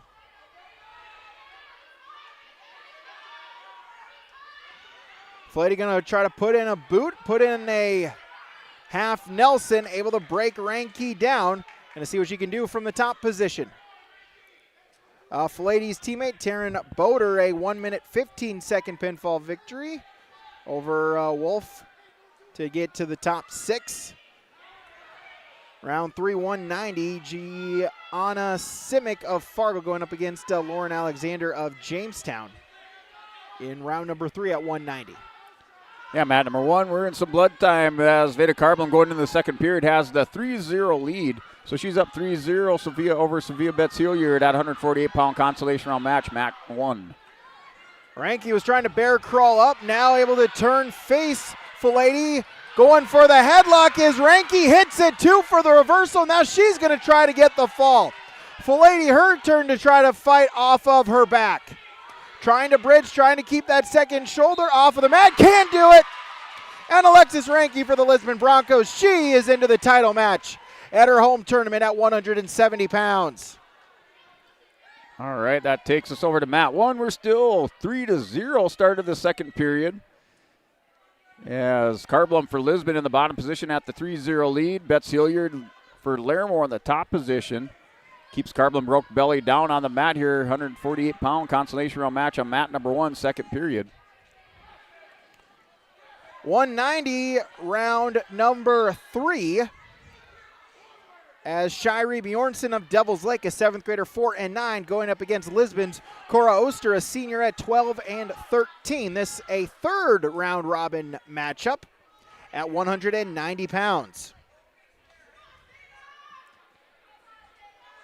So we're still 3-0. Veda Carblum in the bottom position has the 3-0 lead.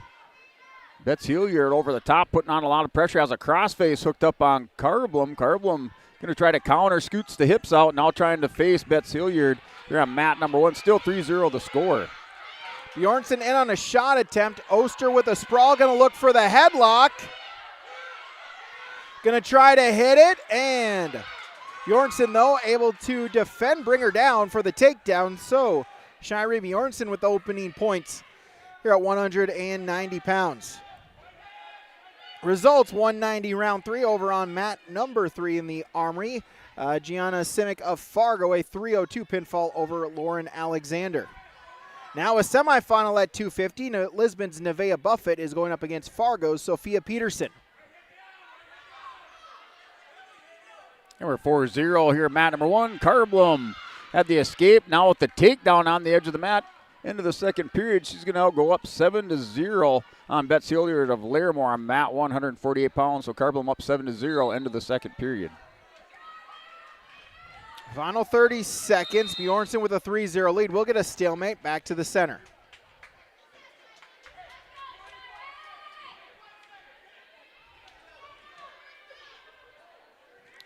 And Matt 1 back to the center going into the third period. Carblom in the top position has the 7-0 lead over here on Matt Wood, third period. Off of the restart, Oster first move, able to face Bjornsson. Bjornsson on a front headlock. Oster, though, pokes the head out, gets the escape. 3-1 as then headgear right into the eyes of Oster. So they'll call, official will call time. Let her readjust the headgear. 15 seconds to go. Bjornsson has a 3-0 lead.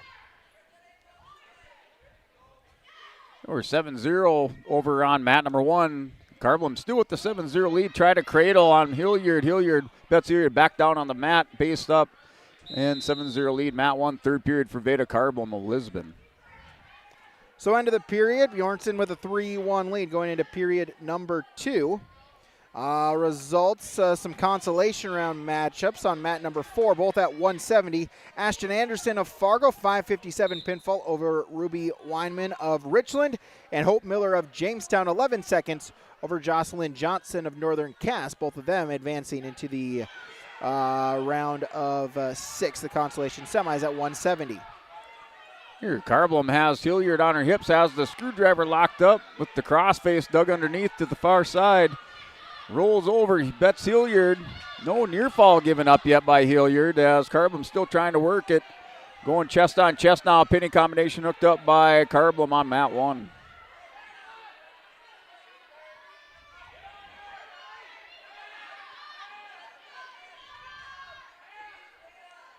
So Oster able to take the lead. She gets a takedown. It's now 4-3. Cora Oster for the Lisbon Broncos with a 4-3 lead. Minute 10 to go in the third. Yeah, it was Veda Carblom with that screwdriver in the pinning combination. She'll win by fall into the top 6 for the Broncos at 148 pounds. 250, Nevaeh Buffett for the Lisbon Broncos. She is into the championship match, a 121 pinfall victory over Fargo's Sophia Peterson. Yeah, Matt, number 170-pound semifinal matchup is an all-Redbird semifinal here for Jaylee Jetty at Devils Lake, 9-2. A junior takes it on teammate Ella Cluten, a sophomore at 6-5 here on Matt, number 170-pound semifinal match. Ladies and gentlemen, happy to announce that you just witnessed Grace Lamar's 150th career win. So congratulations to Grace Lamar with that semifinal victory. She is now at 150 career wins. So congratulations to Grace on that achievement. It looks like we're going to roll right in as some of the consolation semifinals being called on. It looks like all formats, the consolation semifinals. You win in the consolation semis, you're wrestling for third. A loss and you are wrestling for fifth.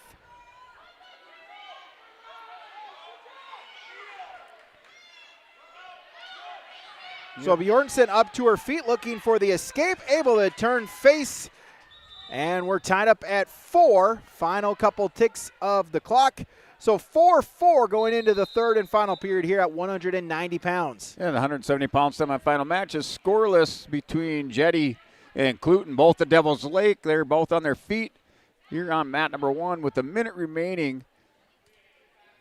And still scoreless. Wrestlers on their feet working a head and arm. Is Ella Cluten on Jetty. Jetty backs away, back to the center of the mat, still scoreless on mat 1. First period, 45 seconds remaining. As looks like we'll get injury time on mat number 2. So still 4-4 at 190. Third round robin round here. Results, mat number 3 in a consolation semifinal. Emma Tremp is into the third place match. 125 pinfall over Josie Carlbloom of Lisbon. Other matchups here, mat number 4, Nevaeh Sorensen at 190 pounds in the third round of Carrington. 54 seconds over Kaya Goulet of Lisbon, that 190-pound round-robin matchup. And that's a win by fall for Jaylee Jetty of Devils Lakes into the championship at 170 pounds as she hit the takedown in an armbar on Cluton. Walked it around into the championships for Devils Lake. 170 pounds is Jaylee Jetty, your winner by fall.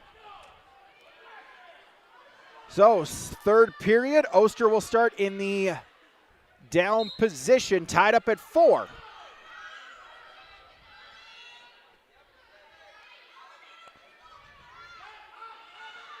So mat number 1, 250 pounds semifinal matchup. Elisad for Lisbon, the senior, 20-5. Wrestling Rihanna Kula, a senior from Fargo at 7-5. Semifinal matchup just underway here on mat number 1.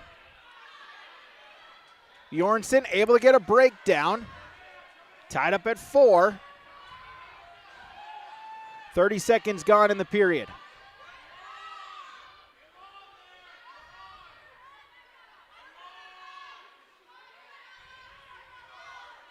Power half. Bjornsson looking to set it up.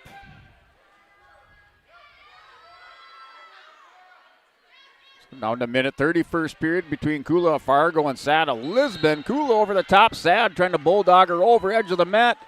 In the spin, go behind. Still no score awarded. Still in scoreless. Now the three-point takedown for Sad on mat 1. We'll get a stalemate with a minute 8 to go. Oster Bjornsson still tied up at 4. Bjornsson will get called for a caution.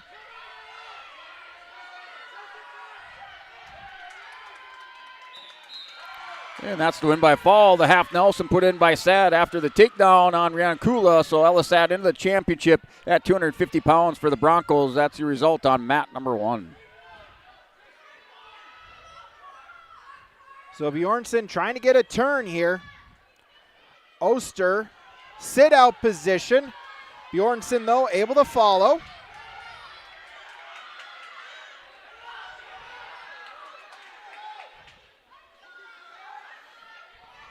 .35 seconds to go.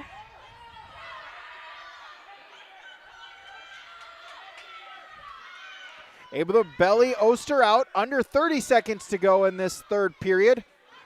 Neither wrestler has been warned for stalling.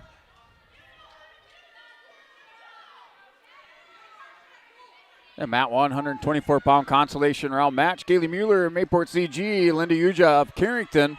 Uja, an 8th grader, 4-5 record. Mueller for Mayport, a sophomore at 19-9 over here on mat 1. Bjornsson shooting the half, but just runs out of time. And so we're tied up at 4. As it looks like we're going to go to overtime. All right, first period, minute 25 remaining. Over here on mat number 1, 124-pound consolation semifinals. You win this match, you go wrestle for 3rd and 4th place. And looks like Mueller with the takedown up 3-0 over Linda Uja of Carrington. So Mueller in control, in the lead over here on mat 1, up 3-0. Results on mat number 4. Lucy Johnson of Northern Cass is into the 3rd place matchup. A pinfall in 95 seconds over Addison Bowman. 112. Eden Riddle of Lemoore Litchfield Marion is into the 3rd place match, defeating Camden Kappenman by fall in 103. Yep, as we're into the consolation semis on mats number 1, 3, and 4. In this matchup here on mat number 1, Kaylee Mueller of Mayport CG with the half Nelson on Uja of Carrington. Rolls her over, has the near fall coming her way, is going to readjust chest on chest. In the pin for Kaylee Mueller. She'll wrestle for 3rd and 4th place at the Storhaug here on mat number 1 for Mayport CG. So overtime, Oster Bjornsson, a takedown will win it for either wrestler. Collar, elbow ties, they'll break apart, circle themselves back to the Bronco logo. Shot fake by Bjornsson, in from a long way. Oster with the sprawl, gets the takedown to the back. She's going to try to get the bonus point for the pinfall victory. Cora Oster going to try for the fall. Bjornsson bridging out. Trying to stay off of her back. A battle for pride here for Bjornsson. Oster, though, wants the pinfall.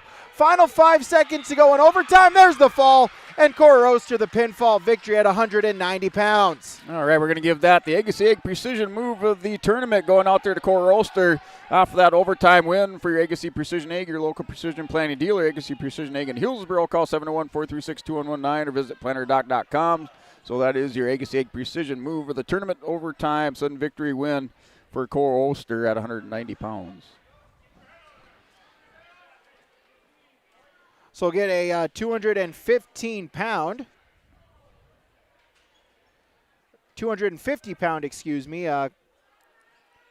consolation round matchup here.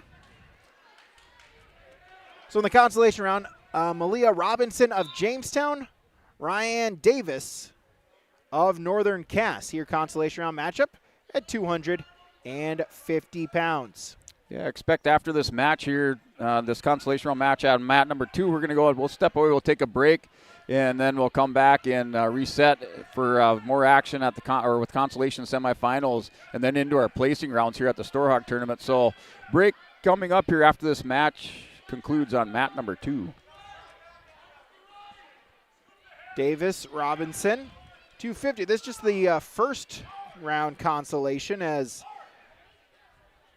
I believe only 7 250-pound wrestlers. Indeed, only 7 wrestlers. So, first round wrestlebacks, but still a blood round contest here between Robinson and Davis, trying to get into the top 6.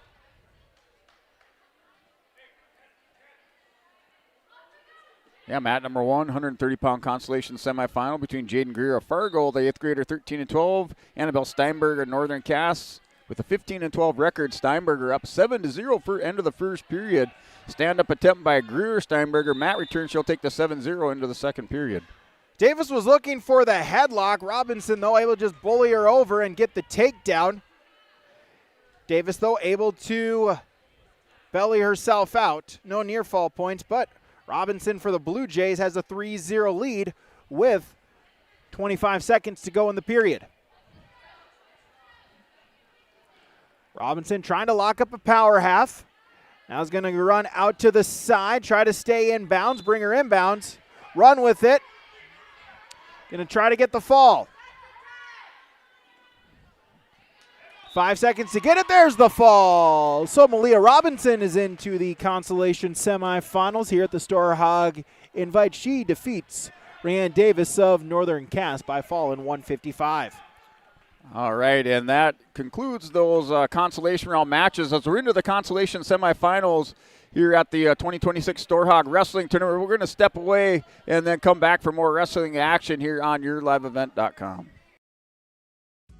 Lamore Hardware carries your everyday items for plumbing, electrical, automotive, and more. Head to Lamore Hardware for in-store deals on Milwaukee tools and check out the new M18 Hot Shot Card Jumper Pack. And when you purchase certain Milwaukee M12 tools, receive a 2-amp battery for free. Plus, browse their Sweet Pickins section. You'll see brand new furniture and decor. Lamore Hardware is your community one-stop shop. For more information, go online to LamoreHardware.com. That's LamoreHardware.com. This is Austin Reed with Dakota Heritage Bank. At Dakota Heritage Bank, we have a strong background in ag and business lending, but we can also help with any auto, recreational, personal, or home loans, including home equity lines of credit. If you're in need of a loan, visit us at one of our locations across North Dakota and northwestern Minnesota. Dakota Heritage Bank, equal housing lender, member FDIC. Dakota Heritage Bank, sharing our heritage, sharing our future. You can buy beef by the quarter, half or whole beef from Mueller Beef, USDA inspected beef. Fill the freezer. Call Dave Mueller at 701-799-3032 to purchase beef by the quarter, half or whole from Mueller Beef out of Hillsboro. You can buy beef by the quarter, the half or the whole beef from Mueller Beef, USDA inspected beef. Fill the freezer. Call Dave Mueller at 701-799-3032 to purchase beef by the quarter, half or whole from Mueller Beef out of Hillsboro. Sharing our heritage, sharing our future. Choosing the right bank for your financial needs can be challenging with the many choices available. Dakota Heritage Bank is pleased you're interested in knowing more about what they can do for you. The Dakota Heritage Bank community bank setting is a strong advantage they have over larger, less personal banks. Customers are more than account numbers, they are friends and neighbors. Working together, Dakota Heritage Bank, member FDIC, equal housing lender. Are you wondering which seeds to buy for your farm and who do you buy from? Make one call to Rocky Nedham, Nedham Seeds Caledonia, 701-430-1149. Pioneer corn and soybean seed, sunflower and canola seed, AgriPro and Lima grain wheat seed, plus SeedX sugar beet seed, all proven to deliver results. Call Rocky Nedham Seeds Caledonia, 701-430-1149. Your farm, your future, your seed partner. Common doesn't do the extra reps. Common doesn't push the limits. And Common doesn't do all of that before the sun is up. We work harder than anyone else when no one is watching. So that when everyone is watching, we're ready to answer the call. Discover your uncommon side with the North Dakota Army National Guard. When you think about North Dakota State College of Science, don't think about college. Don't think about desks. Don't think about buildings. Don't think about our expert instructors or our high-tech classrooms. Think about that new pickup you'll soon be driving. Think about decorating your first apartment. Think about that great job that's already waiting for you. Then, think about how you'll be doing all of those things in just 2 years. North Dakota State College of Science, the smarter way to college. At Northern Cass, we believe every learner has the power to change the world, and we're here to help them do just that. That's why we're not your average school district. We deliver a world-class education built on trust, authentic relationships, and bold, innovative practices that prepare learners for whatever path they choose. From our passionate educators to our close-knit community, everything we do is rooted in purpose, connection, and a belief in every learner's greatness. Come see what makes Northern Cass a place where learners thrive, both in and out of the classroom. Learn more at northerncasschool.com. All right, welcome back here, YourLiveEvent.com, as we're at the 2024 Storhaug Girls Wrestling Tournament. We're in our consolation semifinal rounds here, as we'll give you that Bank North scoreboard update, sponsored by BankNorth.bank, as the top 5 teams in this tournament. In 5th place, Devils Lake with the 82.5 points. 4th place, the Northern Cass Jaguars, 83.5 points. 3rd place, Valley City Highliners, 130.5. 2nd place, Centric Cass, the Squirrels, with 137 points. And your 1st place team, the Lisbon Broncos, with 165 points. Looking at some of those other Your Live Event teams in the standings, Mayport CG with 65 points. Hillsborough Central Valley in 10th place with 60.5 points. And Kindred in 14th place with 10.5 points. And then Richland with 4 points down there in 16th place. Yeah, some of those other area teams. Your top 5 team once again. 1st place, Lisbon. 2nd, Central Cass. 3rd, Valley City. 4th, Northern Cass. And 5th, Devils Lake for your Bank North scoreboard update. And then turn it over to Brady for that Olson Accounting tournament update here from Olson Accounting. Yeah, like we mentioned, we are in the consolation semifinal round. A win in this match, you are wrestling for 3rd. A loss, and you are going to be wrestling for 5th. Right now on mat number 1 in a consolation semifinal, Madalena Kibataranu of Carrington has a 3-0 lead over Devils Lake's Gabby Hunter. Mat number 2, Grace English of the Carrington Cardinals, a 4-0 lead over Willow Hagen of Fargo. Mat number 3, Liam Glenn of Ellendale Edgeley-Colm has a 3-0 lead over Central Cass's Evelyn Roth. And on mat number 4, just getting underway, Ashton Anderson of Fargo taking on Ella Cluton of Devils Lake. Those are other matches going on here on all 4 mats here at the Lisbon, here in the main gymnasium, as well as the Armory just down the hall here in the 2026 Storhaug Girls tourney here from Lisbon. Reminder here on YourLiveEvent.com, other games going on here as the Central Cass Squirrels, they pick up a victory over the Thompson Tommies in a high-scoring matchup, as we'll get the final here momentarily. It was 89-63, the Squirrels with that victory. And just north of a Hunter at Northern Cass, it is a double header in Division A basketball. Carrington is at Northern Cass. The girls basketball game just about to get underway with their warm-ups. Boys to follow. Both those right here on YourLiveEvent.com. Hey, Matt, number 142-pound consolation semifinalist up there with Madalena Chibatranu of Carrington. She has the 3-0 lead at the end of the first period over Gabby Hunter of Devils Lake, a freshman 4-7 record over on Matt, number 1, going into the second period. Chibatranu of Carrington up 3-0.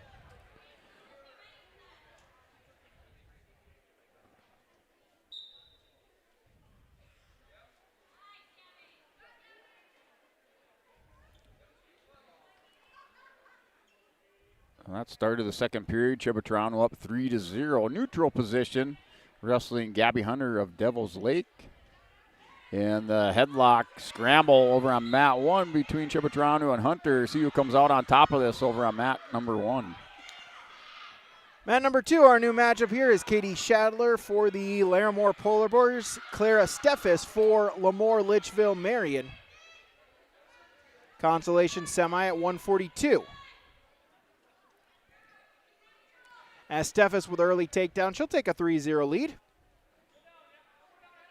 Here, Gabby Hunter for the Firebirds picked up that takedown with the scramble with Chibatranu. Now the 1-point escape. Chibatranu 4-3. She has the 1-point lead, or back in the lead over here on mat 1, second period with a minute remaining. Steffes trying to run the power half. Going to go out to the side.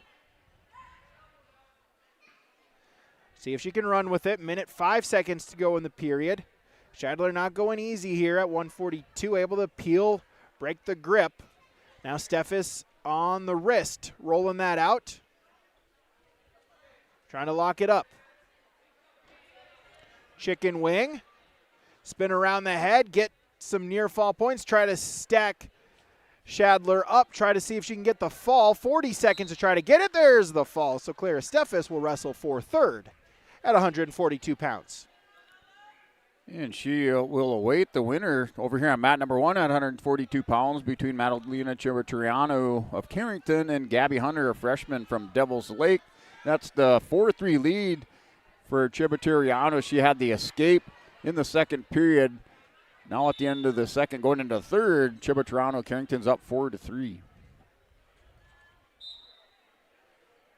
Now 155-pound consolation semifinal. Ella Tuff for the Fargo Stingers. Emma Stevens for Mayport CG. Winner to wrestle for third.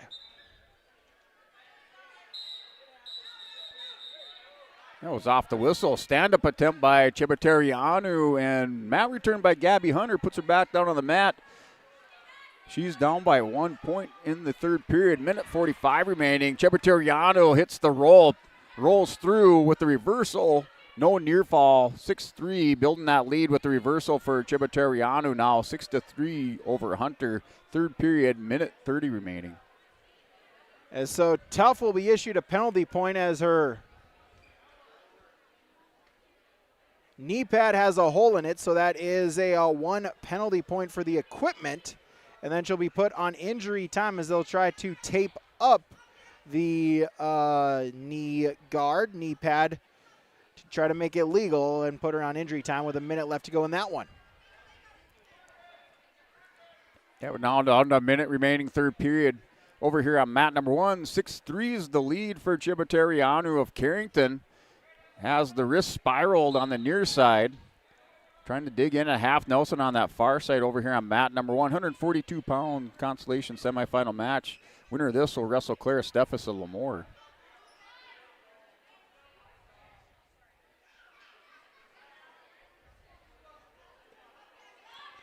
So Tuff Stevens now back in the neutral position. Tuff looking for a front headlock, trying to snap it down.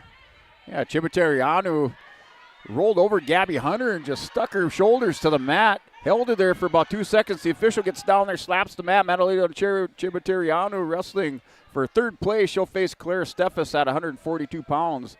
That was your result on mat 1.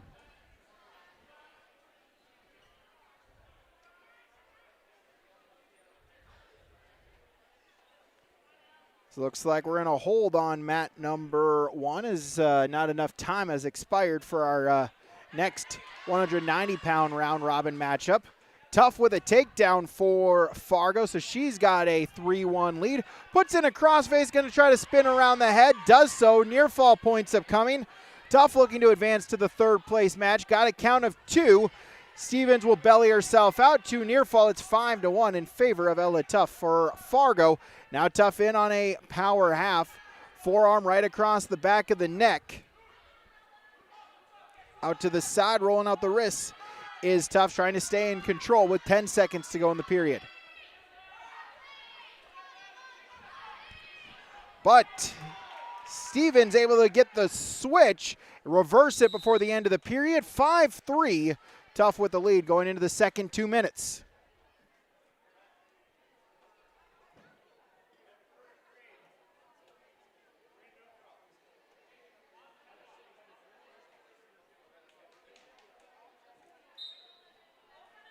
We'll get a restart. Back in the centers. We'll start neutral position, begin the second period. Duck under attempt by Stevens. Tough, though, able to try to counter it into a headlock. Just got to clear to get the takedown. Not quite takedown yet. Wizard position now. Tough will get the 3 points for the takedown. So upper lead 8-3. Out in front, Stevens able to face her. But Tough able to spin behind, put in a crossface. Reaching at the ankle.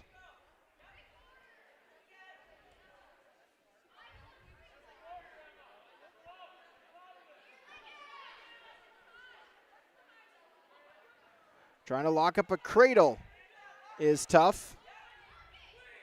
Stevens able to face. Out in front headlock here for Tough. Stevens grabbing at the near leg, trying to drive in, see if she can get back into the onto the scoreboard. Trailing by 5 here in the second period. Stevens bellied out, Tough sprawling. Cross face spin behind. Remains in top control, no change.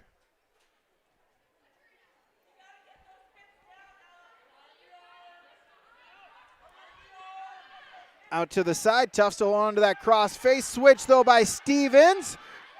Able to get the reversal, see if she can walk it back, scoop the head. Tough able to belly herself out, limited to just a reversal. It's an 8-5 matchup with 15 seconds to go in the period.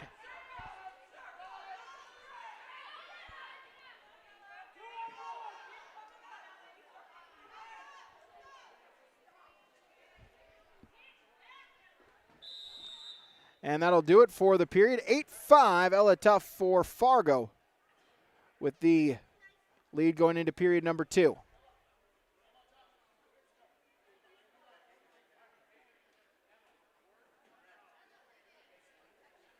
Yeah, the matchup over here on mat number 190 pounds between Alexander Jamestown and Goulet. That's still in a hold as the wrestlers still need that recovery time between matches. So it's still in a hold pattern over on mat number 190 pound round robin bracket.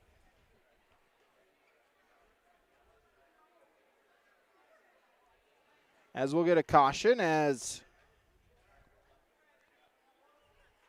bottom set, top on.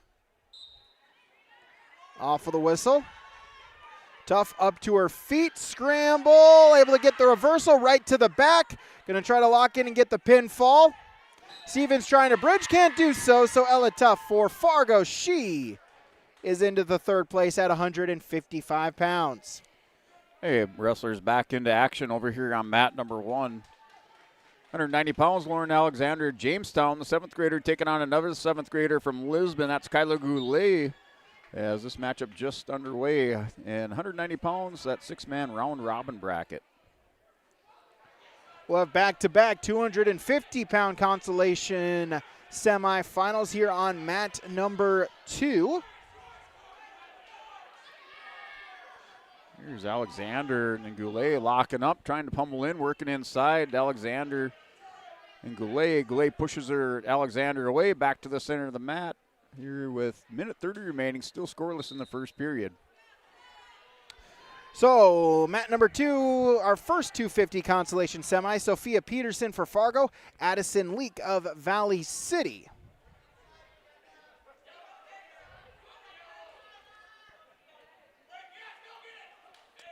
Another 190-pound matchup in a hold, it looks like, is Carrington's Nevaeh Sorensen against Shiree Bjornson of Devil's Lake at 190 pounds.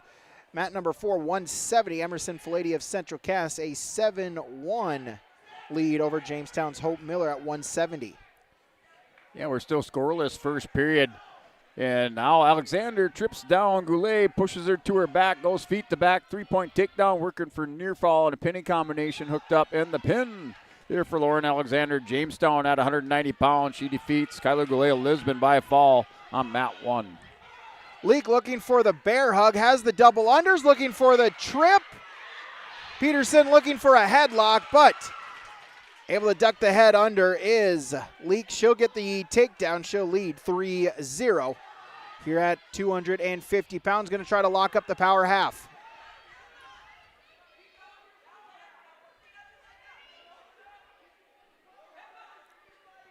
Yeah, Matt, number 1, 190 pounds in the fourth round of this bracket.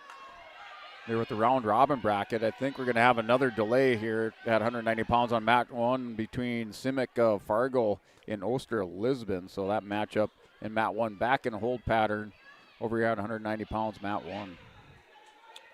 Final 15 seconds. Leak still with a 3-0 lead. Peterson able to work herself back to her base. Final 10 seconds. See if anyone can get some points before the end of the period. Breakdown, arm chop by Leak. Out to the side, trying to lock up the power half. Just runs out of time. Addison Leak for Valley City. She's got a 3-0 lead going into period number 2.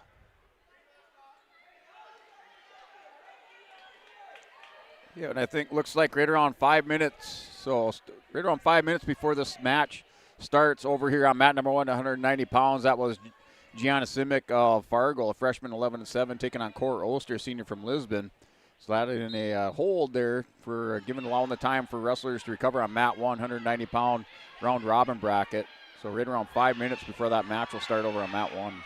Good matchup on that mat 1. Simic for Fargo is 3-0 in the round robin tournament so far. Oster for Lisbon is 2-1 here at the tournament. As we've got a turn here on mat number 2, as Peterson's going to look for the pinfall. Leak trying to bridge off of her back, trying to stay alive. Plenty of time, and there's the pinfall. Sophia Peterson for Fargo. She is into the third place match at 215 pounds.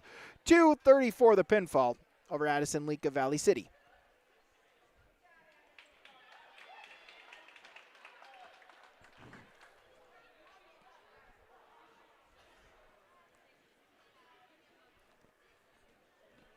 As we'll move to our next 250-pound matchup, that is Malia Robinson of Jamestown and Rihanna Kua of Fargo. Consolation semi at 250.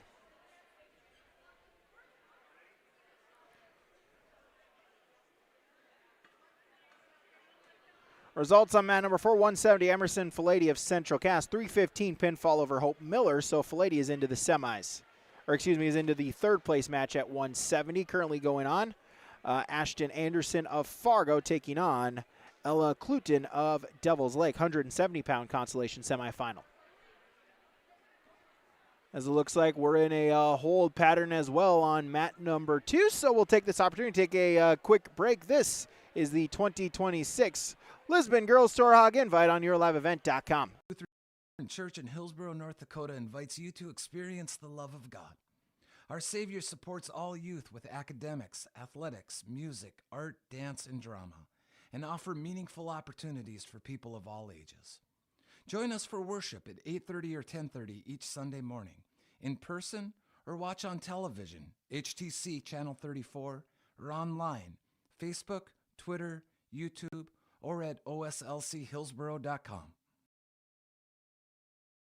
Since 1981, Park Christian School has been educating the next generation of leaders in the Fargo, Moorhead, and West Fargo area.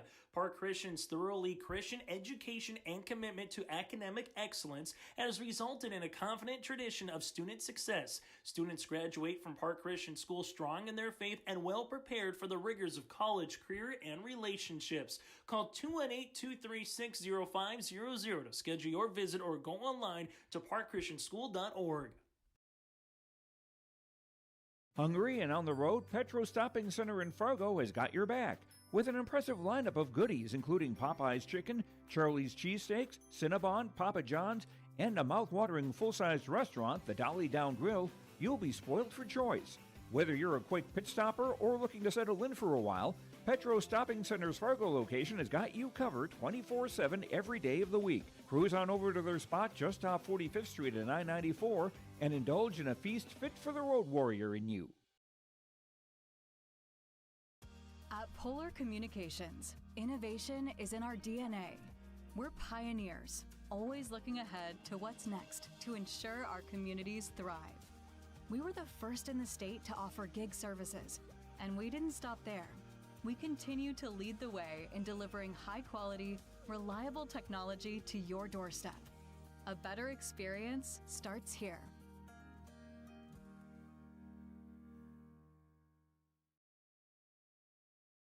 Prairie Supply has the expertise to help you tackle even the toughest jobs, from concrete and rebar to heat and winter construction services. Prairie Supply has extensive product lines with professional on-site solutions you can trust. Prairie Supply is a supplier of construction equipment and materials specializing in, but not limited to, concrete construction.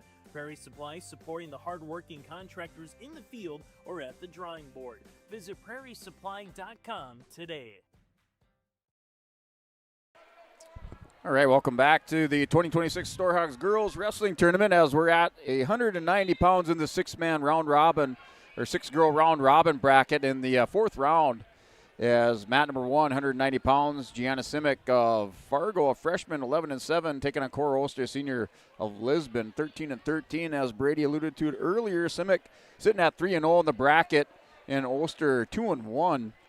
And this matchup just underway with a minute 35 remaining. Wrestlers locked up forehead to forehead in the center of the mat. Simic tries an elbow pass. Oster and Simic now break apart. Simic in and working in, trying to pummel in on Oster.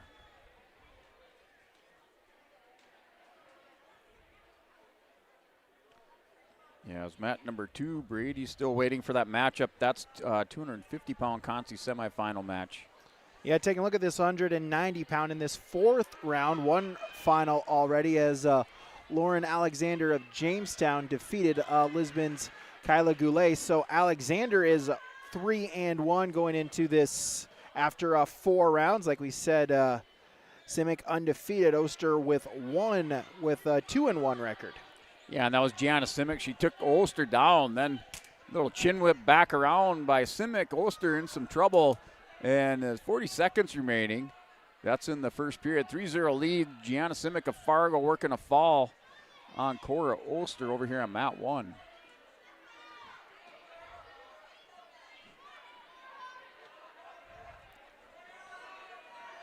Another match going on in in the Armory on mat 3. Nevaeh Sorensen of Carrington has a 3-1 lead over Shiree Bjornsson of Devils Lake. And Simic has Oster on her back, has the near fall coming to her. Final 5 seconds. Oster trying to get into the second period, doing a good job fighting off her back, keeping that right shoulder up just enough. And they go into the second period. 4 points for the near fall to Gianna Simic of Fargo. She'll take the 7-0 lead into the second period.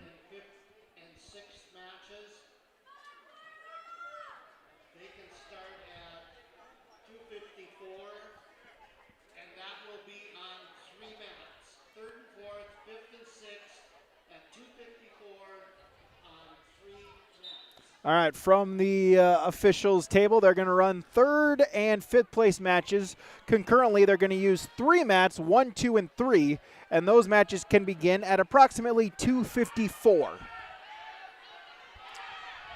All right, and off the whistle, stand up in the head and arm by Oster. Oster somehow was able to hold on to that. It looked like Simic was going to put her on her back. Oster comes out kind of in the top of that scramble. Simic not giving up on it, though. She has a 7-0 lead. Oster gets her on her back, puts Simmer to her back. Cora Oster trying to hit another come from behind win. She won the sudden victory in round 3 and working for a pinning combination and a foul on Gianna Simic. She was down 7-0. Now 7-3 is your score. Oster working for a pin on mat 1, second period. She has a long time there with a minute remaining in the second. Getting ready on mat number 2, it's Malia Robinson of Jamestown, Rena Kua of Fargo, this 250 consolation semifinal. And there it is, the win by fall. Cora Oster, she was down 7-0 going into the second period, picks up another victory, and she's now 3-1 in the bracket. Simic falls to 3-1 in the bracket. So a lot of wrestling still to go there at 190 pounds in that 6-man round-robin bracket. Interesting how that turns out, because now there's 3-1 wrestlers here at 190 pounds, and I believe all 3 of them will not wrestle each other in this in the 5th and final round. And that in the Pee-wees, they call that the 3-headed monster when you got 3 of the wrestlers up in that first place all standing on the podium together. So see what they come up with criteria and how to break that down. As Kua for Fargo will get the takedown, so she'll take the early 3-0 lead, minute and 15 seconds gone. Or correction, Alexander and Oster, they will wrestle each other in that 5th round. So potential for at least 2. So everyone has a loss, so it'll be interesting to see how that placing finishes. Okay.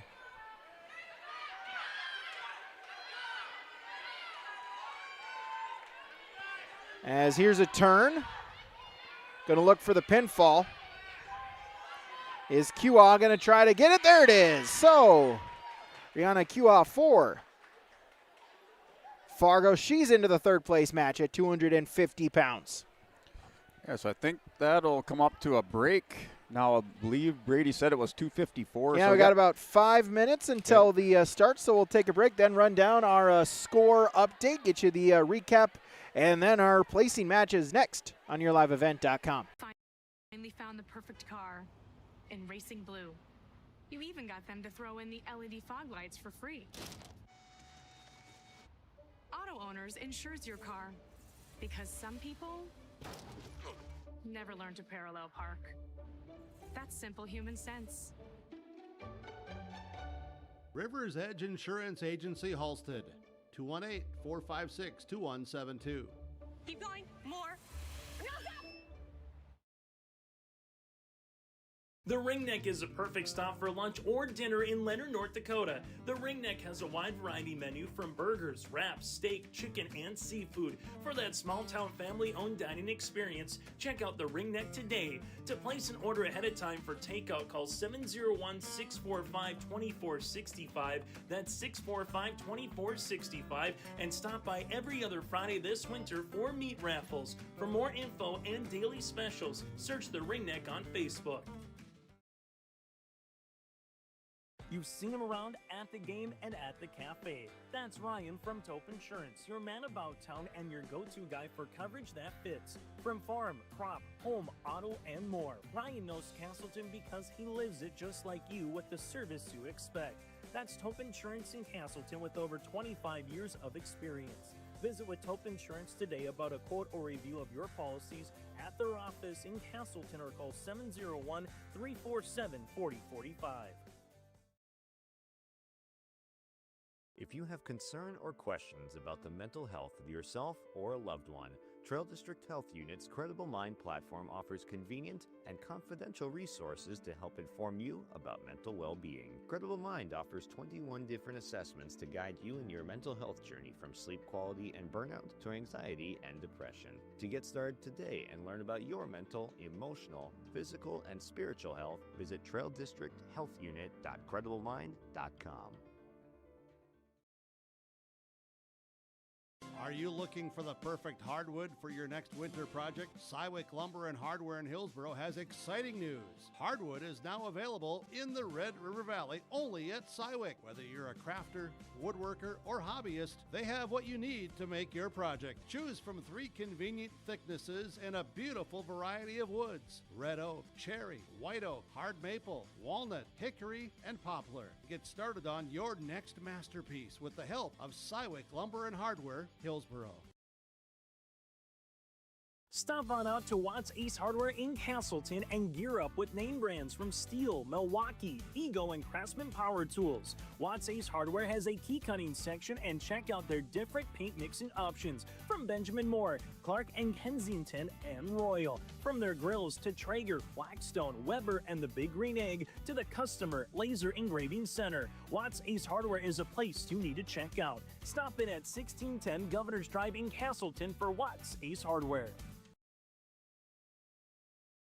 If you're ready to save time, aggravation, and money, the team at Weber Insurance is here and ready to make the process as painless as possible. Weber Insurance makes sure you find the best insurance because their agency is 100% independent.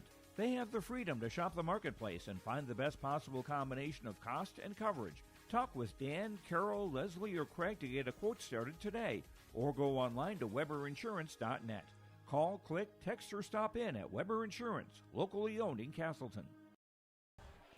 Brady Seals, Brent Dick back with you here. It's time for a look at our Bank North team scoreboard here. We'll run down our top 5. As in our top 5, there's a tie for 4th place, 90.5 points. Both Northern Cass and Carrington. Valley City is 3rd at 130.5. Central Cass 2nd at 144. And Lisbon, your top team at their home tournament, 167 points. Other area teams, Hillsboro Central Valley is sitting at 11th with 64.5. Kindred 14th with 10.5 points. Let's look at your team scores on the Bank North scoreboard. As your Olson Accounting recap here, we're into the placing rounds. 3rd place matches, 5th place matches taking place. They're going to go on 3 mats, so they'll use mats 1, 2, and 3 out in the Armory. So we'll have these matches here. We'll also keep you updated on the placing round outcomes, and then we'll get you in our post-tournament report. We'll get you the full recap of all placers for all matches and all weight classes here today. Yeah, mat number 1, 100-pound 5th place match between Lisbon's Josie Carblum, the 8th grader, taking on Willow Hagen, a freshman from Fargo. So this matchup underway for 5th place on mat number 1. That's scoreless in the first period, minute 45 remaining. Mat 2, 3rd place at 100 pounds. Grace English for the Carrington Cardinals. Emma Trapp for the Valley City Highliners. Also over in the Armory on mat number 3, 5th place at 106. Spencer Brown for Valley City and Addison Bauman of Lisbon. And match still scoreless over here on mat number 1 between Carblum and Hagen of Fargo. The wrestler is a little bit of wrist tie, forehead center of the mat, and a little snap down by Hagen here on mat 1, still scoreless in the first period.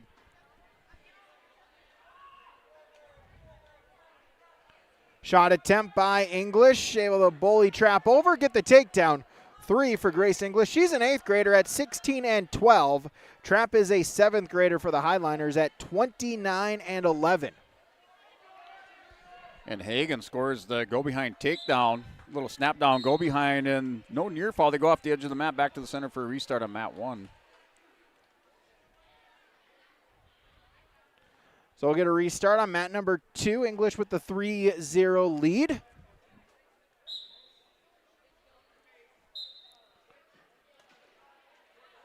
Looking for a breakdown. Trapp on all fours, able to get up to her feet, turn face, and get the escape point. So Trapp is on the scoreboard. 3-1. She trails. 50 seconds to go in the first. And we're down to 30 seconds remaining in the first over on mat 1. Will Hagen still up 3-0 on Josie Carblum of Lisbon. Hagen in that top position has the far wrist spiral, working a half Nelson in on Carblum. Carblum belly down on the mat over here, mat number 1, 15 seconds remaining. Trapp able to finish the shot. She'll get a takedown. She takes her first lead of the match. 4-3. She leads with 25 seconds to go in the first. Yeah, and Hagen at the end of this first period had Carblem over to her back, but no near fall, or actually 2 near fall awarded. She'll take the 5-0 lead into the second period. 100-pound fifth place match on mat 1. English able to get the escape point, so we're tied up at 4. 10 seconds to go in the first period. Forehead to forehead, battle for hand position, wrist fighting, and that will see the end of the first period. English and Tramp all tied up at 4 going into the second. Yeah, we're into the second period and a restart as the whistle sounds. So the restart, 5-0 lead for Willow Hagen. And stopping the action, the official stops the action there. Minute 55 remaining, 5-0 lead Willow Hagen. She's in the bottom position on mat 1. As we'll get a caution on English, as English will start in the down position to begin period number 2. Bottom set, top on, off the whistle, and we'll get a official will say it's on me, so no caution. As we'll try to get a start here to this second period. There we go. Off the whistle, English up to her feet, going to look for the escape point. Trap needs a mat return. Got to do something here quickly. Able to bring her back down, but then popping right back up to her feet is English. Then wrestled down by Trap. She'll stay in top control. English popping up to her base. Edge of the mat they go. And English able to stay inbounds. Trap needs a mat return, looking for a trip. Gets it, but English pops right back up. There's Willow Hagen as Carblem had a cradle in on Hagen. Hagen able to shake her up over the top. And the reversal put in the arm bar. And Willow Hagen, your 5th place finisher here at 100 pounds. She defeats Josie Carblem by fall over here on mat 1. She takes 5th place for Fargo. Restart back to the center. English up to her feet off of the whistle, but Trap able to get the mat return once again. She stays in control.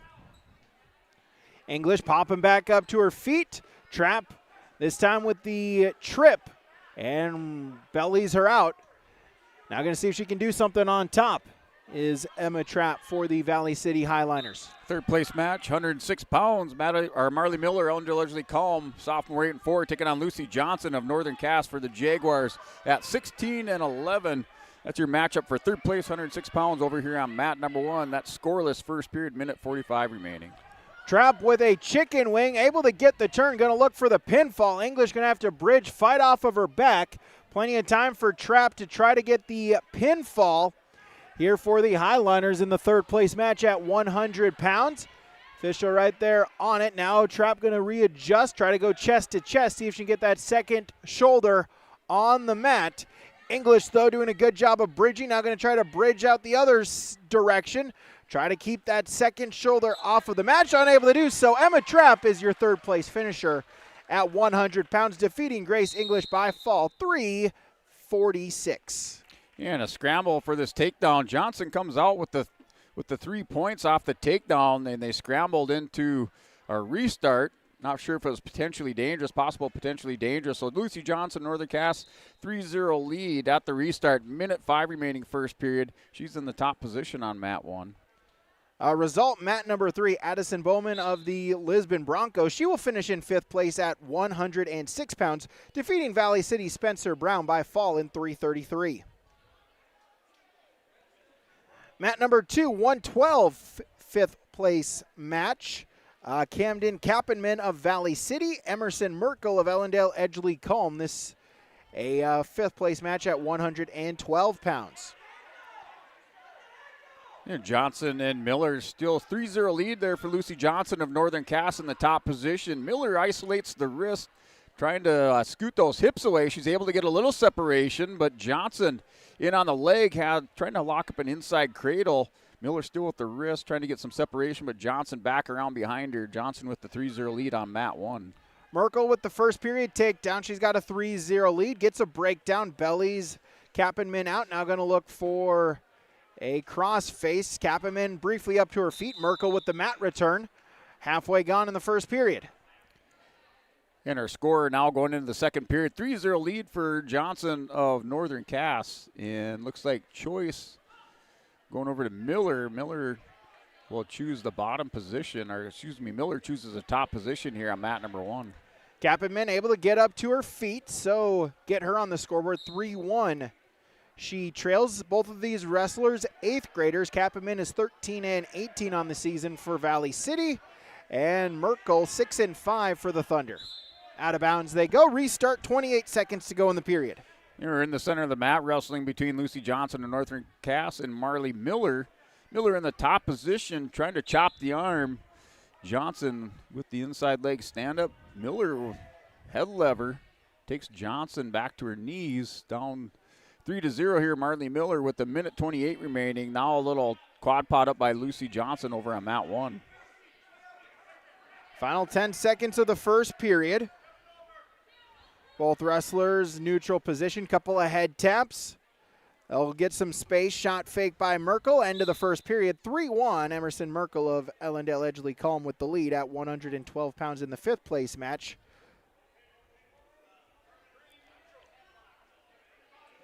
Miller was able to get Johnson back down, has her on her hip. But Johnson now recovers back to her base. Still back into the quad pot, stands up. Miller drags her back down. No change of position. 3-0 lead remains for Lucy Johnson over on mat 1. Neutral position to begin period number 2. Merkel with a 3-1 lead. And we're down to 30 seconds. And a big hip toss over there by Miller on Johnson. Gets her back on the edge of the mat. Johnson repositions. And 2 near fall given up. So Marley Miller picks up the 2 near fall. 3-2 is your score over mat 1. End of the second period. 15 seconds remain. Result, mat 3, 112-pound third place match. Eden Riddle of Lemoore Litchfield Marion will pick up the 2-minute, 52-second pinfall victory over Emma Dutt. So Riddle will finish in third at 112 pounds. Yeah, Marley Miller just kept the pressure on Lucy Johnson and turned her over on the edge of the mat. 6-3 is your score. Miller with the reversal and near fall. So it looks like we're going, the official and the coach out there talking it over. A little break in the action over here at mat 1, but Marley Miller is up by 3.63 going into the third period. Her teammate Emerson Merkel is up 3-1 in the second period.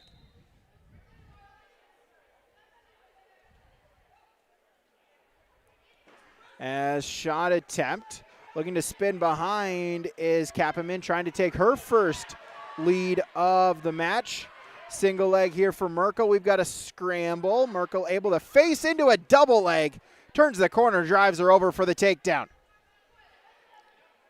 Yeah, Merkel's teammate Marley Miller with another takedown. Taking control of this match now, breaking it open up 9-3 in the third period with a minute 28 remaining. Merkel with a turn, going to look for the pinfall. Has 5 seconds to get it, gets it. So Emerson Merkel for Ellendale Edgeley Culm. She'll finish in 5th at 112 pounds. The second period pinfall over Camden Kappenman. And we're back over here on mat 1. 9-3 is your score. Miller works a screwdriver, pulls over Johnson. She's picking up near fall, trying to extend her lead now here in the third period. Under a minute remaining. 9-3 is the score, but 4 more near fall coming to Marley Miller of Ellendale Edgeley Culm.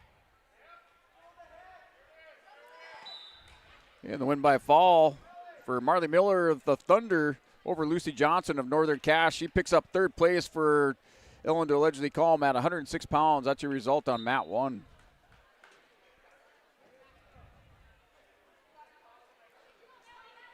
As mat number 2, 124-pound third place matchup. Kaylee Mueller for Mayport CG, Mally McLeod of Devil's Lake.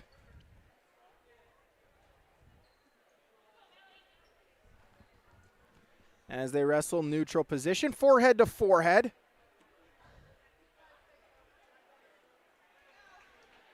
They're on mat number 2 for third place at 124.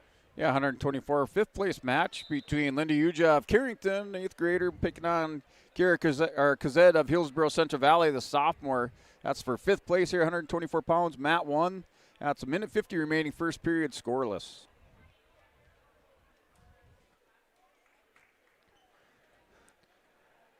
Some distance, head tap between Mueller and McLeod. Forehead to forehead, seeing if something opens up in the neutral position. Halfway gone in the first period. A minute 30 remaining first period over here on mat 1. Wrestler is out, back to the center for a restart as Yuja Carrington was in on a double leg shot on Kazed. They go out, back to the center for a restart. Scoreless in the first period on mat 1. Result 118, third place matchup. Hope Jorstrom of Jamestown, 233 pinfall over Jocelyn Boyer of Mayport CG. So Jostrom is third place at 113. Forehead to forehead between Mueller and McLeod. Collar, elbow ties. So far, nothing doing here in the first period. Feeling out process. Shake by, attempt here by Mueller. Shot attempt by Mueller. Final 5 seconds, single leg. Looking to see if she can turn the corner. Trip, runs out of time. So McLeod and Mueller scoreless going into the second. And a nice scramble going over here on mat number 1 between Kazed and Yuja. Yuja went in on a nice high crotch shot. Just couldn't turn the corner. Kazed was able to catch her. And now a go-behind takedown for Akira Kazed of Hillsborough Central Valley. She has the 3-0 lead. 30 seconds remaining in the first period. She's in the top position with that blue singlet and the white trim on mat 1. So McLeod will start in the top position to begin period number 2 here in a scoreless tie. Mueller looking to face, grabbing the leg. Now going to try to scoot back, pop the head out, duck it under. Still no change. As McLeod holding on to that head, see if she maybe can get a headlock type position. Mueller trying to poke that head out, and instead we'll get a stalemate, no change. 41 seconds into the second. Yeah, Kazed will pick up 3 near fall. She was able to roll over Yuja and collected 3 near fall at the end of the first period. She has the 6-0 lead going into the second. Yuja of Carrington in the bottom position here on mat 1. 135th place result, Arlie Rammerman of Lisbon, 131 pinfall over Jaden Greer of Fargo. So Rammerman will finish in 5th at her home tournament for the Broncos.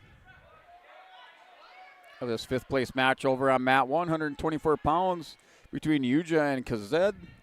6-0 lead for Kazed of Hillsborough Central Valley. Yuja still in the bottom position. They're off of that far edge of the mat.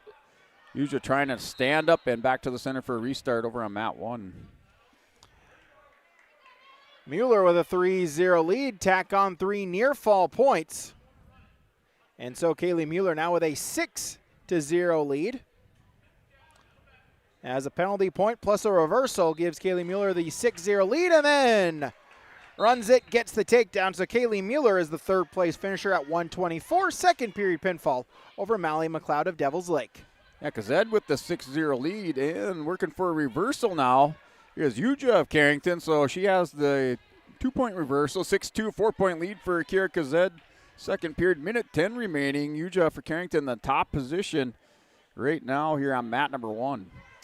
136, 5th place matchup. Lila Gillespie for the Lisbon Broncos. Emily Smith for Hillsborough Central Valley. Gillespie is senior at 13 and 15. Smith, a sophomore for the Bros, at 13 and 13. Gillespie in on a single, now into a double. There's the takedown, and so Smith will just belly herself out. 20 seconds gone in the first period. Yeah, Yuja is going to pick up 4 near fall on the edge of the mat. Kira Kazed kept those toes in, and she went to her back, so Yuja collected those 4 near fall. We're tied up at 6 apiece, 30 seconds remaining, second period over on mat 1, near center edge of the mat. And they're back to the center for a restart after a stalemate called. Smith wizard position into a head and arm finish right to the back. 2 points for the reversal. Going to try to get the near fall. Has the count of 4.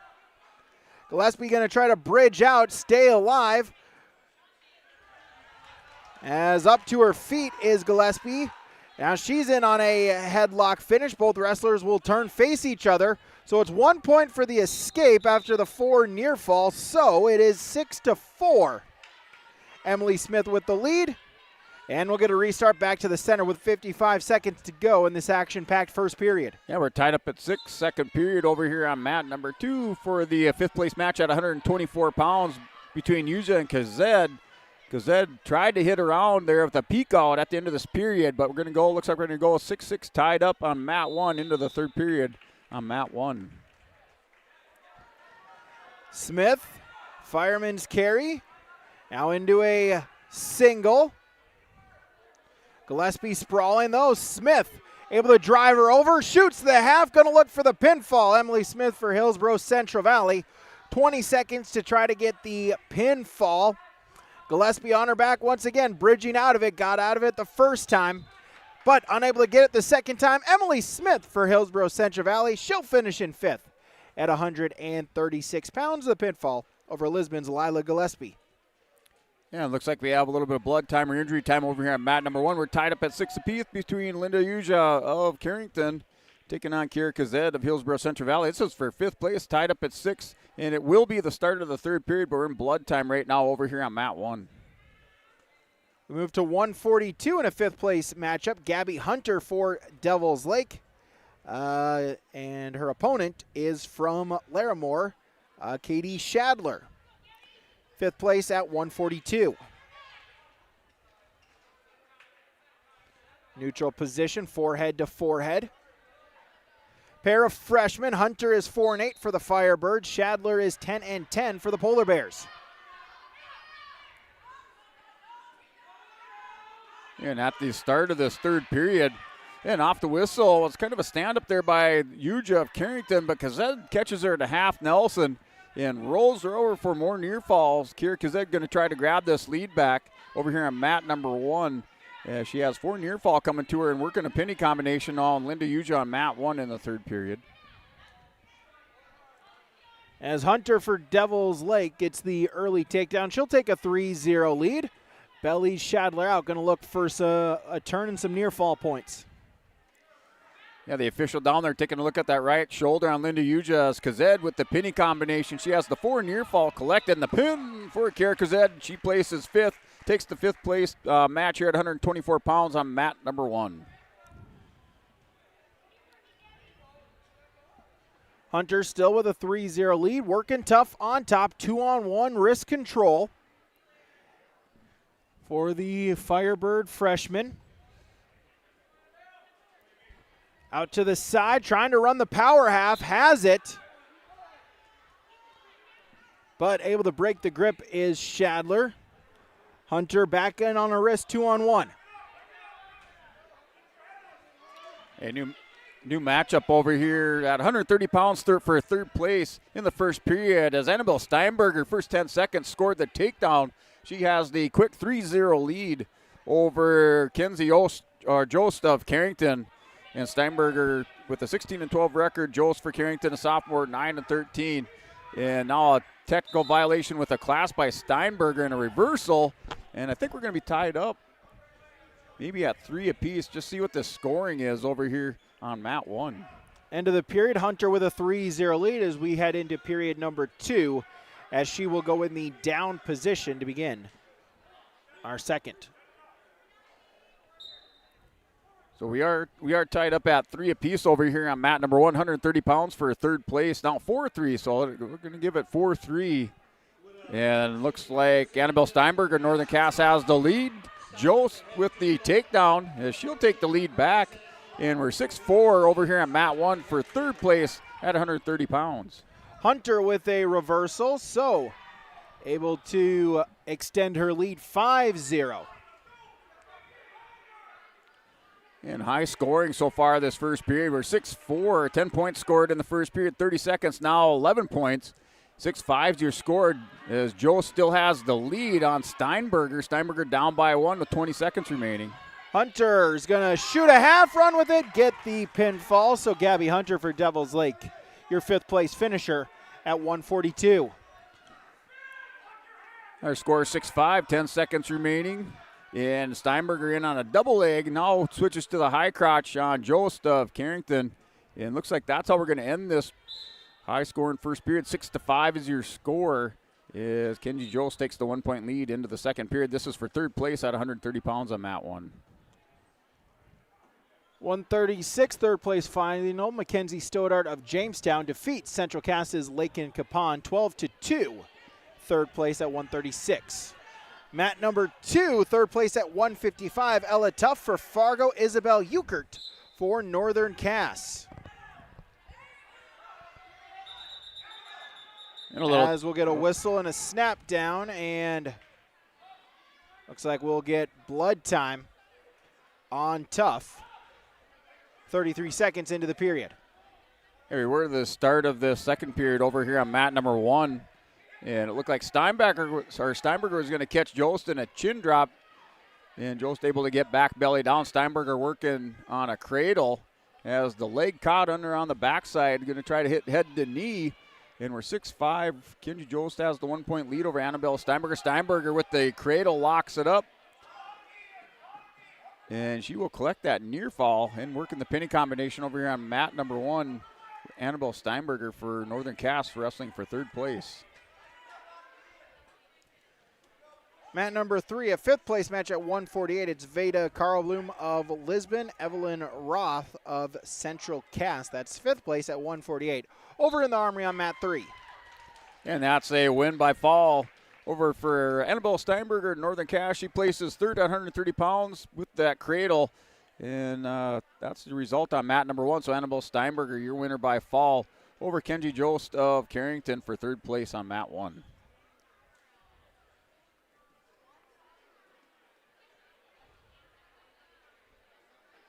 Again, coming to you from the 2026 Storhaug Girls Invitational here from Lisbon, as we'll cut blood time back to the center of the mat.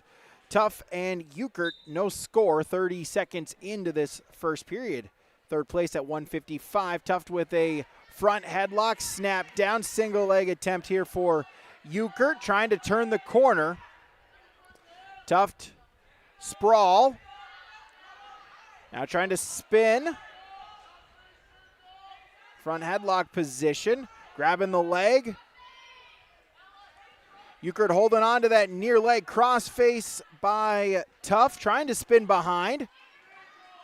Able to break the grip and get the 3 points. So Ella Tuff for Fargo, she is on the scoreboard first. 3-0 she leads. Euchert back up to her feet. Grabbing at a single leg. Tuff hopping around. Euchert going to try to finish. Either a single, other one or two. Out of bounds they go. They will give Euchert 1 point for the loss of control. It's 3-1 with 39 seconds to go.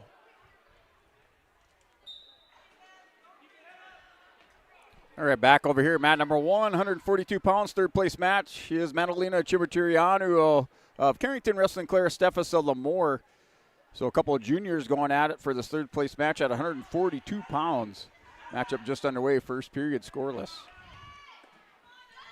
Front headlock for Euchert, snap down. Tuff popping back up to her feet, but then now snap down once again by Euchert, able to bring her back to her knees and then just bullies her over, runs her over for the pinfall. Isabel Euchert for Northern Cass, she will finish in third at 155. The 155-minute pinfall over Ella Tuff of Fargo.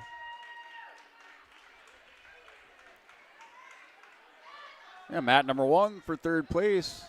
We're still scoreless. Chipaterianu in on a double leg shot, just trying to turn the corner. She has Steffes of Lemoore cracked down there. Steffes back to the base. Still no takedown awarded. The scramble, now the 3-point takedown. Madalena Chipaterianu takes the lead in this one with 50 seconds remaining first period. 3-0 on mat 1. Result, mat number 3, fifth place, 148. Veda Karlblum for Lisbon, 151 pinfall over Evelyn Roth of Central Cass. Here on mat number 2, Emma Stevens with a quick headlock finish against Talon Boder, as Stevens going to look for fifth place here at 155 pounds. Plenty of time for her to try to settle in. 90 seconds to go in this period. Emma Stevens for Mayport CG looking to finish in fifth place and gets it.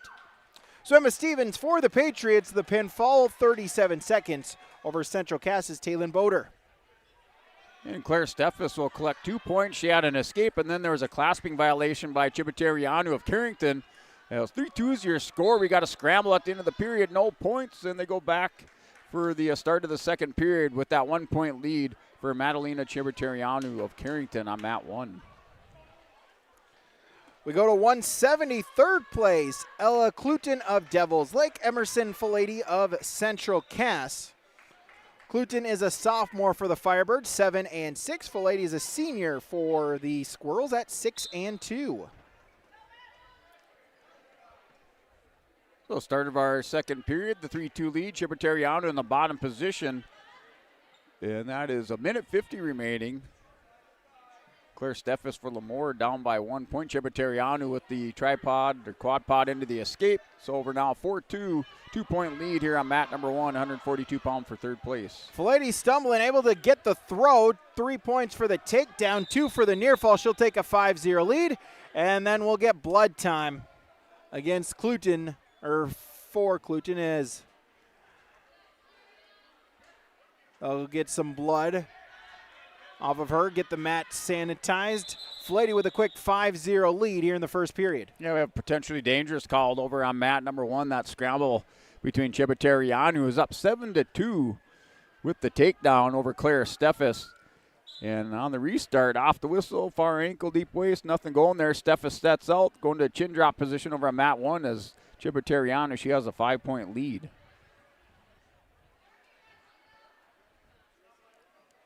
That's second period with a minute remaining, so Madalena Chiberterianu in the top position, up 7-2 over Claire Steffes of Lemoore.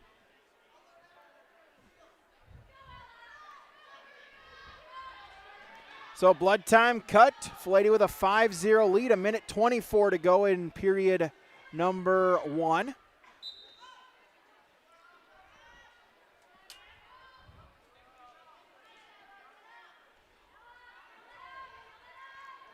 Steffes with the escape. Wrestlers back to the center of the mat. Now 7-3 your score, second period, 25 seconds remaining. Chiberterianu of Carrington up by 4 points.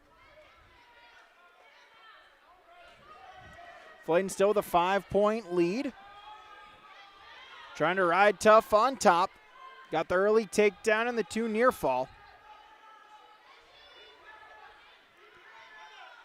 45 seconds to go in the period. Still 5-0. Yeah, Steffes is able to hook this back ankle on Chiberterianu for the takedown at the end of the period. And now we're 7-6, so Claire Steffes back into this one. She's just down by 1 point as she scores at the end of the second period here on mat number 1. This is for third place at 142 pounds. Cluton able to get the reversal. So 5-2, but then Cluton will get dinged for a penalty point for grasping the headgear. So Filady will get 1 point. So it's 6-2, 27 seconds to go in the first period. So it looks like the nose plug comes off of Cluton. So I'll get that put back in. And then the mat re-sanitized. 6-2 Filady with the lead here in the first period. Our score is still 7-6, and Chiberterianu with the 1 point lead. She's in the bottom position on mat number 142 pounds for third place. Third period with a minute 20 remaining. Now Chiberterianu stands up. Steffes with the mat return over on mat 1. Back to the center. Filady in on a sit out into a switch off of the whistle. Cluton, though, able to follow, break her down. Filady grabbing at the near leg. Cluton, though, able to spin behind and regain top control. Final minute to go in the first period. Filady able to get the reversal before the end of the period. Upper lead now 8-2. Final couple ticks of the clock. And Emerson Filady for the Squirrels has a 6-point lead going into the second period. And Chiberterianu grabs the 3-point lead. Now 9-6 is your score over here at mat number 142 pounds for third place. She's in the top position. Steffes in the quad pod position. Puts an arm over on Chiberterianu and steps across.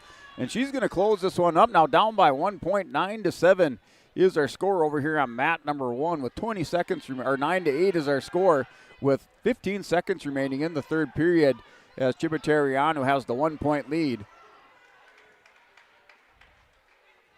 And now the reversal for Chiberterianu up 11-8, final 5 seconds.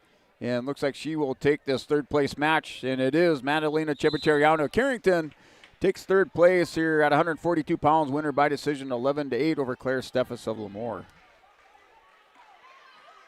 Neutral to start period number 2. Filady with the takedown, so up her lead now to 9 at 11-2. Shoots a half, out to the side, going to try to run with it. Get some near fall points, a count of 4, now going to adjust, see if she can get the fall. Cluden trying to fight off of her back, seeing if she can bridge for Devil's Lake. Filady trying to get the pinfall. Now switches to the other side. Cluden, though, able to belly herself out. It is 4 near fall points for Filady, so up her lead now 15-2. 13-point lead. Minute 5 seconds to go in the third. Filady once again to it. Shoot the half, this time going to look for the fall. There it is. Emerson Filady, your third place finisher at 170 pounds for Central Cass. She defeats Ella Cluden of Devil's Lake by pinfall at 3 minutes. And Madam Roy, 170 pounds for 5th place. We have Ashton Anderson of Fargo, 4-12, taking on Hope Miller of Jamestown, a sophomore, at 5-12. This is your 5th place matchup. 170 pounds over on mat number 1. Match just underway in the first period and we're scoreless. Results, mat 3, 148, 3rd place match. Liam Glenn of Ellendale Edgeley-Coma, 12-0 major decision victory over Jamestown's Ashlyn Lee. Good matchup over in the Armory as Cora Oster of Lisbon, Lauren Alexander of Jamestown. Both of these wrestlers 3-1 in the round robin at 190 pounds. Yeah, 170 pounds for 5th place between Miller and Anderson. That's still scoreless. Wrestlers in a collar tie position, forehead of Miller into the shoulder of Anderson, but no score in the first period with 1:05 remaining. And here's a cow catcher by Miller. It catches Anderson, throws her on her back. Anderson to Miller, keeps her toes in the pin. And the 5th place going to Hope Miller of Jamestown. She wins by foul over Ashton Anderson of Fargo over on mat 1. Mat number 2, this is 5th place at 215 pounds. Malia Robinson of Jamestown, Addison Leak of Valley City. 250-pound 5th place matchup. Snap down attempt here. Robinson in on a front headlock. Spin behind, get the takedown. So Robinson for the Blue Jays, the early takedown. She'll take a 3-0 lead. Able to get a breakdown on Leak. And now out to the side, trying to run a power half. Here at mat number 1, 190 pounds, Shirey Bjornsson of Devil's Lake and Kyla Goulet of Lisbon, a couple of 7th graders here in this 190-pound round robin bracket as this matchup just underway over on mat 1.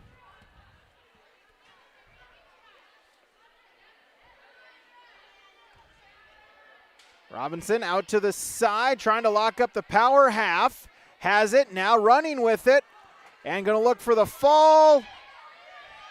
And there it is. Malia Robinson of Jamestown, your 5th place finisher.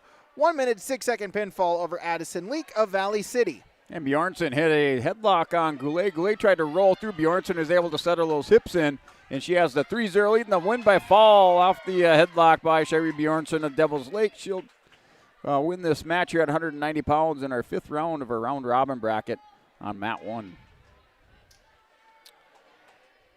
And we'll get our first championship matchup here at 100 pounds here on mat number 2.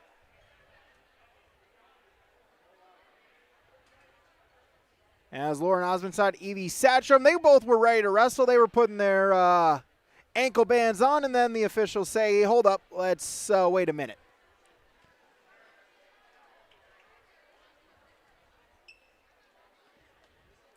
Looks like they do have all those matches up on the board there for our championship bouts.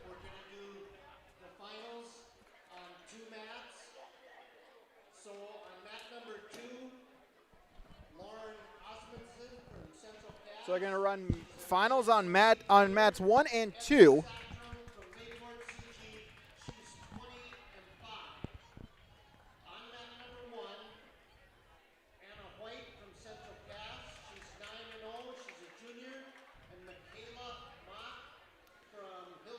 So our 100-pound championship match, Lauren Osmondstad, the 8th grader for Central Cass, 9-2 on the season. Evie Satcham from Mayport CG, she's 20-5 for the Patriots on the year. Here I'm at number 106-pound championship bout between Anna White of Central Cass. White, a junior at 9-0, state champion last year at 100 pounds, taking on Michaela Mock of Hillsborough Central Valley, 23-2, a 7th grader.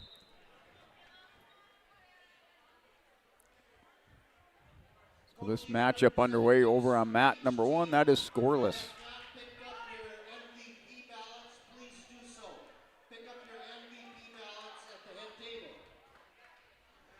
And now Osmondstad Satcham giving the okay from their officials, so we'll get our 100-pound championship match underway here momentarily as well on yourliveevent.com. And 3-0 lead. White with the takedown on the edge of the mat. Now goes to work on the right arm. Has it barred up. He's going to walk this around on Michaela Mock. And White working for the first period fall.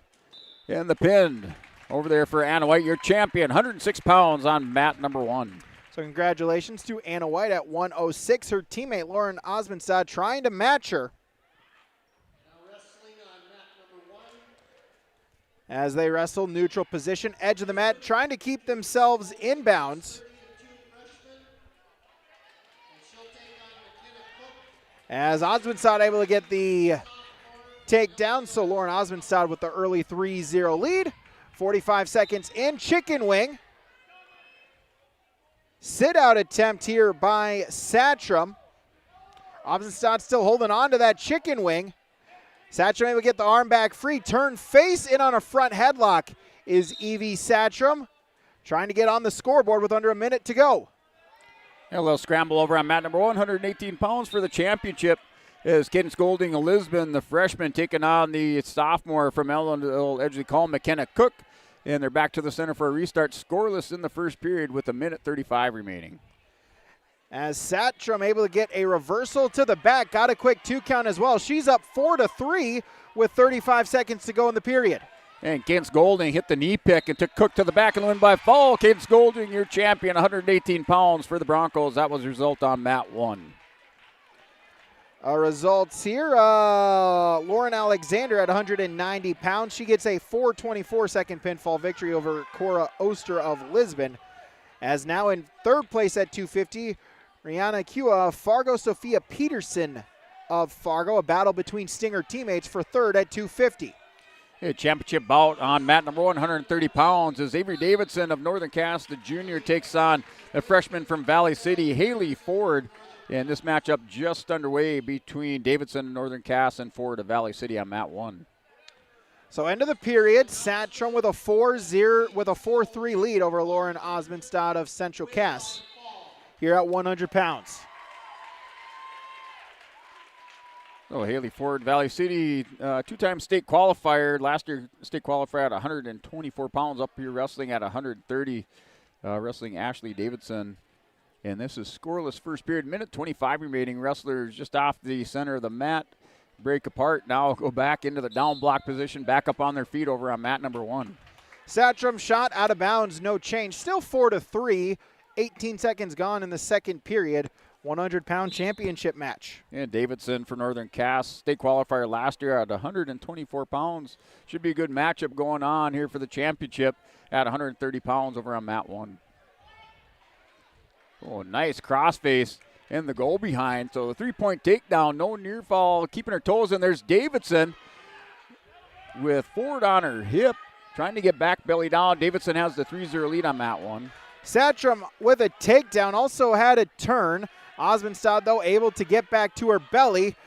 Satcham's going to rethrow the cow catcher, try to put a leg in, and will get potentially dangerous called. So we do have a 2 count of near fall, then potentially dangerous, as Osmondstad is grabbing at the shoulder.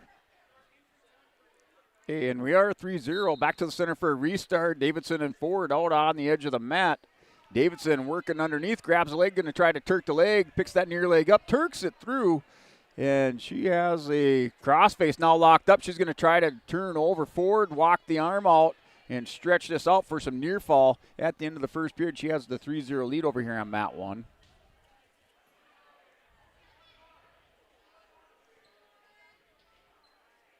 So Coach Travis Lamar talking with Osmondstad, having her shake out the shoulder. She's ready to go. She's good, but she does trail 9-3 with 1:08 to go in the second period. Davidson for Northern Cass collected those 4-point near fall, 7-0 lead over Haley Ford into the second period as we're going neutral position here for the championship in the second period on mat 1 at 130 pounds. Satcham able to get a breakdown. Osmondstad, though, pops right back up to her feet.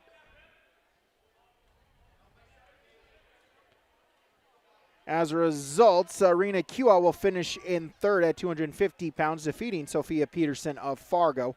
That's your final result on mat number 3. Satcham looking for a turn, but will get potentially dangerous called again. And a restart in the center, 9-3. Satcham with the lead in top position with 32 seconds to go in the second. Here in the second period with the minute 19 remaining, 7-0 lead for Davidson over Haley Ford of Valley City. Wrestlers off the center of the mat, working more towards that center edge and just collecting collar ties and doing a little hand fighting over on mat 1. Satcham with a turn, going to try to finish it here in the second period. Osmondstad trying to bridge. Satcham readjusting, trying to go chest to chest, trying to walk that head back, scoop it up. Final 5 seconds of the period. Evie Satcham looking to become a champion at 100 pounds. Osmondstad bridging, trying to make it to the third. She does, but it is 4 more near fall points for Evie Satcham. She's got a 10-point lead at 13-3. Yeah, and a 7-0 lead for Davidson. And Haley Ford over the top has the underhook in and the chin caught. So in the kind of the cow catcher position, trying to drag Davidson down to the mat. Davidson holding her position here on mat number 1. Still 7-0 lead. Davidson at the end of the second period with 13 seconds remaining for the championship at 130 pounds.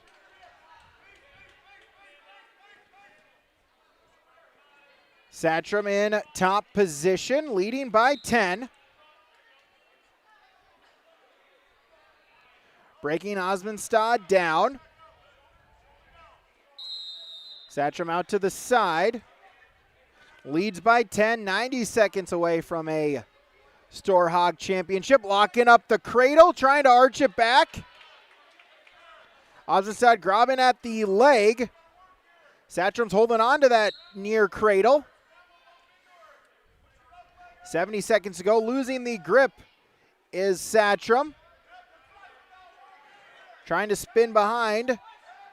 Osmondstad crowding, trying to stay close, seeing if she can come through the back door. Gets the 2 for the reversal. So Osmondstad now in top control. She trails by 8, 50 seconds. Osmondstad needs a turn. Now in the third period, minute 33 remaining. Avery Davidson with the escape in this third period. Extends her lead 8-0. Now a nice double leg blast through it for the takedown. And 11-0 is our score over here on mat number 1. So Davidson in control over Haley Ford for the championship at 130 pounds.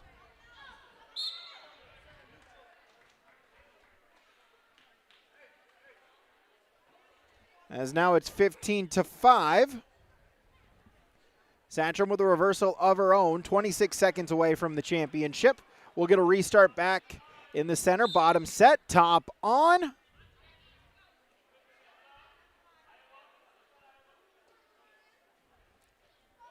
Davidson working for the fall on the pin for Avery Davidson, your champion at 130 pounds as she wins over Haley Ford here on mat number 1. Satcham with a turn. At the very least, just using up the final couple ticks of the clock.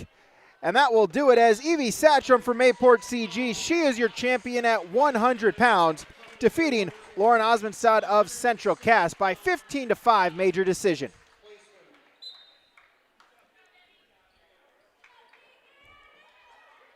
And mat number 1, 136-pound championship match is Deegan Kirschman of Valley City. The senior takes on Leah Dahl of Devil's Lake, a freshman. This matchup just underway, minute 45 remaining and scoreless in this first period over on mat 1.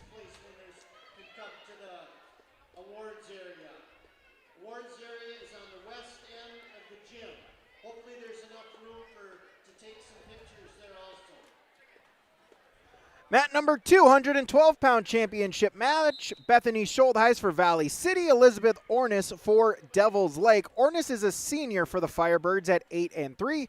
Schuldheis is a sophomore for the Highliners at 22-12.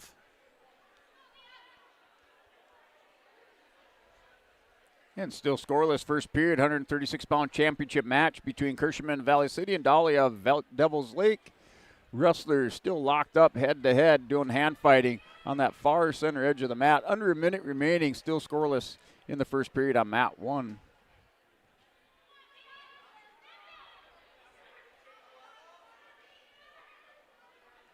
Schuldheis, Ornis neutral. 40 seconds into this first period. Forehead to forehead. Your attention to the awards area. 106-pound place winners. And still scoreless after this restart. 30 seconds remaining here between Kirschman and Valley City at 136 pounds, wrestling Leah Dolly of Devil's Lake, a senior against a freshman. But we're still scoreless on mat 1.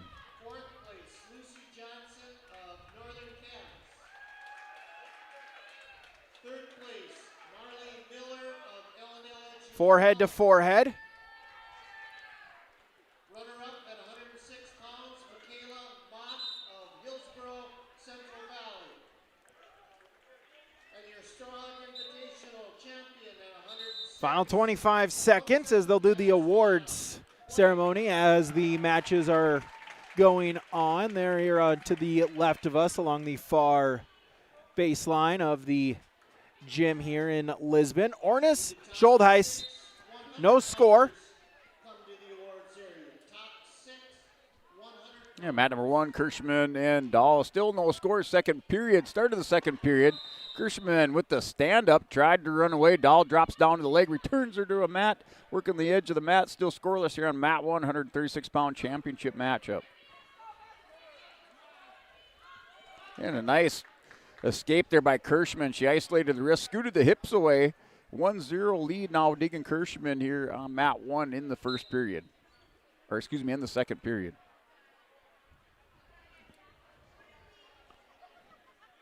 Start of period number 2 as Ornis will start in the top position to begin this second period. Still scoreless here at 112 pounds.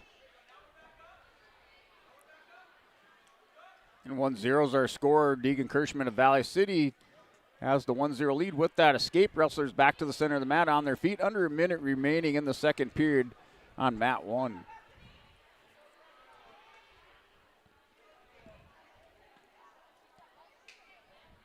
Ornis with a breakdown. As we've got a pair of Devil's Lake versus Valley City championship matches. Ornis able to stay in top control, puts in a crossface. Halfway gone in the second period. And Dahl had caught Kirschman on her hip, was trying to step over the top. Kirschman recovers and popped back up to her feet. So still 1-0 in the second period with 27 seconds remaining. Wrestlers off the edge of the mat, back to the center for a restart over on mat 1 at 136 pounds. Ornis will get dinged for stalling. That'll be her first stalling warning. Officials say can't stay parallel, got to get out to one side, perpendicular, try to improve. And so her first stalling warning and a restart back to the center.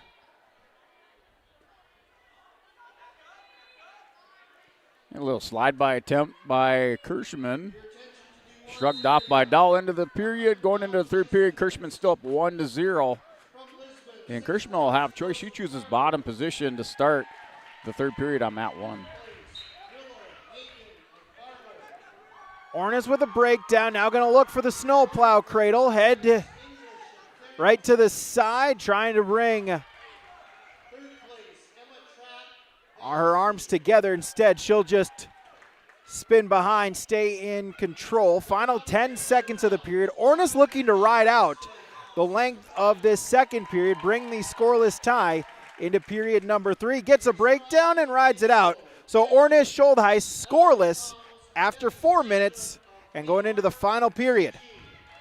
Yeah, minute 25 remaining. Still the 1-0 lead here for Deegan Kirschman over Leah Dahl of Devil's Lake. Kirschman in the bottom position. She had choice to start the third period. Dahl riding her out so far in this third. 1-0 is your lead. Deegan Kirschman on mat 1, 136-pound championship match. Scholtheis with choice, and she will select the down position, so she's going to try to get an escape here in this third period. And now under a minute remaining, still a 1-0 lead. Deegan Kirschman, she had a hold of that wrist on Dahl, and she's just going to isolate that. Kirschman looks like she's not in too big of a hurry, just content to kind of ride it out here as under 40 seconds remaining third period. She's still up 1-0.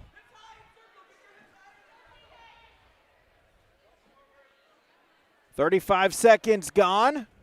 Ornish still riding on top as they'll get Scholtheis on the stalling. That's her first stalling, so both wrestlers have been called for stalling. Got to get moving if you're either wrestler. Yeah, Kirschman warned for stalling over here. She picked up the escape, and now Dahlin on a single leg takedown on the edge of the mat. Final 10 seconds working the edge here. Kirschman up 2-0 on mat 1. Walking her way back up is Scholtheis, but Ornish able to put in a leg, stay in top control. Now out to the side. Half Nelson attempt, trying to roll it out, drag her, run with it. Has Scholtheis bellied out. Final 40 seconds of the period. Your champion by decision 2-0. That's Deegan Kirschman of Valley City as she wins by decision over Leah Dahl. Devils Lake, your champion, 136-pound Deegan Kirschman of Valley City on mat 1. Out of bounds they go. 30 seconds. Scholtheis, Ornish, no score. Ornish has ridden the last 3.5 minutes. Scholtheis unable to get the escape. If she can get one in the final 30, she could become champion here at 112. Yeah, got a feature matchup over here at mat 1. 142 pounds for the championship. Wobbling Knocklin of Fargo. She's been a 3-time state runner-up for Fargo, and she's taking on Grace Lamar of Castleton. Grace Lamar, 3-time state place winner for Central Castle. She's out here wrestling for the championship at 142 pounds, so it's Knocklin Lamar scoreless in the first period with 1:25 remaining. Final couple ticks of the clock. Ornish looking for the half, and we'll go to overtime. No score. Ornish, Scholtheis, no score, overtime. Takedown will win it. Off of the whistle, separation, a couple head taps between the two of them. Circling around the Bronco logo. Both wrestlers have been warned for stalling in this matchup. They'll break apart. Head tap here by Scholtheis, a couple more head taps, and we'll get a whistle, and we'll get a stalemate. Back to the center. 40 seconds to go in overtime. Yeah, we're 40 seconds to go in the first period. Still scoreless between Knocklin of Fargo and Grace Lamar of Central Cass. Wrestlers in the center of the mat, forehead to forehead, working the wrist ties and collar ties over at mat 1. Scholtheis with a shot attempt. Ornish, though, able to sprawl, throw her by, and get the takedown. Elizabeth Ornish for Devils Lake. She is a champion at 112 pounds. The 3-0 overtime victory over Bethany Scholtheis of Valley City. And final 15 seconds, still scoreless over here on mat number 1, 142-pound championship match. Wrestlers on the far center edge, still working around. Little level change by Knocklin. Double leg blast onto the hard fall, or onto the floor as they go out back to the center for a restart. Knocklin got down in 3-point stance and just hit the double leg blast on Lamar. No takedown awarded on mat 1. As we go to our 124-pound championship matchup, Lisbon's Adeline Hansen going up against Northern Cass's Isabel Erickson. Hansen for the Broncos is a sophomore at 29-9. Erickson a sophomore as well at 27-6. Our second period, 142 pounds. And Lamar in the bottom position, wrestling Knocklin of Fargo off the whistle. Stand up, trying to peel the hands. And a mat return by Knocklin, so Lamar back down on the mat, still scoreless second period with 1:50 remaining. Fourth place, Jocelyn Boyer, Mayport CG. Third place, 45 seconds in. Hansen, Erickson, no score. Neutral position as they'll wrestle, center themselves back towards the Bronco logo. And we are scoreless in the second period. Minute 38 remaining. Lamar back in the bottom position. They stalemate. Back to the center for a restart. Knockland in the top position here on mat 1 for the championship at 142.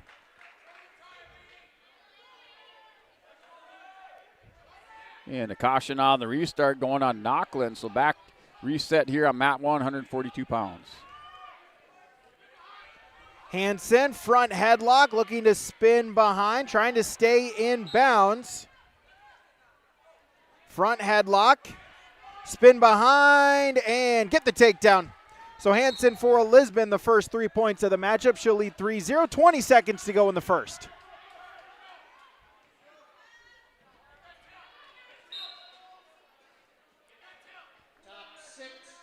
In second period, now the 1-0 Lamar with the escape. Minute 25, we're under now a minute 20 remaining second period. Wrestlers back up on their feet for the championship at 142 pounds between Knockland and Lamar on mat 1.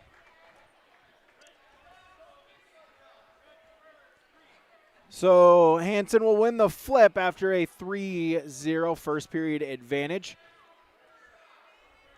She defers. Erickson will choose the top position. And under a minute remaining over here on mat 1 between Knockland and Lamar, 1-0. Lamar's going to go in and steps into Knockland, throws the headlock, has Knockland down on her back, working for a fall on the edge. She's going to adjust the hips over the top, and they go out. And the takedown and near fall coming to Grace Lamar. She took the chance, and it pays off. Now up 8-0 on Webble and Knockland of Fargo on mat number 1 for a 142-pound championship. Erickson out in front and on a front headlock. Hansen, though, able to get up to her feet. Bullies Erickson over and brings her down. 2 points for the near fall. Puts in the crossface, going to look to spin behind. Try to get some near fall points out of this. Going north-south. Looking to see if she can get the fall. Erickson going to have to try to fight off her back. She can do it. Adeline Hansen for the Lisbon Broncos. She's a champion at her home tournament at 124 pounds.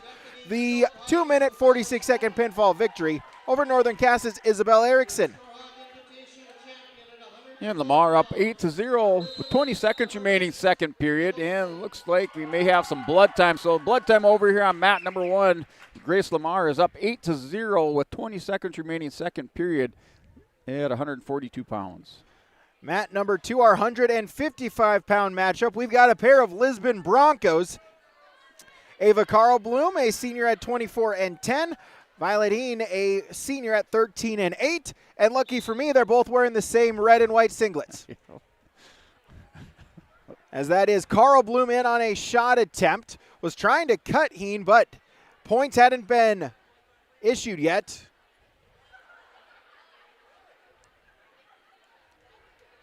As looks like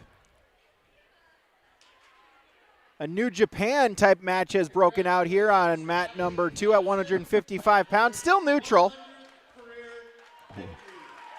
As the shot and the takedown, and Carl Bloom will get the pinfall for the Lisbon Broncos, defeating Violet Heen by fall in 34 seconds.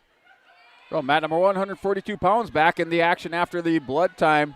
And the final 5 seconds tick off the clock. 8-0 lead, Grace Lamar over Webble and Knockland going into the third period for the championship. 8-0 lead for Lamar.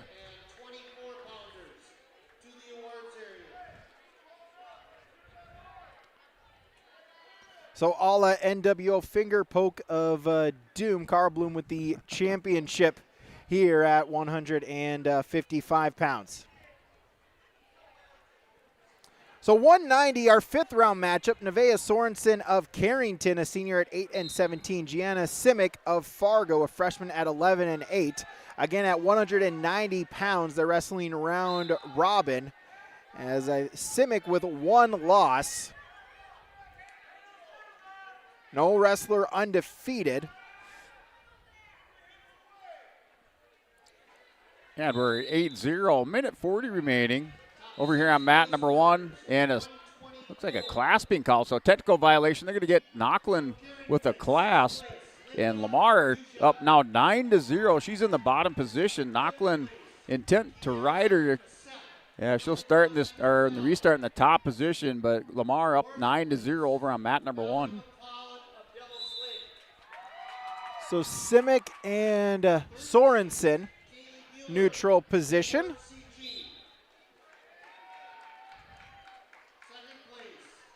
Collar elbow ties.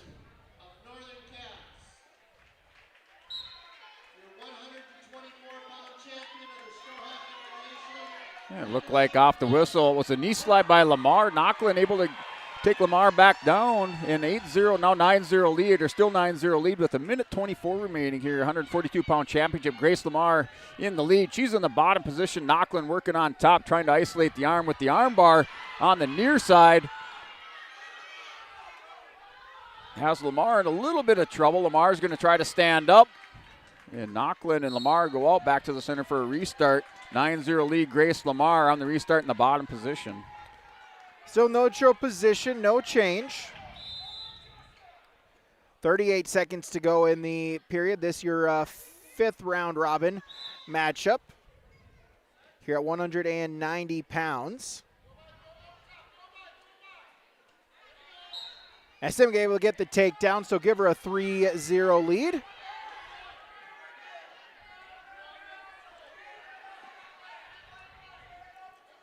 And under a minute remaining, mat number 142-pound championship match. Grace Lamar still up 9-0, and she's in the bottom position. Nochlin trying to get a turn, still intent to ride her on top, hasn't cut her loose yet. And stalemate back to the center of the mat. Grace Lamar takes the 9-0 lead on this restart in the third period, 44 seconds. So again, Simic for Fargo, only one loss. One other wrestler has one loss. That is Jamestown's Lauren Alexander. Simic did beat Alexander in round 3 by fall in 3:02. So if the tiebreaker is just head-to-head, then Simic with a win would be the champion. We'll again get you the full rundown of placings at the conclusion of our Storhaug invite. And the escape, isolating the hands, hip heist away for Grace Lamar, up 10-0. Nocklin's going to go in her with the underhook and then around the head for a headlock as they go out. Lamar counters, back to the center for a restart. 10-0 lead for Grace Lamar over Nochlin here on mat 1. Simic still staying in top control. She leads 3-0. Power half, run with it. Gonna look for the fall. There it is. Gianna Simic for the Fargo Stingers. She'll finish at 4-1 with the 2-minute, 35-second pinfall over Nevaeh Sorensen of Carrington. Yeah, and Wobbling Nochlin trying to put in this mad 30 seconds on Grace Lamar. Kept up the pressure, but Lamar with the defense. And she's going to be your champion, 142-pound Grace Lamar of Central Caster, winner by major decision. 10-0 over Webley and Nochlin on mat number 1. As we'll have our 250-pound championship match, I believe, upcoming. And I think we're coming up on 148. I saw it. So did I, and now it's gone. And yeah. So must have reassigned the mats. Something went on here because I think that's Garcia. I think I have Garcia over here on mat 1 up right now. And Christensen. So Garcia and Christensen coming out here at 148 pounds on mat 1. And you've got 170 on deck for mat number 1, Jetty and Ranke. And I saw the 250 championship match. Yep. It was on the upcoming on my track wrestling. Now I see that that's been taken off of the scoreboard. Must have forfeited, or there's 2 teammates out again, I think. It was Buffett and Sad, Yep. both Lisbon Broncos. Yep. All right. Why don't they? Okay, so we're mat 148 pounds championship match between Garcia of Carrington, a senior, wrestling Miley Christensen of Valley City, a senior. Couple key seniors going at it. And Garcia with the 3-point takedown on Christensen. On the edge of the mat, wrestlers go out. 3-0 lead, Garcia going in on the restart. So indeed, Nevaeh Buffett, Ella Sad, it's listed as a double forfeit for the championship. DFF on the result here. So, okay. So 170, they're going to wrestle on mat number 2. There you go. So I get one more finals match. Yep. Jaylee Jetty of Devil's Lake, Alexis Ranke of Lisbon. So our 3-1s our score with Christensen in the escape.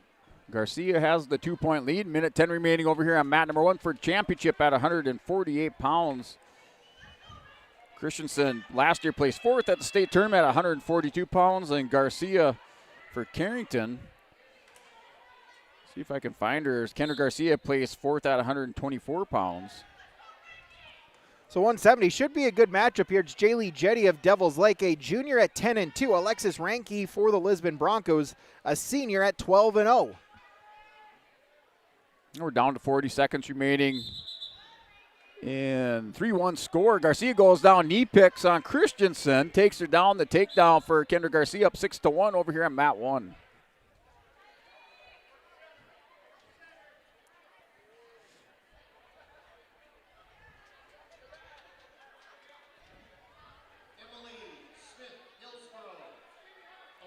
So Jetty Ranke, neutral position, forehead to forehead. 136-pounder, 6th place, Lila Gillespie of Lisbon. Snapped down by Jetty, and they run themselves out of bounds. No change, 50 seconds gone in the period. And we're going 6-1's your score on mat number 1, 148 pounds. And that's Garcia with the lead here going into the second period. Garcia will start bottom position for the championship here at 148 pounds. Second period, Garcia leads 6-1 over Christensen. Ranke, front headlock, edge of the mat, out of bounds they go. Back to the center, no change. And Garcia with the escape now. 7-1's your score. Just a nice easy knee slide out there. Christensen, not much resistance off that stand up in the escape for Garcia. 7-1's your score, mat 1. Jetty looking for the front headlock.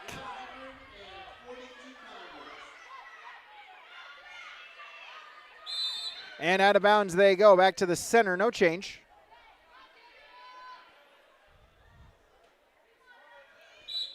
Yeah, minute 22 remaining, second period, 7-1 score. Garcia for Carrington in the lead. Little dump by Garcia on Christensen. Then she's going to roll it to her back, so good chain wrestling. Hits the dump, then the half Nelson, and she's working for a fall for Carrington here for the 148-pound championship match on mat number 1. She has a 10-1 lead, working for a pin on Miley Christensen of Valley City. Out of bounds, Ranke and Jetty go. We'll get a restart. 20 seconds to go in the first, still scoreless. And Garcia readjusts it, tightening up this pinning combination. The pin, Kendra Garcia for Carrington, your champion. At 148 pounds, she wins by fall over Miley Christensen of Valley City. That was your result on mat 1. End of the first period. Ranke Jetty still scoreless going into period number 2.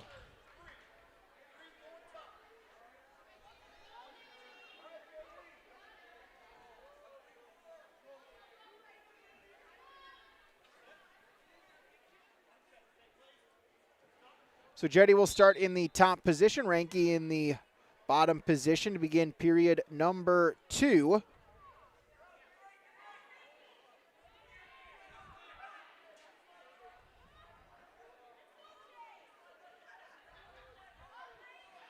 Gabby and Webeline to the awards area.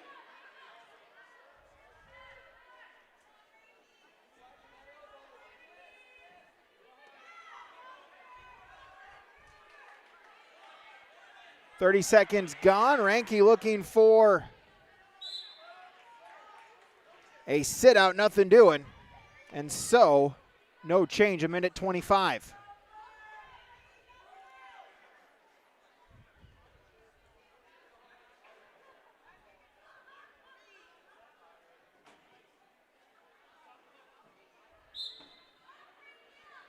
Off the restart, 80 seconds to go in the second period.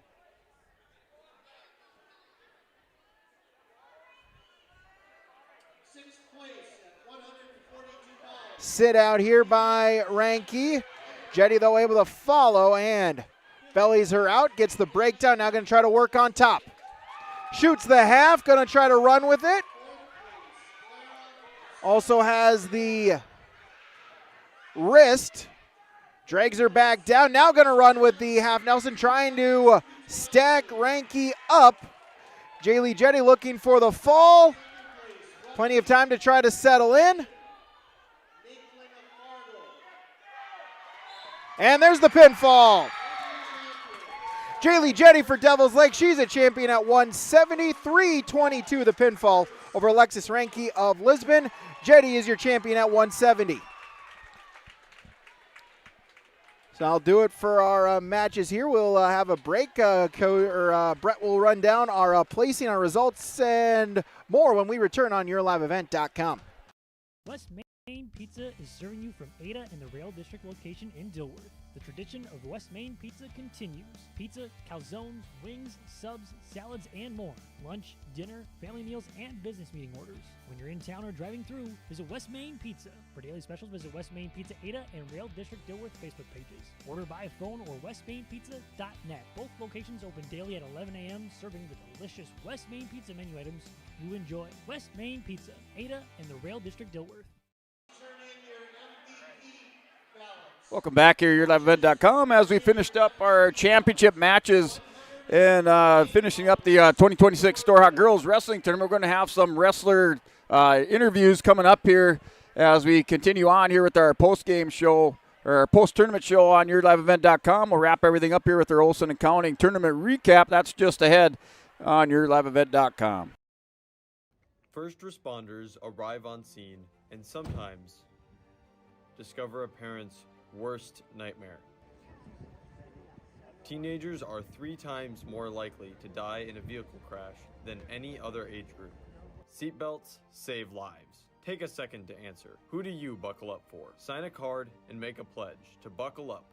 Every seat, every ride, no matter the distance. Who do you buckle up for? Hey, welcome back here to the 2026 Storhaug Girls Wrestling Tournament. As we're back here for this banknorth.bank score update. As we concluded the championship round, our placing round. And if these scores are updated, we're going to bring you your top 5 teams and tied for 5th place with Devils Lake. It's Devils Lake and Northern Cass tied for 5th with 100.5 points each.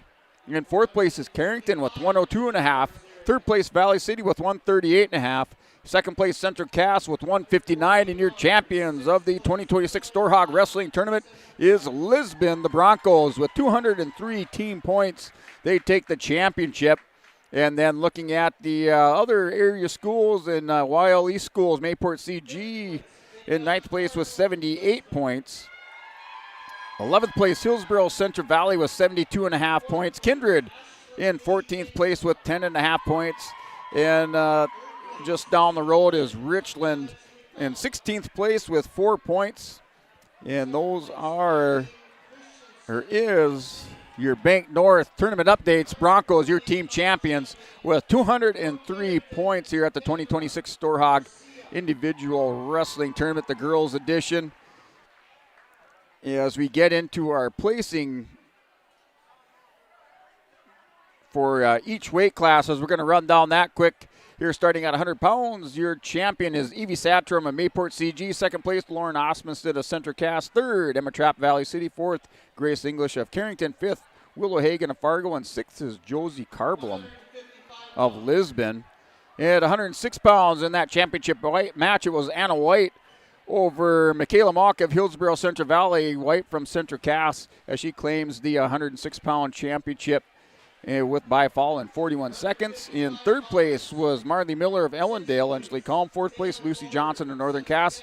5th place, Addison Booman of Lisbon. And 6th place is Spencer Brown of Valley City. At 112 pounds in the championship match, it was Elizabeth Ornis of Devils Lake, the senior, over Bethany Schultheis of Valley City, and sudden victory by a score of 3-0. Ornis over Schultheis for the championship at 112 pounds. In 3rd place, Eden Riddle of Lemoore. 4th place, Emma Dutt, Central Cass. 5th place, Emerson Merkel of Ellendale Edgeley Combe. And 6th place is Camden Kappenman of Valley City, 118 pounds. Looking at your championship match, that was Cadence Golding of Lisbon over McKenna Cook of Ellendale Edgeley Combe by fall. In 38 seconds, Golding, your champion at 118 pounds. Runner-up, McKenna Cook of Ellendale Edgeley Combe. In 3rd place, Hope Schustrom of Jamestown. 4th place, Jocelyn Boyer of Mayport CG. In 5th place is Crystal Magnuson of Hillsborough Central Valley. And 6th place is Taryn Raisler of Kindred. And then at 124 pounds, your championship bout, it was Adeline Hansen of Lisbon. Yeah, she won by fall in 2:47 over Isabel Erickson of Northern Cass. And then 3rd place, Kaylee Mueller of Mayport CG. 4th place is Mally McLeod of Devil's Lake. 5th place, Kira Kazet of Hillsborough Central Valley. And 6th place is Linda Yuja of Carrington. At 130 pounds, your championship match, it was Avery Davidson of Northern Cass, the junior, over Haley Ford, a freshman of Valley City, by fall in 5:13. So Davidson, your champion, runner-up Ford of Valley City. 3rd place, Annabelle Steinberger of Northern Cass. 4th place, Kenzie Jost of Carrington. 5th place, Arlie Romerman of Lisbon. And 6th place is Jaden Greer of Fargo. At 136 pounds, championship match was Deegan Kirschman of Valley City over Leah Dahl by decision 2-0. And then 3rd place, Mackenzie Stoddard of Jamestown. 4th place, Lakin Capone of Central Cass. 5th place, Emily Smith, Hillsborough Central Valley. And 6th place is Lila Gillespie of Lisbon. At 142 pounds, championship match, it was Grace Lamar by dominant fashion. Major decision over Webley Knocklin of Fargo. 10-0 was that score. Your champion, Lamar. 2nd place, Knocklin. 3rd place was Madalena Chibutranu of Carrington. 4th place, Claire Steffes of Lemoore. 5th place, Gabby Hunter of Devils Lake. And 6th place is Katie Shadler of Larimore. 148 pounds. Your championship mapper is Kendra Garcia of Carrington. She won over Miley Christensen by fall in 3:13. In 3rd place is Liam Glenn of Ellen Village Calm. And 4th place is Ashlyn Lee of Jamestown. 5th place, Veda Carblum of Lisbon. And 6th place, Evelyn Roth of Central Cass. 155-pound championship match. Ava Carblum over Violet Heem by fall in 34 seconds. 3rd place, Isabel Euchert of Northern Cass. 4th place, Ella Tuff of Fargo. 5th place, Emma Stevens of Mayport CG. And 6th place is Talon Boder of Central Cass. 170 pounds championship match. As we seem to have caught up there to our track wrestling results, so we're going to refresh those. So 170 pounds, looking at your championship match. It was Jaylee Jetty of Devil's Lake over Alexis Ranke of Lisbon by fall 3:23. 3rd place, Emerson Flady of Central Cass. 4th place is Ella Cluton of Devil's Lake. 5th place, Hope Miller of Jamestown. And 6th place, Ashton Anderson of Fargo. And then your 190 pounds, that 6-man round robin bracket. In 1st place was Gianna Simic of Fargo. 2nd place, Lauren Alexander, Jamestown. 3rd place, Cora Ulster, Lisbon. 4th place, Nevaeh Sorensen, Carrington. 5th place is Shiree Bjornson of Devil's Lake. 6th place is Kyla Goulet of Lisbon. And then 250 pounds championship match, it was Ella Sad and Nevaeh Buffett with the double forfeit. And in 3rd place was Rihanna Kula of Fargo. 4th place is Sophia Peterson of Fargo. 5th place is Malia Robinson of Jamestown. And 6th place was Addison Leak of Valley City. So that rounds out your championship matches and your placing rounds and placing matches here at the 2026 Storhaug Tournament. We're going to step away. We have some wrestler interviews coming up here on YourLiveEvent.com. Stay tuned for more from the 2026 Storhaug Wrestling Tournament. Right Implement in Hillsborough, 701-636-5692. For shop and field service, farm equipment sales, repair on all equipment, in the field, on the farm, and in the shop with Right Implement in Hillsborough, 701-636-5692. Check out Right Implement for farm equipment, repair, and service of equipment and all trucks on Caledonia Avenue in Hillsborough. Right Implement, 701-636-5692. Here's a message from Tim Cassette, Golden Harvest Seed Sales in the Hillsborough area. When it comes to your operations needs, they want to hear from you, which is why they're committed to listening first. From farmer-focused R&D teams to their Gold Series soybeans and game-changing corn products to the insights shared through the Illuminate digital platform, everything offered is an answer to what they learned from you. For Golden Harvest corn and soybean seed, visit with Tim Cassette Seed Sales Hillsborough, 701-430-0877.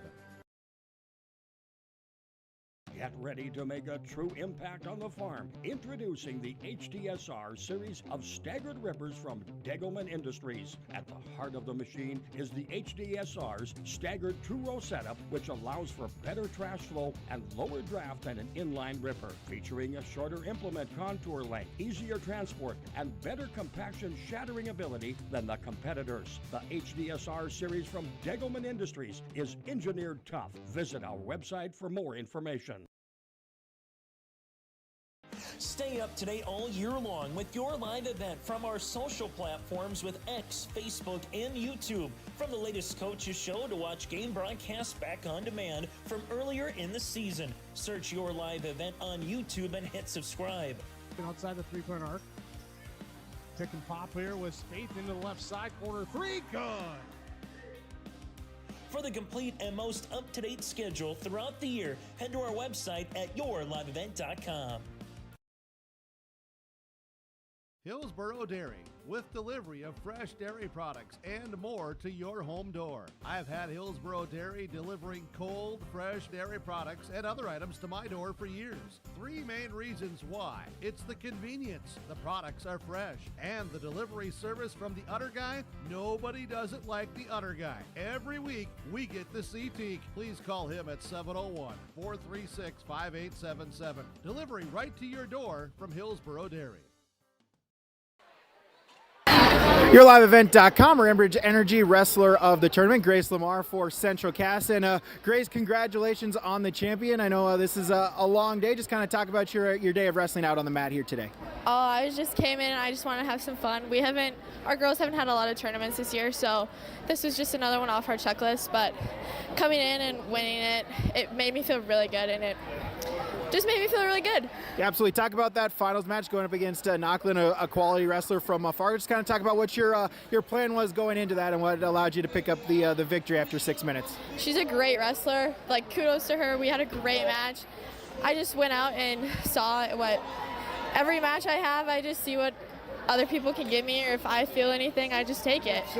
You mentioned that with the teammates, and how great it was to get all them out on the mat for the tournament. Just to talk about what it's like being part of the Central Cass wrestling team. A lot of quality wrestlers. I imagine it's got to be fun for you to just cheer on your teammates as they wrestle as well. Our teammates, we're so much fun to be around because we all get along. We all encourage each other. We all coach each other. Having everyone back on the mat, it just felt so good. And we had a duel last night, and it went our way. So coming into this tournament, it just felt even better. And now, obviously, you'll take the championship here. The big tournaments are coming up in February. So just talk about what you want to continue to work on and improve on to get you ready for those come mid-February. I just want to continue working hard with my girls. It's my senior year, so I want to go out with a good old bang with the people that I enjoy being around the most. Grace Lamar, Enbridge Energy Wrestler of the Tournament. Grace, congratulations on the victory. Good luck moving forward. Thank you so much.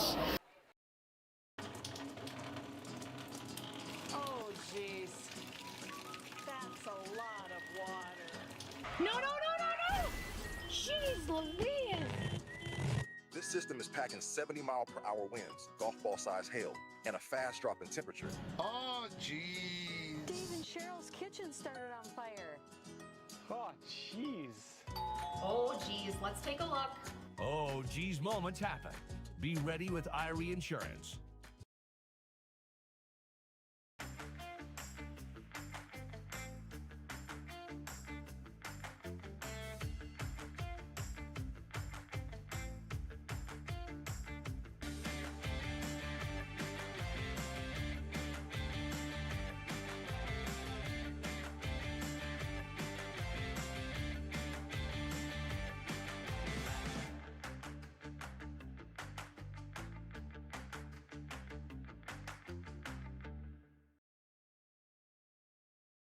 Partnership is a way of life here in the Northland. It's about pitching in to help our neighbors, making lending decisions locally, honoring long-term commitments to farmers, Main Street businesses, teams, schools, and rural communities. We're more than just a bank. We're a community partner, working constantly and diligently to enrich the lives of everyone we serve. Bank North, always true. At Abra Auto Body and Glass in Grand Forks, they make sure your vehicle gets the best standard of care to get it back on the road as quickly as possible. Lonnie and his team are some of the most highly trained in the industry. With state-of-the-art technology and superior products, your vehicle will leave in great condition. With their drive-in claims area, the process is smooth and easy. Let Abra Auto Body and Glass in Grand Forks provide you and your vehicle with premium care and attention. Open 8 to 5:30 Monday through Friday. Abra Auto Body and Glass of Grand Forks. If you're thinking about updating your bathroom or kitchen, don't wait until the last minute. Planning is key. At Ada Building Center LLC on Highway 200 East Edge in Ada, you can check out the brand new displays with the latest in cabinets, countertops, and floor coverings. The Ada Building Center LLC team will guide you through designs and help you secure trusted contractors for the job. Stop today and start planning your remodel. 218-784-3661 or visit adabuildingcenter.com. Ada Building Center, your project starts here. Your live event.com, talking with the 130-pound champion, Avery Davidson. I think truth and fairness for what's from last Friday night. I think I need to call you Isaac's sister just to make it all fair and everything. But Avery Davidson, nonetheless, congratulations on the victory, able to get the tournament champion. Just kind of talk about your day out on the mat here today. All right, so I started off with a bye, which was nice, and then my first match went pretty good. I think it was pin in the first period, right at the end, so that was nice. I like getting those at the end, like working hard to the last couple seconds. Then my second match, I've wrestled this girl before. I think I've wrestled all three of these girls before. Went into that. She was a tough match. She fought really hard on her back. So that was good, but I won that. And then my third match was the toughest one. Haley Ford, she's really good competition. That was pretty good too, sorry. I think I kind of just flipped a switch in that one when I realized, like, okay, I'm in the championship, like, I gotta go get some takedowns here and be tough on top. Yeah, absolutely. And, just talk about Northern Cass. I know we've talked about it as this, the Jaguar wrestling program continues to build. They will get a number of placers, some teammates into the championship as match. Just talk about how nice that is for the Jaguar program to get some more placings and continue to keep on growing it here at this tournament. Yeah, man, it's awesome. Like, I think we had 5 placers, 2 were returners, but the other 3 are first year, so that's just so awesome for our team. Like, Izzy Euchert, she got 3rd place. This is like her second or third tournament ever, so that's just awesome. We've got about 13 or 14 girls, which is crazy, going from 2 last year. Like, that's quadrupling the numbers, or even more than that, I don't know, but it's just so awesome to have a full team, have so many people to practice with, and just have that great environment. Obviously, I know you'll take this tournament championship here. I know the big tournaments are coming up in February, so just talk about what you want to continue to improve on, work on to get you ready for those. Oh, my neutral. Usually I'm pretty good at that, but today, my last match, I just don't know really what I was doing. I was reaching too much, so my hand fighting and my shots, I need to improve on that. And just everything, being aggressive, wrestling to the end. Avery Davidson, champion at 130. Congratulations. Good luck moving forward. Thank you very much. Winter is coming. Are you ready? At Agassi Sales, we'll help you build the snow removal fleet you need now. With Hyundai Construction Equipment Snow Lease Program, you'll get flexible financing, low monthly rates, and even the option of 6 months on, 6 months off. Plus, every machine is backed by our certified service department. Call Agassi Sales at 888-836-4029 or visit agassisales.com. Agassi Sales, your partner for power and reliability. Farming today doesn't always feel the same way it used to. Then again, some of it feels all the same. Maybe it isn't so much the jobs that changed, but how they get done. Now that's a different story. Everything got bigger and smaller at the same time. Insurance, accounting, and taxes can get complicated, so you need someone who's looking to keep every dollar possible in your pocket. Ag Country.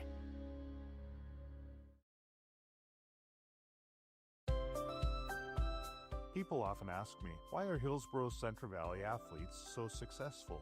Have you seen our fitness center? The weightlifting doesn't stop with our athletics. At Hillsboro Public School, we strive to do difficult things all the time. We help struggling readers read. Our MTSS process makes sure all students are improving. Hillsboro students are challenged to do difficult tasks each day. Please come and check out our school.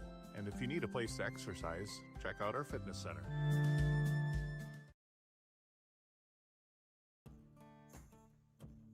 Treat yourself to a great career at American Crystal Sugar Company. Team up with quality people making quality products. Full-time and year-round in a stable business. With great pay and benefits including time off available from day one.